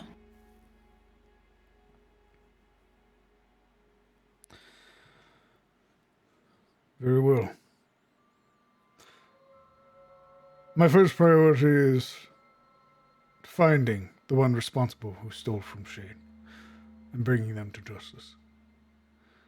As that's the most immediate thing that I can do. After that, I will begin consulting with those that hold some sense still, and see if there have been any more sightings of this man in black. What would you have us do then?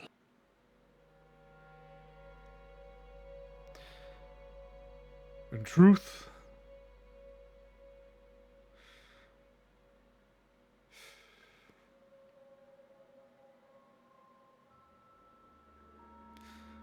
I cannot say, for I do not know.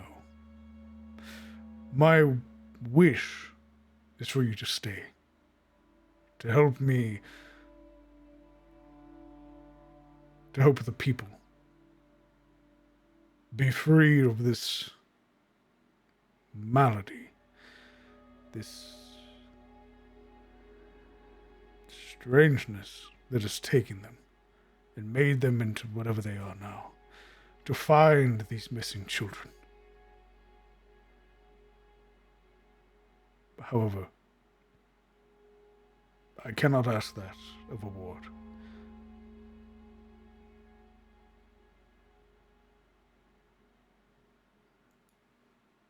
I find it admirable you would not ask. But I am offering. That is different. In fact, it would be rude to deny me. And for the first time, she smiles.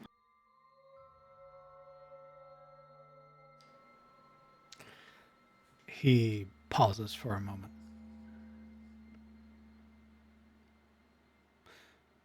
Pursing his lips before sort of relaxing.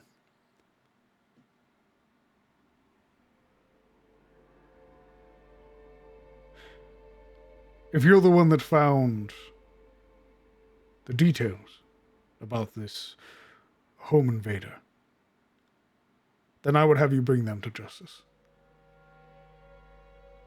I would ask that you capture them alive and bring them here so they may face the full weight of the law.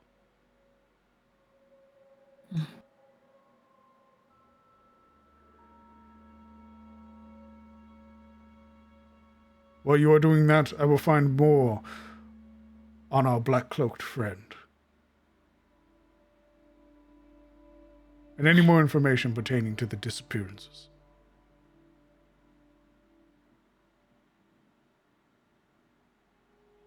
I suppose you're going to go question Dockmaster thoroughly, then? Indeed. keep a wary eye. I don't know why I'm so disturbed. I just have a care. He nods.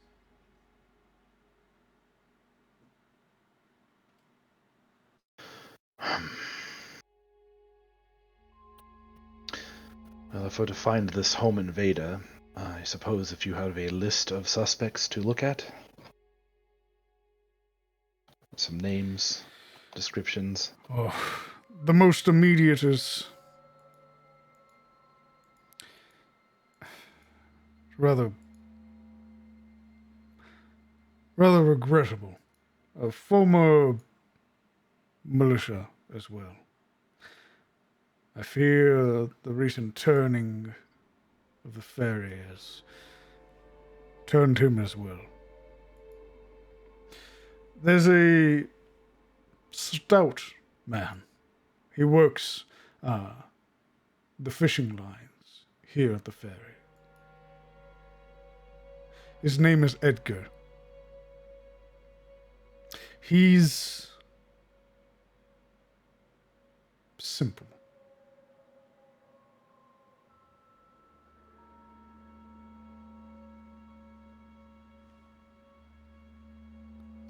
A simple man who invades homes. Definitely is very strange. Alone as well? It, again, is very perplexing. I've never known Edgar for violence or greed. Never going so far as to break into a person's home. Rather, he's always been content with his job, finding some modicum of enjoyment fishing, casting out the lines and pulling them back. Very rare the hard worker who puts down his tools and resorts to violence or crime. I agree. Who can say? The other is another dock worker on the other side of the ferry. Across the river. Indeed. He passes through when returning ferries bring others. But I have not seen him in quite some time. Constable, when was the last time the ferry did its trip? Well, just the other day. What do you say? Just the other day. Do you know if Shane's home was vandalized today? I'm afraid I do not. That was the first time I had saw it, and my immediate assumption was that I had caught the brigands in the act. In their patrols, your men would have noticed something. So blatantly smashed as it was. If they have, none of them are reporting. Again, these four are the only ones that I can trust.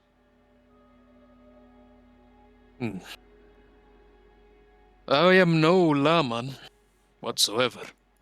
But perhaps our friend, if indeed it is the one across, perhaps he hasn't left this side. And he's waiting for the next trip on the ferry.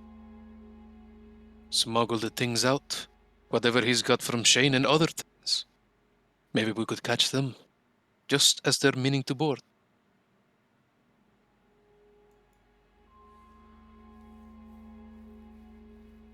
Sort of rubs at his chin. Maybe. If he's still on the side.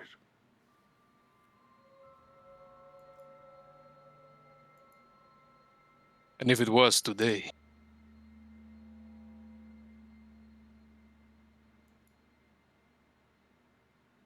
But if there's only one way in and out, that sort of solve it. Also, the man, when he came, he must have known what he was looking for. See, Shane had some kind of little stash. Hidden. Harmless, had some keepsake and whatever little gold he's been able to put aside. They went right there. Pulled the plank, Oh, grabbed his things. Now I'm sure you see why it'd be important, at least to me, to Siluril, of course, Kellen here as well, that we find it. no. If it could be anybody, my assumption now is Edgar. The simple man. Shane is, again, very kind. Showing kindness as well to others. There have been a number of times I have seen him speaking with Edgar.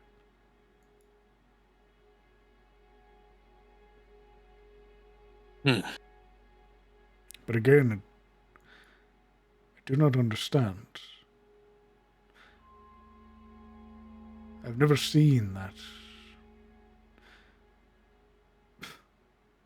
that if any side of Edgar that was not content, calm. Perhaps he was manipulated, put up to it, by other people. And that is worrisome.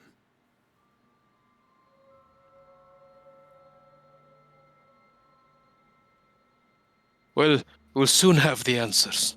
I know this.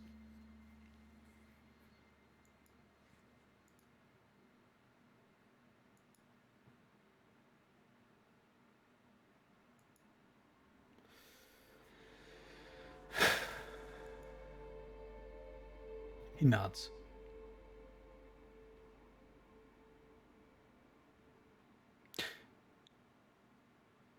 I do not often do this. I doubt it will do you any good.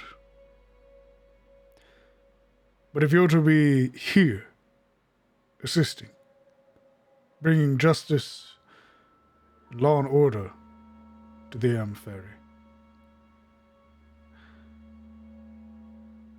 then for now, at least until this is all settled, I shall deputize you.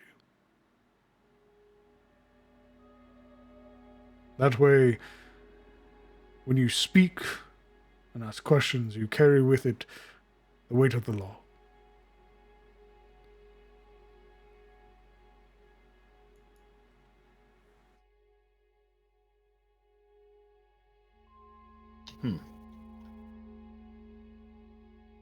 I suppose that'll help.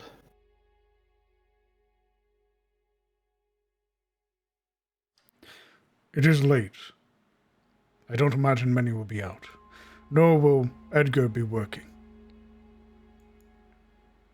Constable, before we depart, her father's name, it is respected around here. He shakes his head. It isn't. If it's not respect, then is it fear? Is it fear? He shakes his head. She is the first one I have seen wearing Ashford colors this far south in a very long time. Siluril frowns.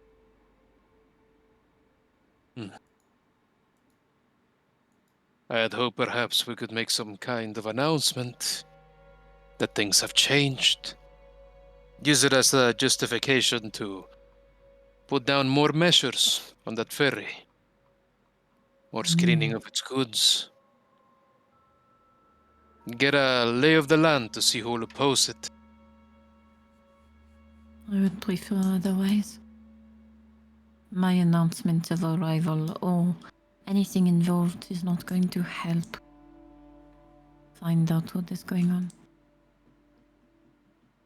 That's If all right. anything, it will make people more adverse to talking to us.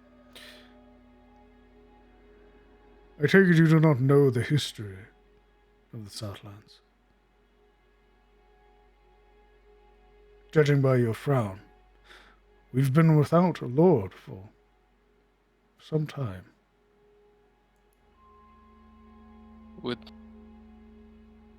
Without a local lord. He nods. Who was the ruler of the Southlands? This side of them, at least. Arthur Godwin. The last lord.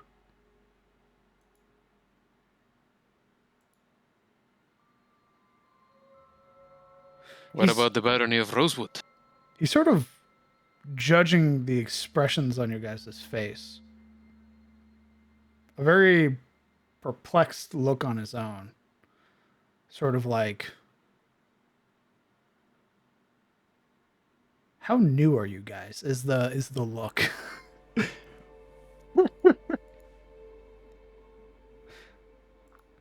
The barony of Rosewood has been unresponsive. When we heard of Lord Godwin's fall, we sought help. And none responded. We were left wanting. Now, the mayor has attempted to take up some mantle of leadership here.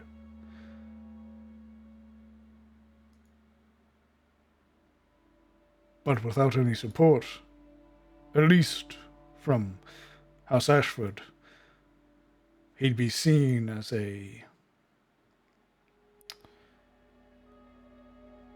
threat.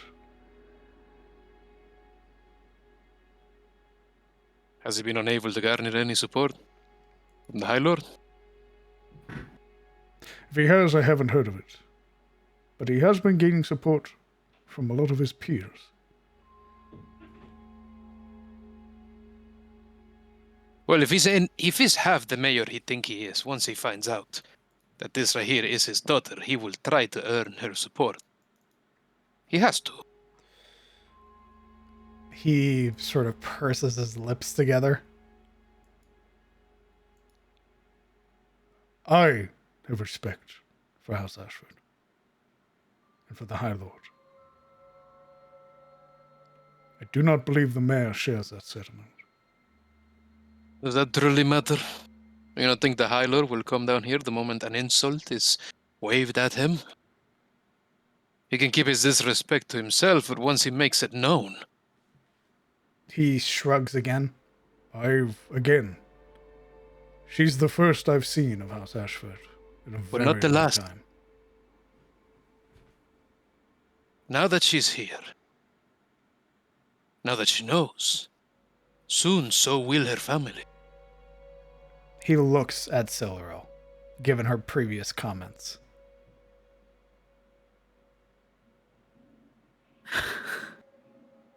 She's looking at Alaric. I am here of my own accord to make amends for the Southlands, for the neglect that the people here have had to face.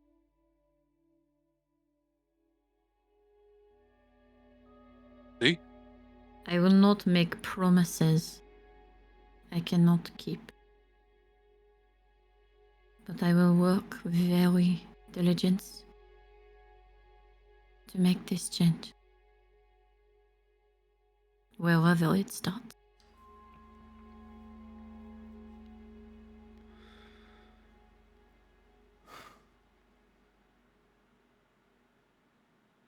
Very well.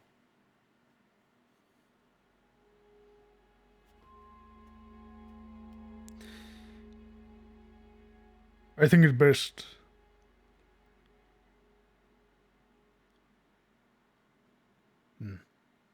Are you all leaving tonight? Maybe to set up camp. Set up camp. Our last visit to the inn wasn't very pleasant, if you recall. Yes, We'll be... we lost all of our money. We just need to speak to Shane. Oh, Help him fix his home, and he'll probably let us stay. Maybe set up in the barn or something. Worst. Haylofts are comfortable enough.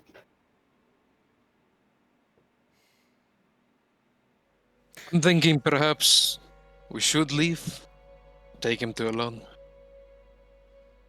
Sorry, not Elonsteer. Take him back to the town and Where? give him a chance to stable his horses. In fact, leave him with the horses, so it needs not worry about the things here. And then we can get down to the things that need to get done. But that needs to be discussed among all of us.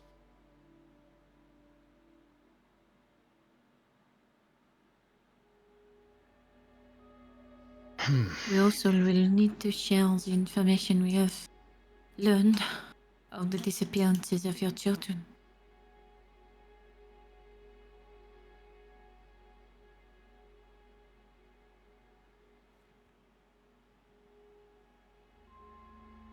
It is definitely concerning, for sure. Is there a good time to meet back and share any findings or revelations, or just whenever we have something new and are in the area? Preferably that. I cannot guarantee that I will be here at all times. As well, I intend to start an investigation on the other side of the ferry. See if there are any others that are missing children over there. Perhaps there's information that I missed.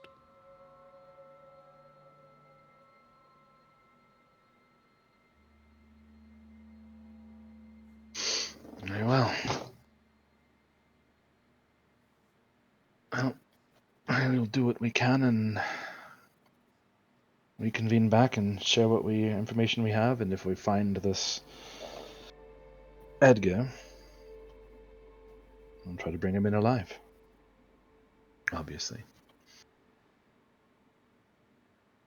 He nods.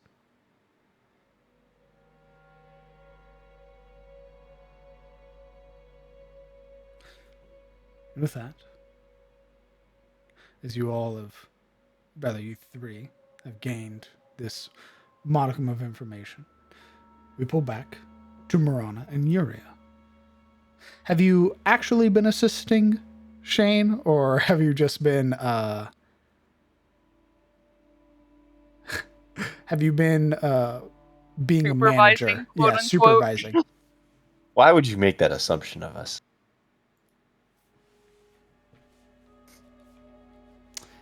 I don't know.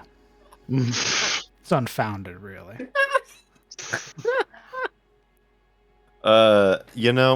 Yuria would like to get out of here pretty soon. So she would, I know, it's breaking character, but she would actually help. If only to leave sooner. And what has Marana been doing this entire time?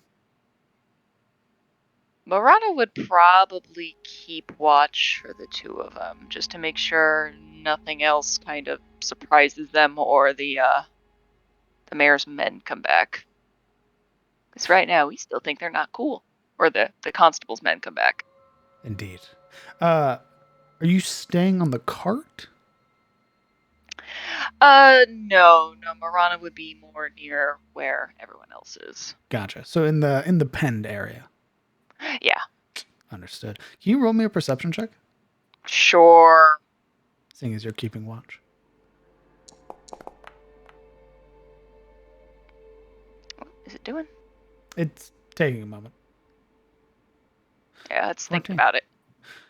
From your position here, as Yuria assists Shane in getting the harnesses and everything equipped to these large horses, sort of keeping your attention out, you would see that there's, at least walking past, appear to be two figures.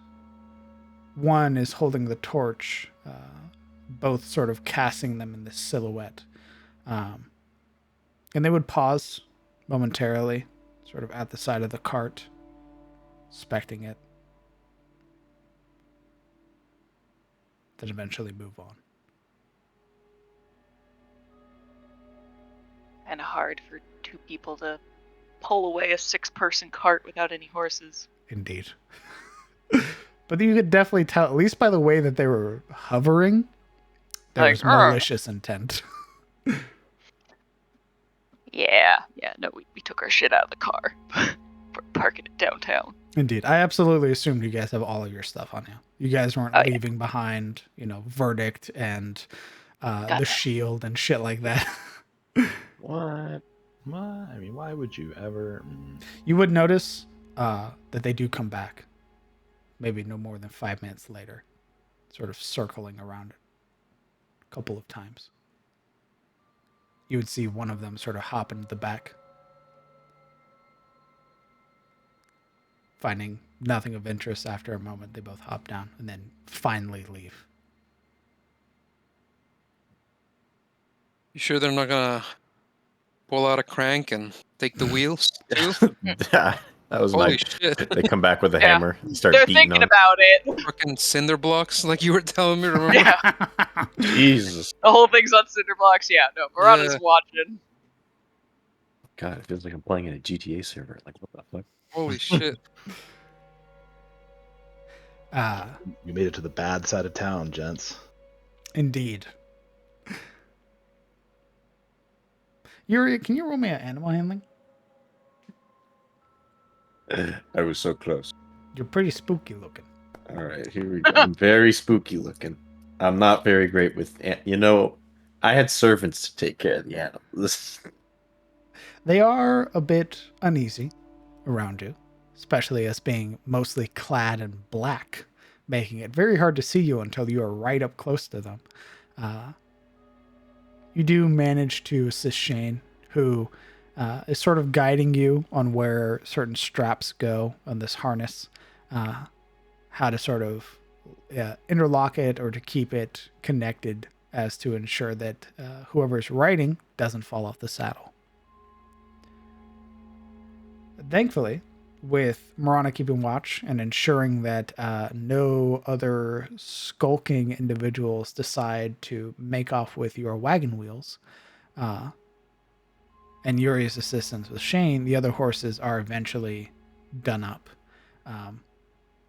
Probably in about half the time it would take for Silleril to have made her way to the constable, get grilled, and then have the conversation that followed after. And you can definitely tell that in this instance, Shane is very much in his element. You can definitely tell that this is his profession. Ensuring that the horses are well taken care of. The horses, at least in comparison to Shane, are more well fed or better fed than Shane is, which sort of belies his sort of treatment and of himself and of the animals. Sort of caring for them more than himself. There would be a moment while Yuri is like putting on the saddle, and by that I mean Haynes showing Yuri how to put on the saddle, where she would, try to spark up a conversation.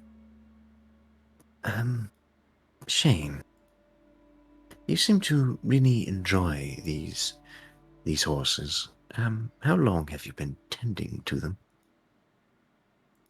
I've been tending the horses my whole life.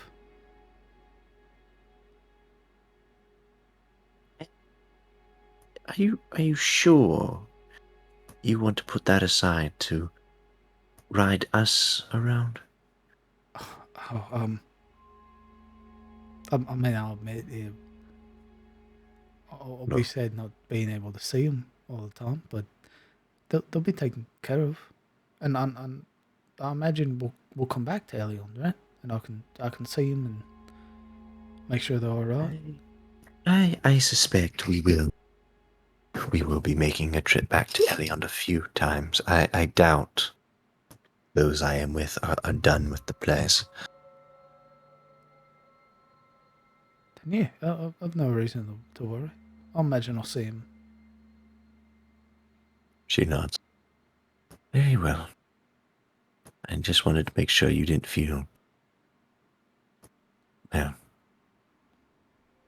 I don't know. Some of my companions, whether they intend to or not, they seem to put a lot of pressure on you from time to time. Seems they have a liking for you. They're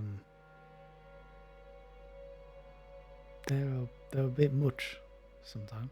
Indeed. I've never They are. I've never met folks that really cared like that.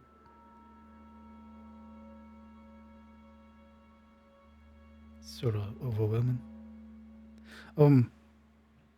But it's all right. I don't know, getting the chance to see something sort of outside of just the ferry seems almost like a dream.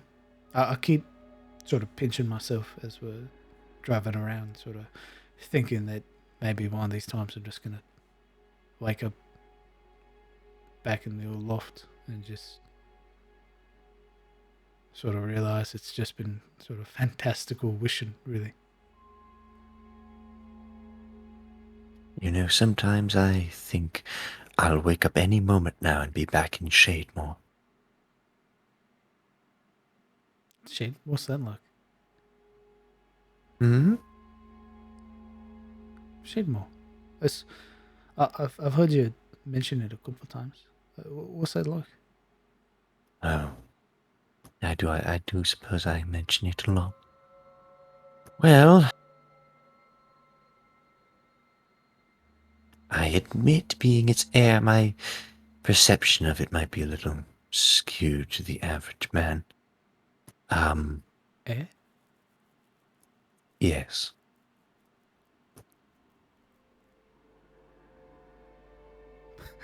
He waits for clarification. I am the daughter of the Count of Shademore. Well, of course you wouldn't know. Oh, Hmm. you're you're a princess. Hear a snort through the helmet. Yes, a princess. Something like that. From a very distant land, Shane. Very distant. Oh. One where my authority means very little here.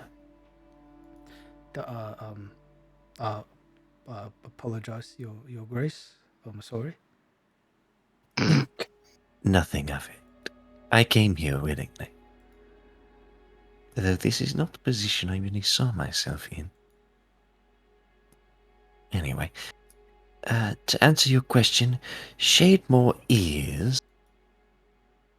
She sort of taps at the chin of her helm.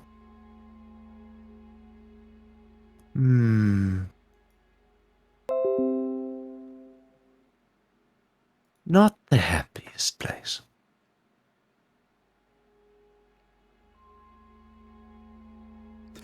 There's this sort of wide-eyed look, and then you explain, and that sort of settles. Oh. It is mostly woodlands and bog, and of course moors, hence the name, filled with dreadful creatures. The forests of Shademore are known to defend themselves, and they do it very well, Shane. We have specialized weaponry to try and hunt in that area. It is both the greatest danger to Shademore and our greatest asset.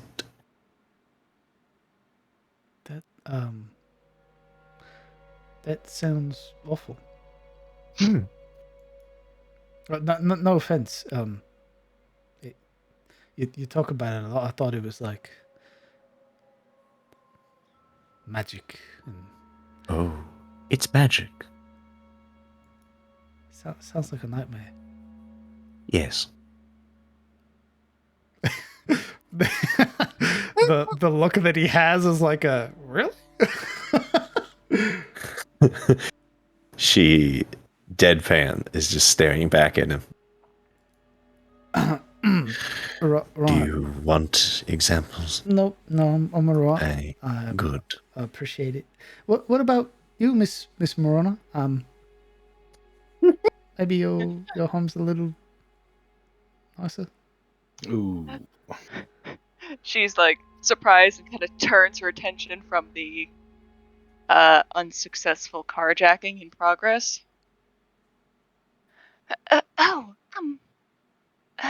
Well, Malgrove is... Well, it's different. Yeah? You can see But- that excitement starting to build. It's a little, like Shademore, though. Oh. Little bogs It's and moors and whatever that not is. quite. There's forests and there's cliffs, and then of course there's the town. Yeah. Oh, and the wall. The wall? Yes. Mulgrove sits kind of as a little tiny land bridge, a pass from the greater continent into Vinheim as a whole. Right. It's the only way to get into Vinheim through land, and our family generations ago built the wall to protect us.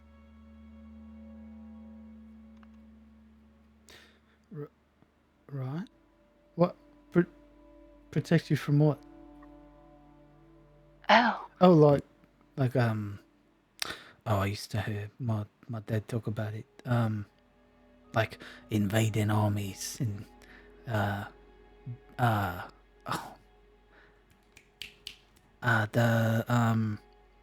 the men with sort of like dog heads and like goat heads and all that. the Morlings? That yeah, the Morlings. He always used to Oh, tell stories about them. well, similar, kind of. Right up against Vinheim is another land. It's called the Grimwald. And, well, all sorts of things come out of it and try to get into Vinheim. Presumably to attack the mages. So, Malgrove stands as the barrier between them and those monsters. His shoulders drop. This place awful. Yuria pipes up, kind of like talking shop. Oh, does Malgrove import prisoners then to help, bolster their numbers? Morana balks visibly at that. No, the Oh, citizens there are armed. well, yes. Ours are too, as are the prisoners we have shipped in from the rest of Valandris. No. What? Usually the wall is enough. We have a bit of an area cleared out beforehand, known as the Fields of Glass. Well, that sounds nice. They can be quite pretty in the sunlight. Nice, yeah, that sounds great. It's just, well, you'd vastly prefer to go in there by covered wagon or carriage. The soil there, I hear, is, well, it does shimmer because it's partly been turned to glass. Very bad for the eyes or to breathe in. Oh, right. Very interesting. I think I would like to see this Isle of Glass. Well, from a Oh. distance, obviously. Well, you have to pass through the Fields of Glass leading up to the wall. Oh, There's only one way in and out of the bulwark.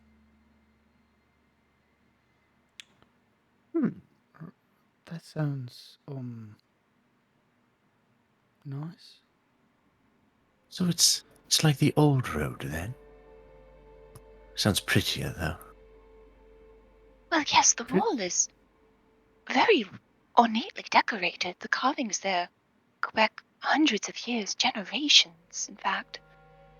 Ah, yes. much more interesting than the old road. And if you're lucky and there's been, well, not quite an incursion, but an attempt, sometimes you'll see some things on display. Things? Things? Like trophies? Yes, the Trophies? wall, the top of the bulwark, it's spiked to prevent anything from crawling over. Ah, yes. I think I can envision that. Crawling over? Why would anything want to crawl over? What about flying creatures? How do they defend against that? And Marana very excitedly explains the ballistae that are and other sort of arrow slots that are positioned along the top of the bulwark. The color just keeps draining from Shane's face. He keeps envisioning all of these fantastical elements, and then they're just horrific and grim, and it's like disappointment made manifest. We're gonna ruin this whole man's dream. Holy shit. But inside town is lovely. It just takes a little while to get to. You can see some of the sea cliffs. The wall actually extends down into the cliffs on the off chance anything tries to, come up by sea. I wish we had more of aesthetic in Shademore. Everything's very practical. We're not the wealthiest province in the world, as you can imagine. And well, the estate itself, where I used to live, I guess still live, is lovely enough, but outside it's just not very much to look at, especially the Hunters District. Is that why you both are here? Getting away from all that horribleness? No, of course not. No? Well, no, I'm in line to rule that horribleness you so describe. You want to rule that? Yes, it's my birthright. But it's full of monsters. Yes, it's also full of loyal men with guns. Guns? Oh, right. I actually haven't seen any of those here. I was kind of hoping that would have made its way across the sea. Oh well. Yes, you know, She sort of thinks it over a moment. Imagine a crossbow that shoots a very small but very lethal arrow, right? And you can shoot it about 6 to 8 times before having to reload that crossbow. I know that's probably difficult to imagine, but it's essentially what the guns are. I've only ever seen militiamen carrying a crossbow. I never fired it or nothing. Oh. Marana seems fascinated at the concept of firearms. They're not built anything like crossbows. If you looked at a weapon and a gun, and you looked at a crossbow, you wouldn't think that they were at all related. To be honest, I don't really use them. I kind of know how they work. I've seen the shades use them and all, but I've always preferred the more martial practices that my mother taught. So, if you're, nobles in the lock, why are you here?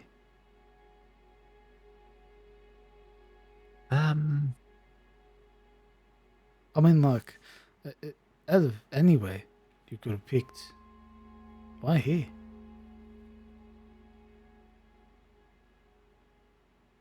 I had business that took me into the Southlands. Business? Yes.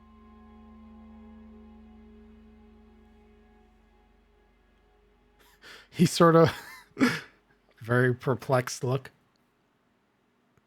It's a little bit of a personal matter, Shane. She kind of gives him just a little, a look where kind of a please don't press. Sorry. I didn't mean to pry.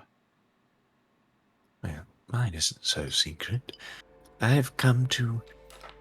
Well, as you may have noticed, I am in fact human, and this is the land of humans, though we are not in the land of my people.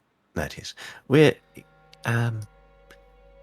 It's believed we migrated from Tyros to Careso, but it's never quite understood why. Most of what's left is old wives' tales, you know. We were a part of a cult and got thrown out by dragon knights. Maulings ran us off. We were adventurers chasing across the sea and crash landed on Shademore shores and just built shop. There's no real confirmation on that history, and, well, I figured it was high time to come over here and get to the bottom of the origin of what it means to be Shademorian. Right. Yeah. I want to figure out who you are. That seems nice. I'd want to figure out who I am. Is a... Yes, Shane, I agree. It is very important to know yourself. He nods with this sort of sage. Like, yes, indeed. Oh, quite. And having gathered up the rest of the horses, he begins to sort of guide them all, sort of lead them back to the side and sort of opening up the wider portion of this penned area and sort of leading them out into the road. Long as you don't go crazy afterwards. He mutters as he leaves.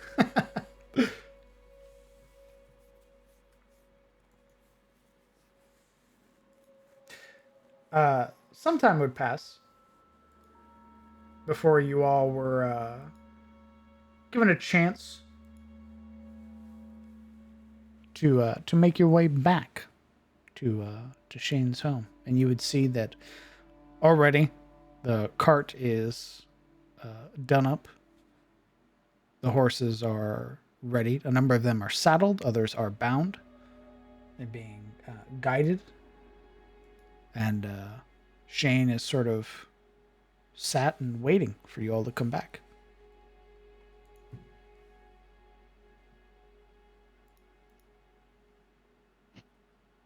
Yuria would not waste time. She would also be sort of clambering into the cart.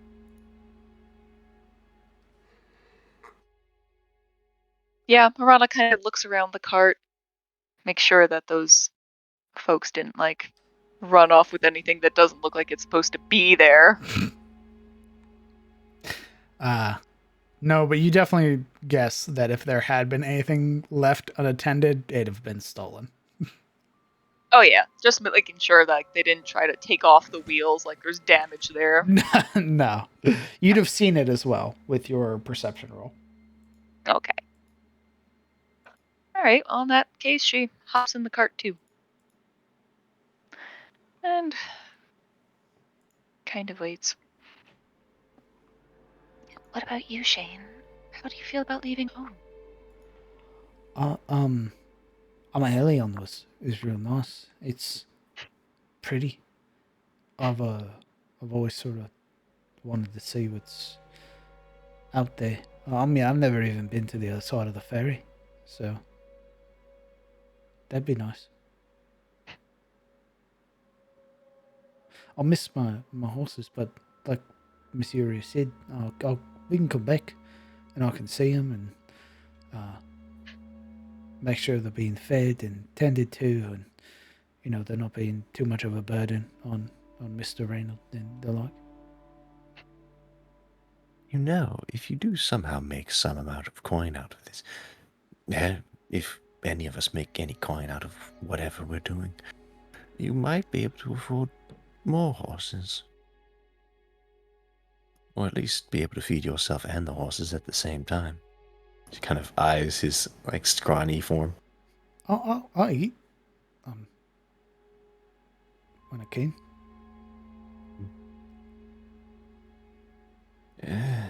Don't let the others know about your physique, though I suppose they'll already spot it. I suspect they'll be stuffing your throat with any meat they can get their hands on. Fatten you up a little bit. I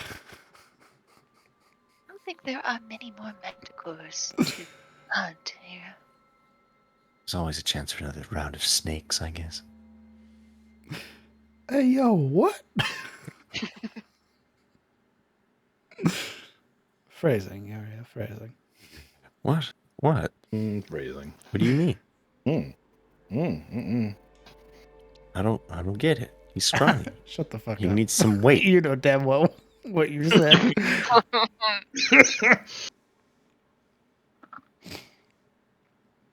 He sort of pauses for a moment. I will admit, the food eaten with all of you is probably some of the best food I've eaten in a very long time. I don't think I've had meat in I don't know how long.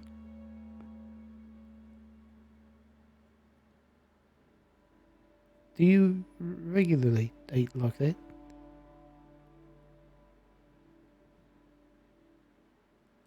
Something to hunt, yes. I suppose so. I've eaten fairly well at home. I've never been hungry. Kellen also does a good job of foraging what he can. Very true. Meals have been somewhat difficult. The trip to Tyros took quite a while, and I don't know how sailors live, to be honest. Their food is, well, it's almost like the wood they stand on. I suppose they enjoy it. That sounds awful. I at least like eating bread. That's always good. Bit of jam. I never get on a boat. It'll be too soon. If you ever want to get across the ferry, you're going to have to get on one. I hope it doesn't take as long as a trip between continents. How long was it? Oh dear. She sort of reminisces. A while. Just say a while. Oh, a long time. More than a year. Smile. Definitely not. Shut up. What? Really? A year? To travel across the world? My brother in Christ, it only took the pilgrims 6 months.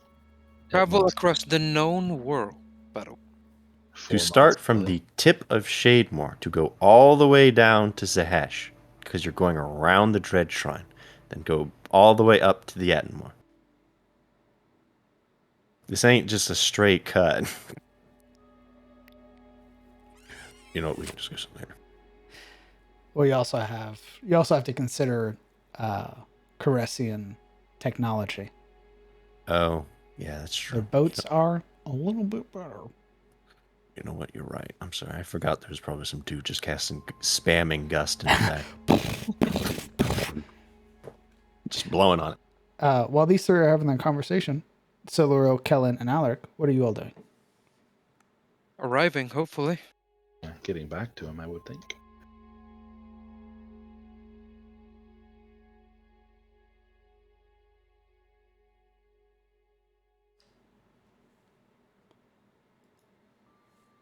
Looking back, having been discussing this, he turns and sees you three approaching and sort of lifts his quarterstaff with the lantern on it to give it a small wave. It's good to see you're all back. We're not in trouble, are we? Oh, you are? Deceased. Your home, your fields. I'm afraid you're destitute now, Shane. Oh. What? Oh, that's... You watch him sort of push himself up to stand. I guess I better, turn myself in. I don't want the constable getting mad. Indeed. You're going to have to leave the staff. Alaric, shut up. No, I'm kidding. I'm joking. Come on. Why would you joke about that? I'm just teasing you. Everything is fine. But we have things to discuss. Yes, you're all back in one piece, and not in manacles. What happened? Lot. Came to learn quite a few things about this town, actually. And its going-ons. But, and he claps his hands, better if we start by speaking on the road. I want to get out of this place. Are we not staying to investigate, as we said we were? Or are we going straight back to Elion's right now? I think it'd be best if we leave him back in the town, but I suppose we could have that conversation now, if you'd like. Well, it's also late. Perhaps we should rest up or find a place to do so. Unless you want to travel by night and make camp on the road, I don't know. But yes, let's tell the others what the constable told us. If we do leave, chances are someone will follow us. And if we stay relatively close to the town, chances are we will be attacked in the night. If we do leave, we have to leave for good. For good? Well, until we reach Elion's Tier. We deliver the horses.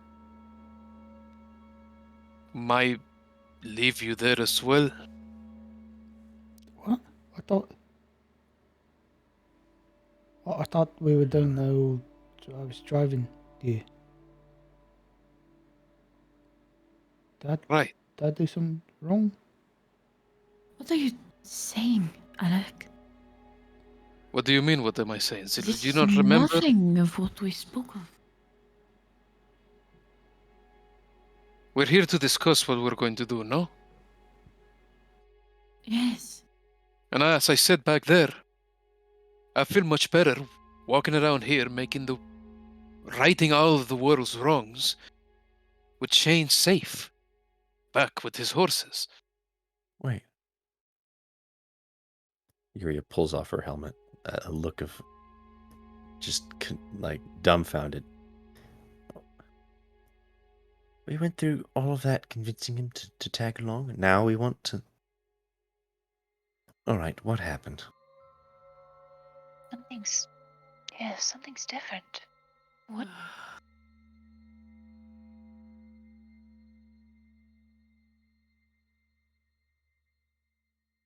What happened is that the constable has a shaky grip on this town.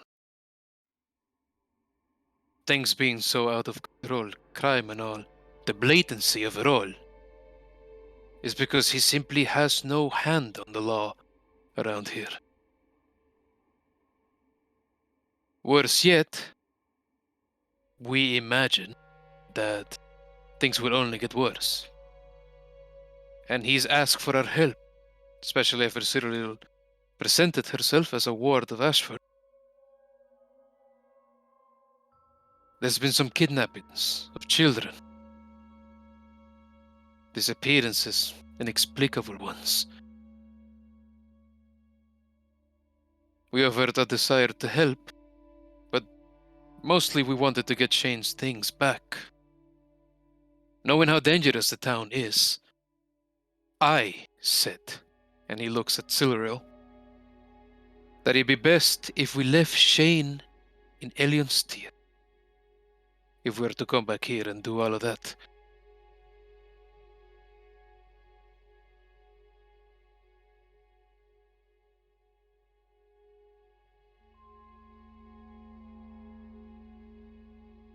Shane purses his lips together in thought.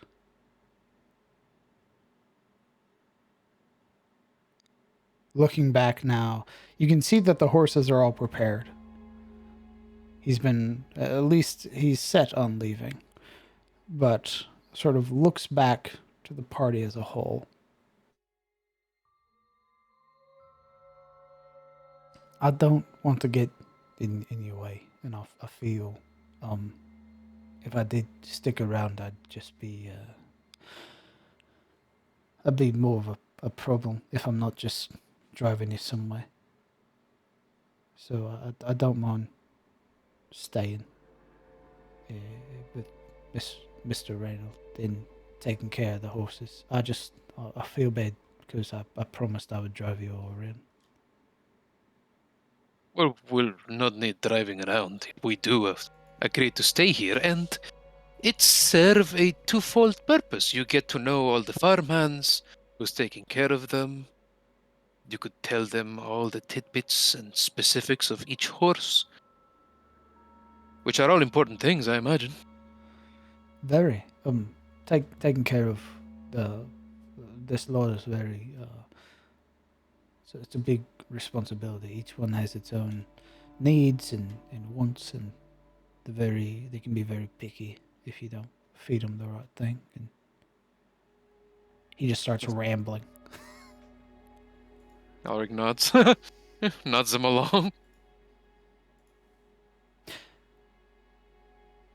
You would watch, however, as he sort of gets himself into the seat, sort of ensuring that all of the horses stay within close proximity. You would, at least in this moment, have time to confer and speak with one another and begin discussing a number of the issues or plans that you may have and what they entail and how you're going to go about them next week.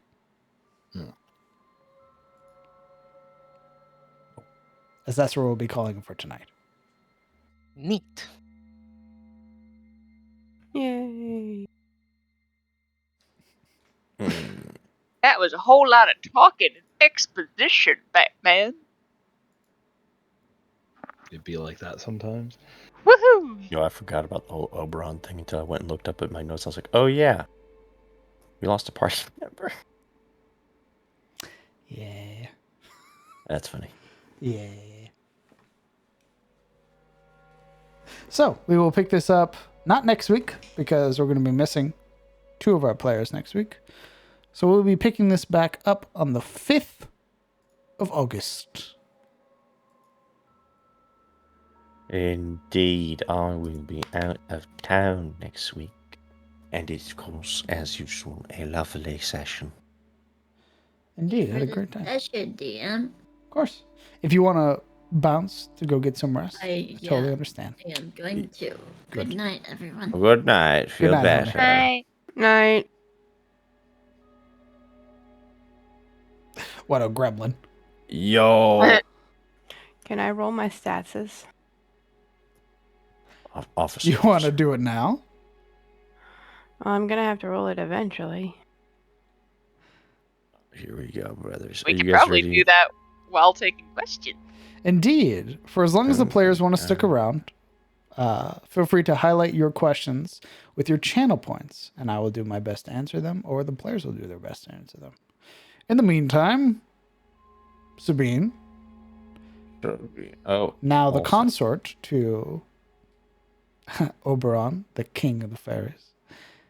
Go ahead and roll your stats for your new character. 2d6 plus 6. Fuck it, we'll do it live. Yep. Shout out to my boy Toby, who's out there on the 8th month train. Ooh, indeed. Hello, Toby. What up? Toby! You handsome man, you. Hello. Thank you very much for the 8 months, brother. Oh, the oh, okay, I get it. Yeah. Toby. Again. Jesus. Again. Again. More. Again. More. Again. Hey, yo, these rolls kind of popping off. Hey. Last one. Not well, that's pretty good. That's pretty good. I like that 17. That's spicy. Yeah, that is a spicy 17. On top of your starting stats, you also have your level 4, which will give you the ASI. Yep. We'll talk more about some of your character stuff, what you'd be starting with. I sent you the backstory that I had written up. I know. It is respectable. It is a decent spread. And plenty to play with, especially as starting out as a level 4. Same thing, max hit points to 3, and then you roll for your 4th. You are a wizard, right? Yep. What would that be? Oh, Be a D6. D6. Welcome to D6 life.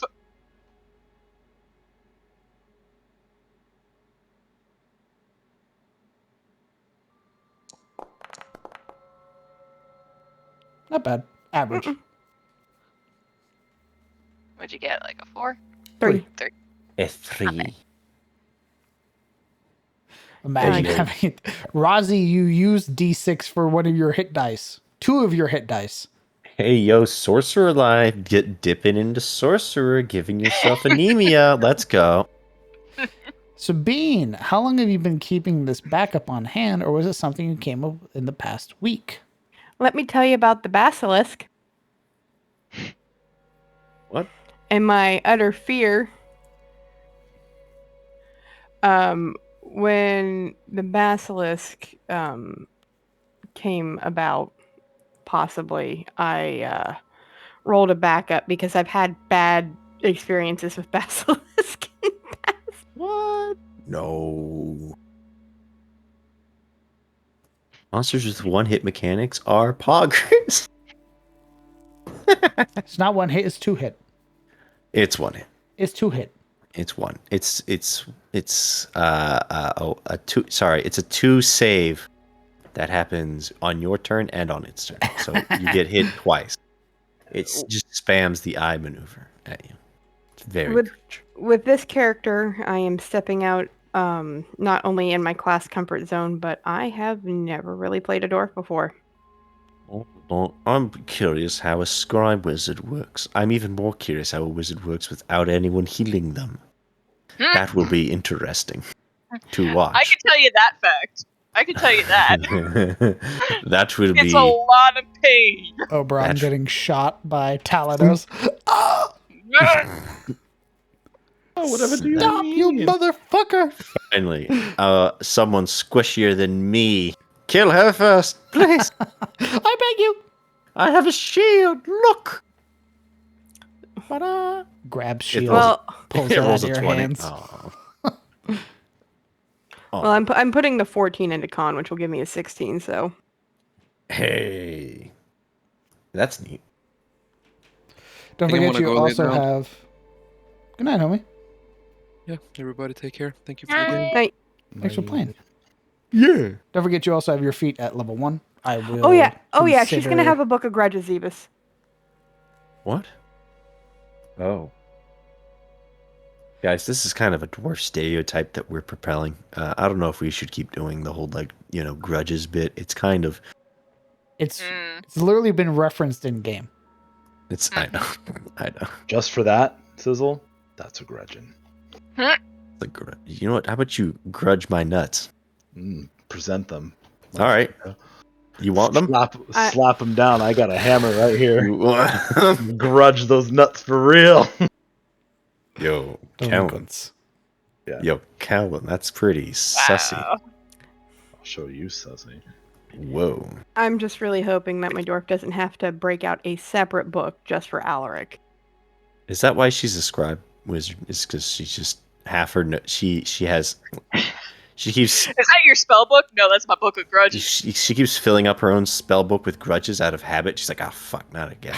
Yeah, her spells are in They're the just margins. scat- yeah. The main portion of the book is all grudges. Today, they didn't wake me up on time, and I was late to breakfast. There's That's two a books of grudges. She has the book of minor grudges for just only tiny slights, and then she I has hate the this. book of real grudges. The sticky pad of I hope you're grudges. ready to take actual physical notes on all of the grudges so that you can reference them. I hope you understand what you're doing to yourself I besides do. taking actual notes. I pity you. I sympathize, and I wish you the best. That's a grudgin. You can't make the grudges like the I don't know, the hieroglyphics that you normally use for note taking either. Well aware. Alright. Thanks. You're Thanks for welcome. putting me on blast, buddy. Yep. That's what I do. Everyone My work has here is passion. done.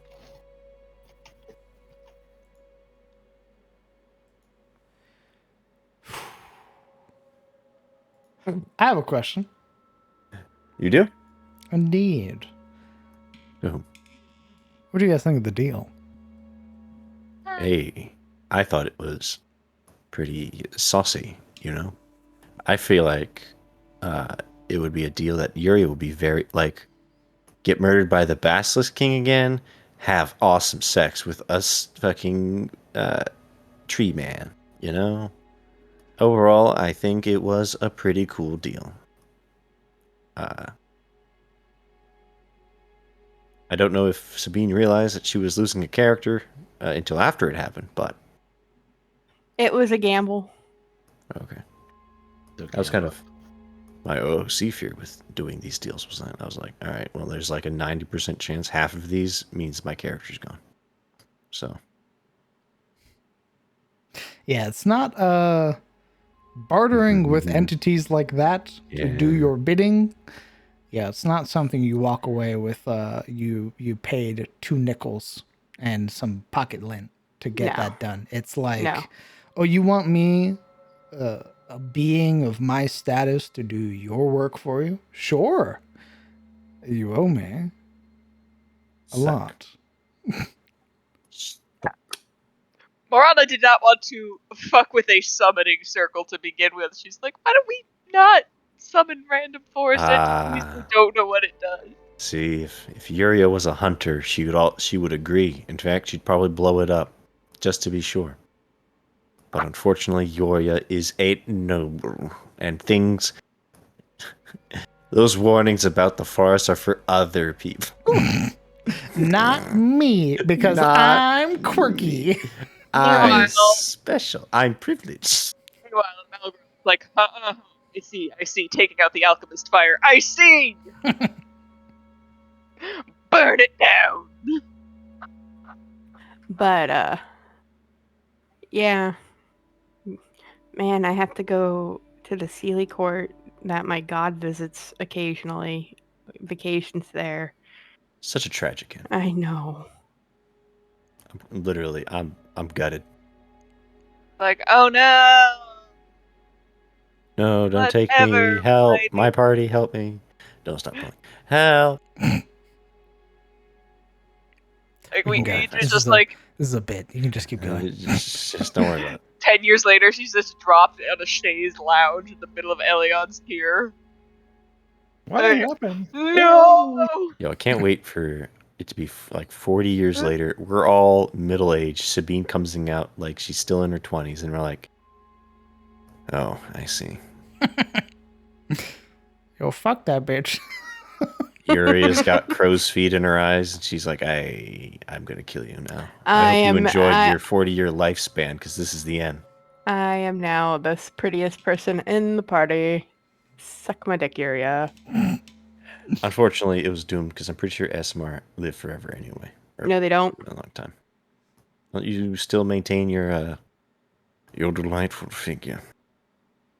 Like you don't really like age that much. I don't know how ASMR. They changed that with 5e. They made them like 5e. They age like half elves. They don't live as long as half elves, but they age very gracefully. They age with grace. Oh yeah, watch this. Opens a portal to the depths. The rest of the party's sitting in their 30s popping ibuprofen because they have to. I still feel great. Yuri is popping trazodone to help her sleep to keep the nightmares at bay. To keep the nightmares at bay. It's damn. you. I'm not dreaming you, am I? No, how long has it been? Wow, you look old. 40 years. Yes, I'm No, human. no. It's a opposite. decade. She'll be gone for a decade. You're right, my bad. It's reversed. We'll still be in our 30s. I'm pretty sure at a certain point, adventurers just stop aging. What? Yeah, when they die the sixth time. No, there are certain classes and features and shit like that where you just cease I'll aging. live forever. You stop that. You just knock that off. Only, Meanwhile, only if you're a druid. And a monk. Fucking druids. and a monk. Fucking monks. Hey, Well, meanwhile- I don't have to worry about any of that in this party. Meanwhile, Yet. there's just some questions about Dampier in general. They just live. That's that. I There's suppose you'll have to find out. yeah, technically Marana does not know the length of her own lifespan, and neither do a lot of people in Malgrove. you're a bit of a Because- freak. Because most Dampier are destroyed. 8 damp page, simple as. Love humans. Love me wool. They're like, oh, this is a weird fanged child. 8 damn P. Not because I'm racist, just don't like him.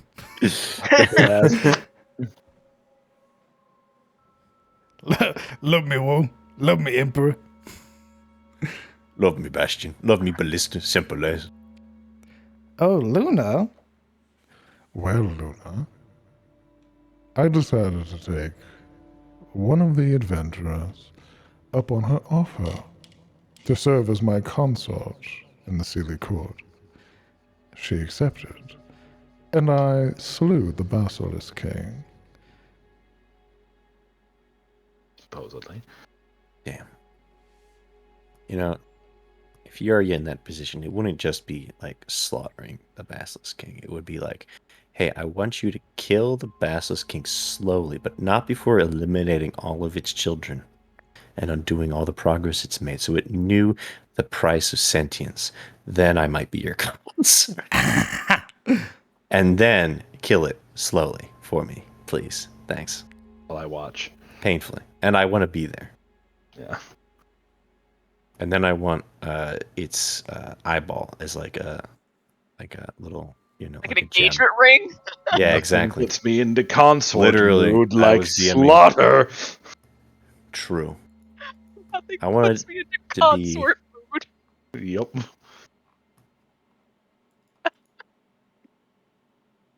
Granted, getting a ring with a preserved eyeball would also probably be something Murano would like. He was like, "Oh, it's so pretty." Like, we didn't give her diamonds. Like, bro, no. Yeah. No, not with Well, you see, it turns other people into jewelry.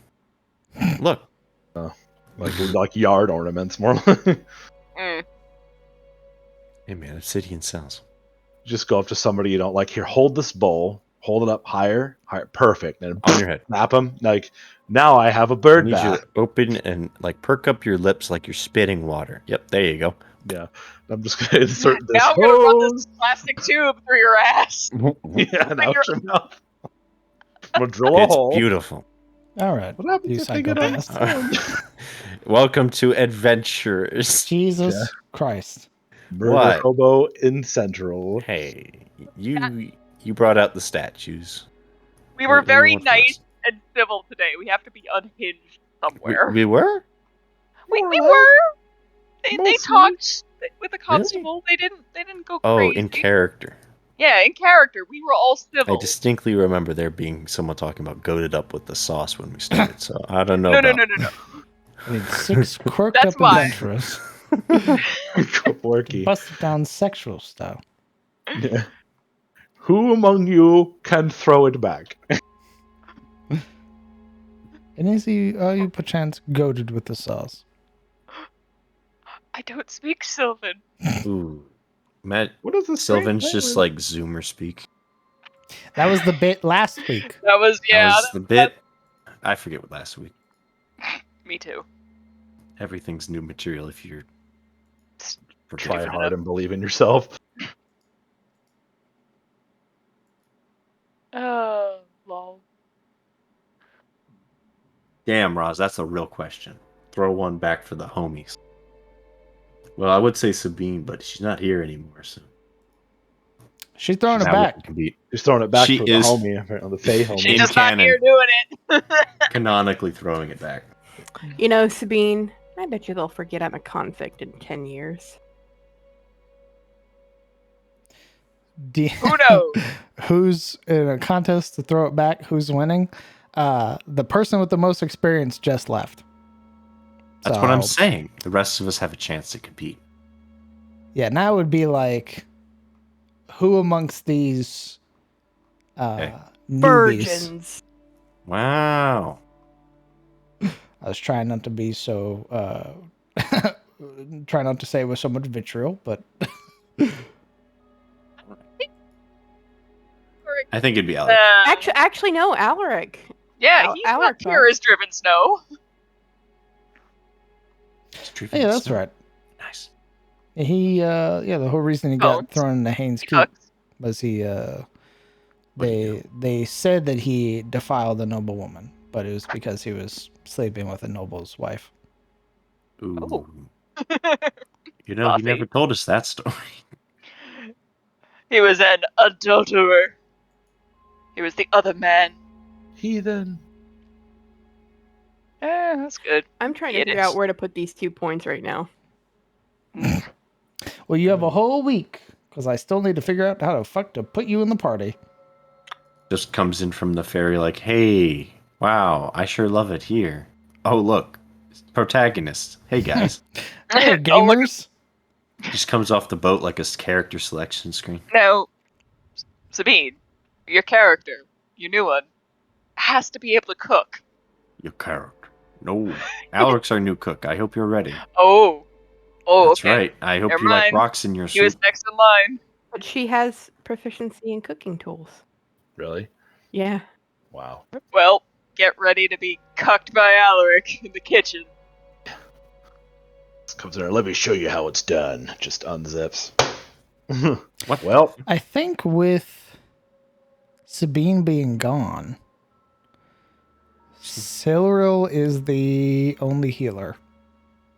And that's because she has one use of cure wounds. We're in it for a treat. Welcome to the Iron Man run of D&D. Yeah, because we need to update. Every fight is now a race of DPS. We need to update Alaric's little thing there. Actually, no. I already told you what I was going to cross-class into. I can actually do that. Your cross? What quirkiness are... Don't say Bard, I swear to God. No. I'm a scribe, a wizard, and a lord bard. What? A lord bard? What? I don't want him to murder me outright. I'm a divination wizard.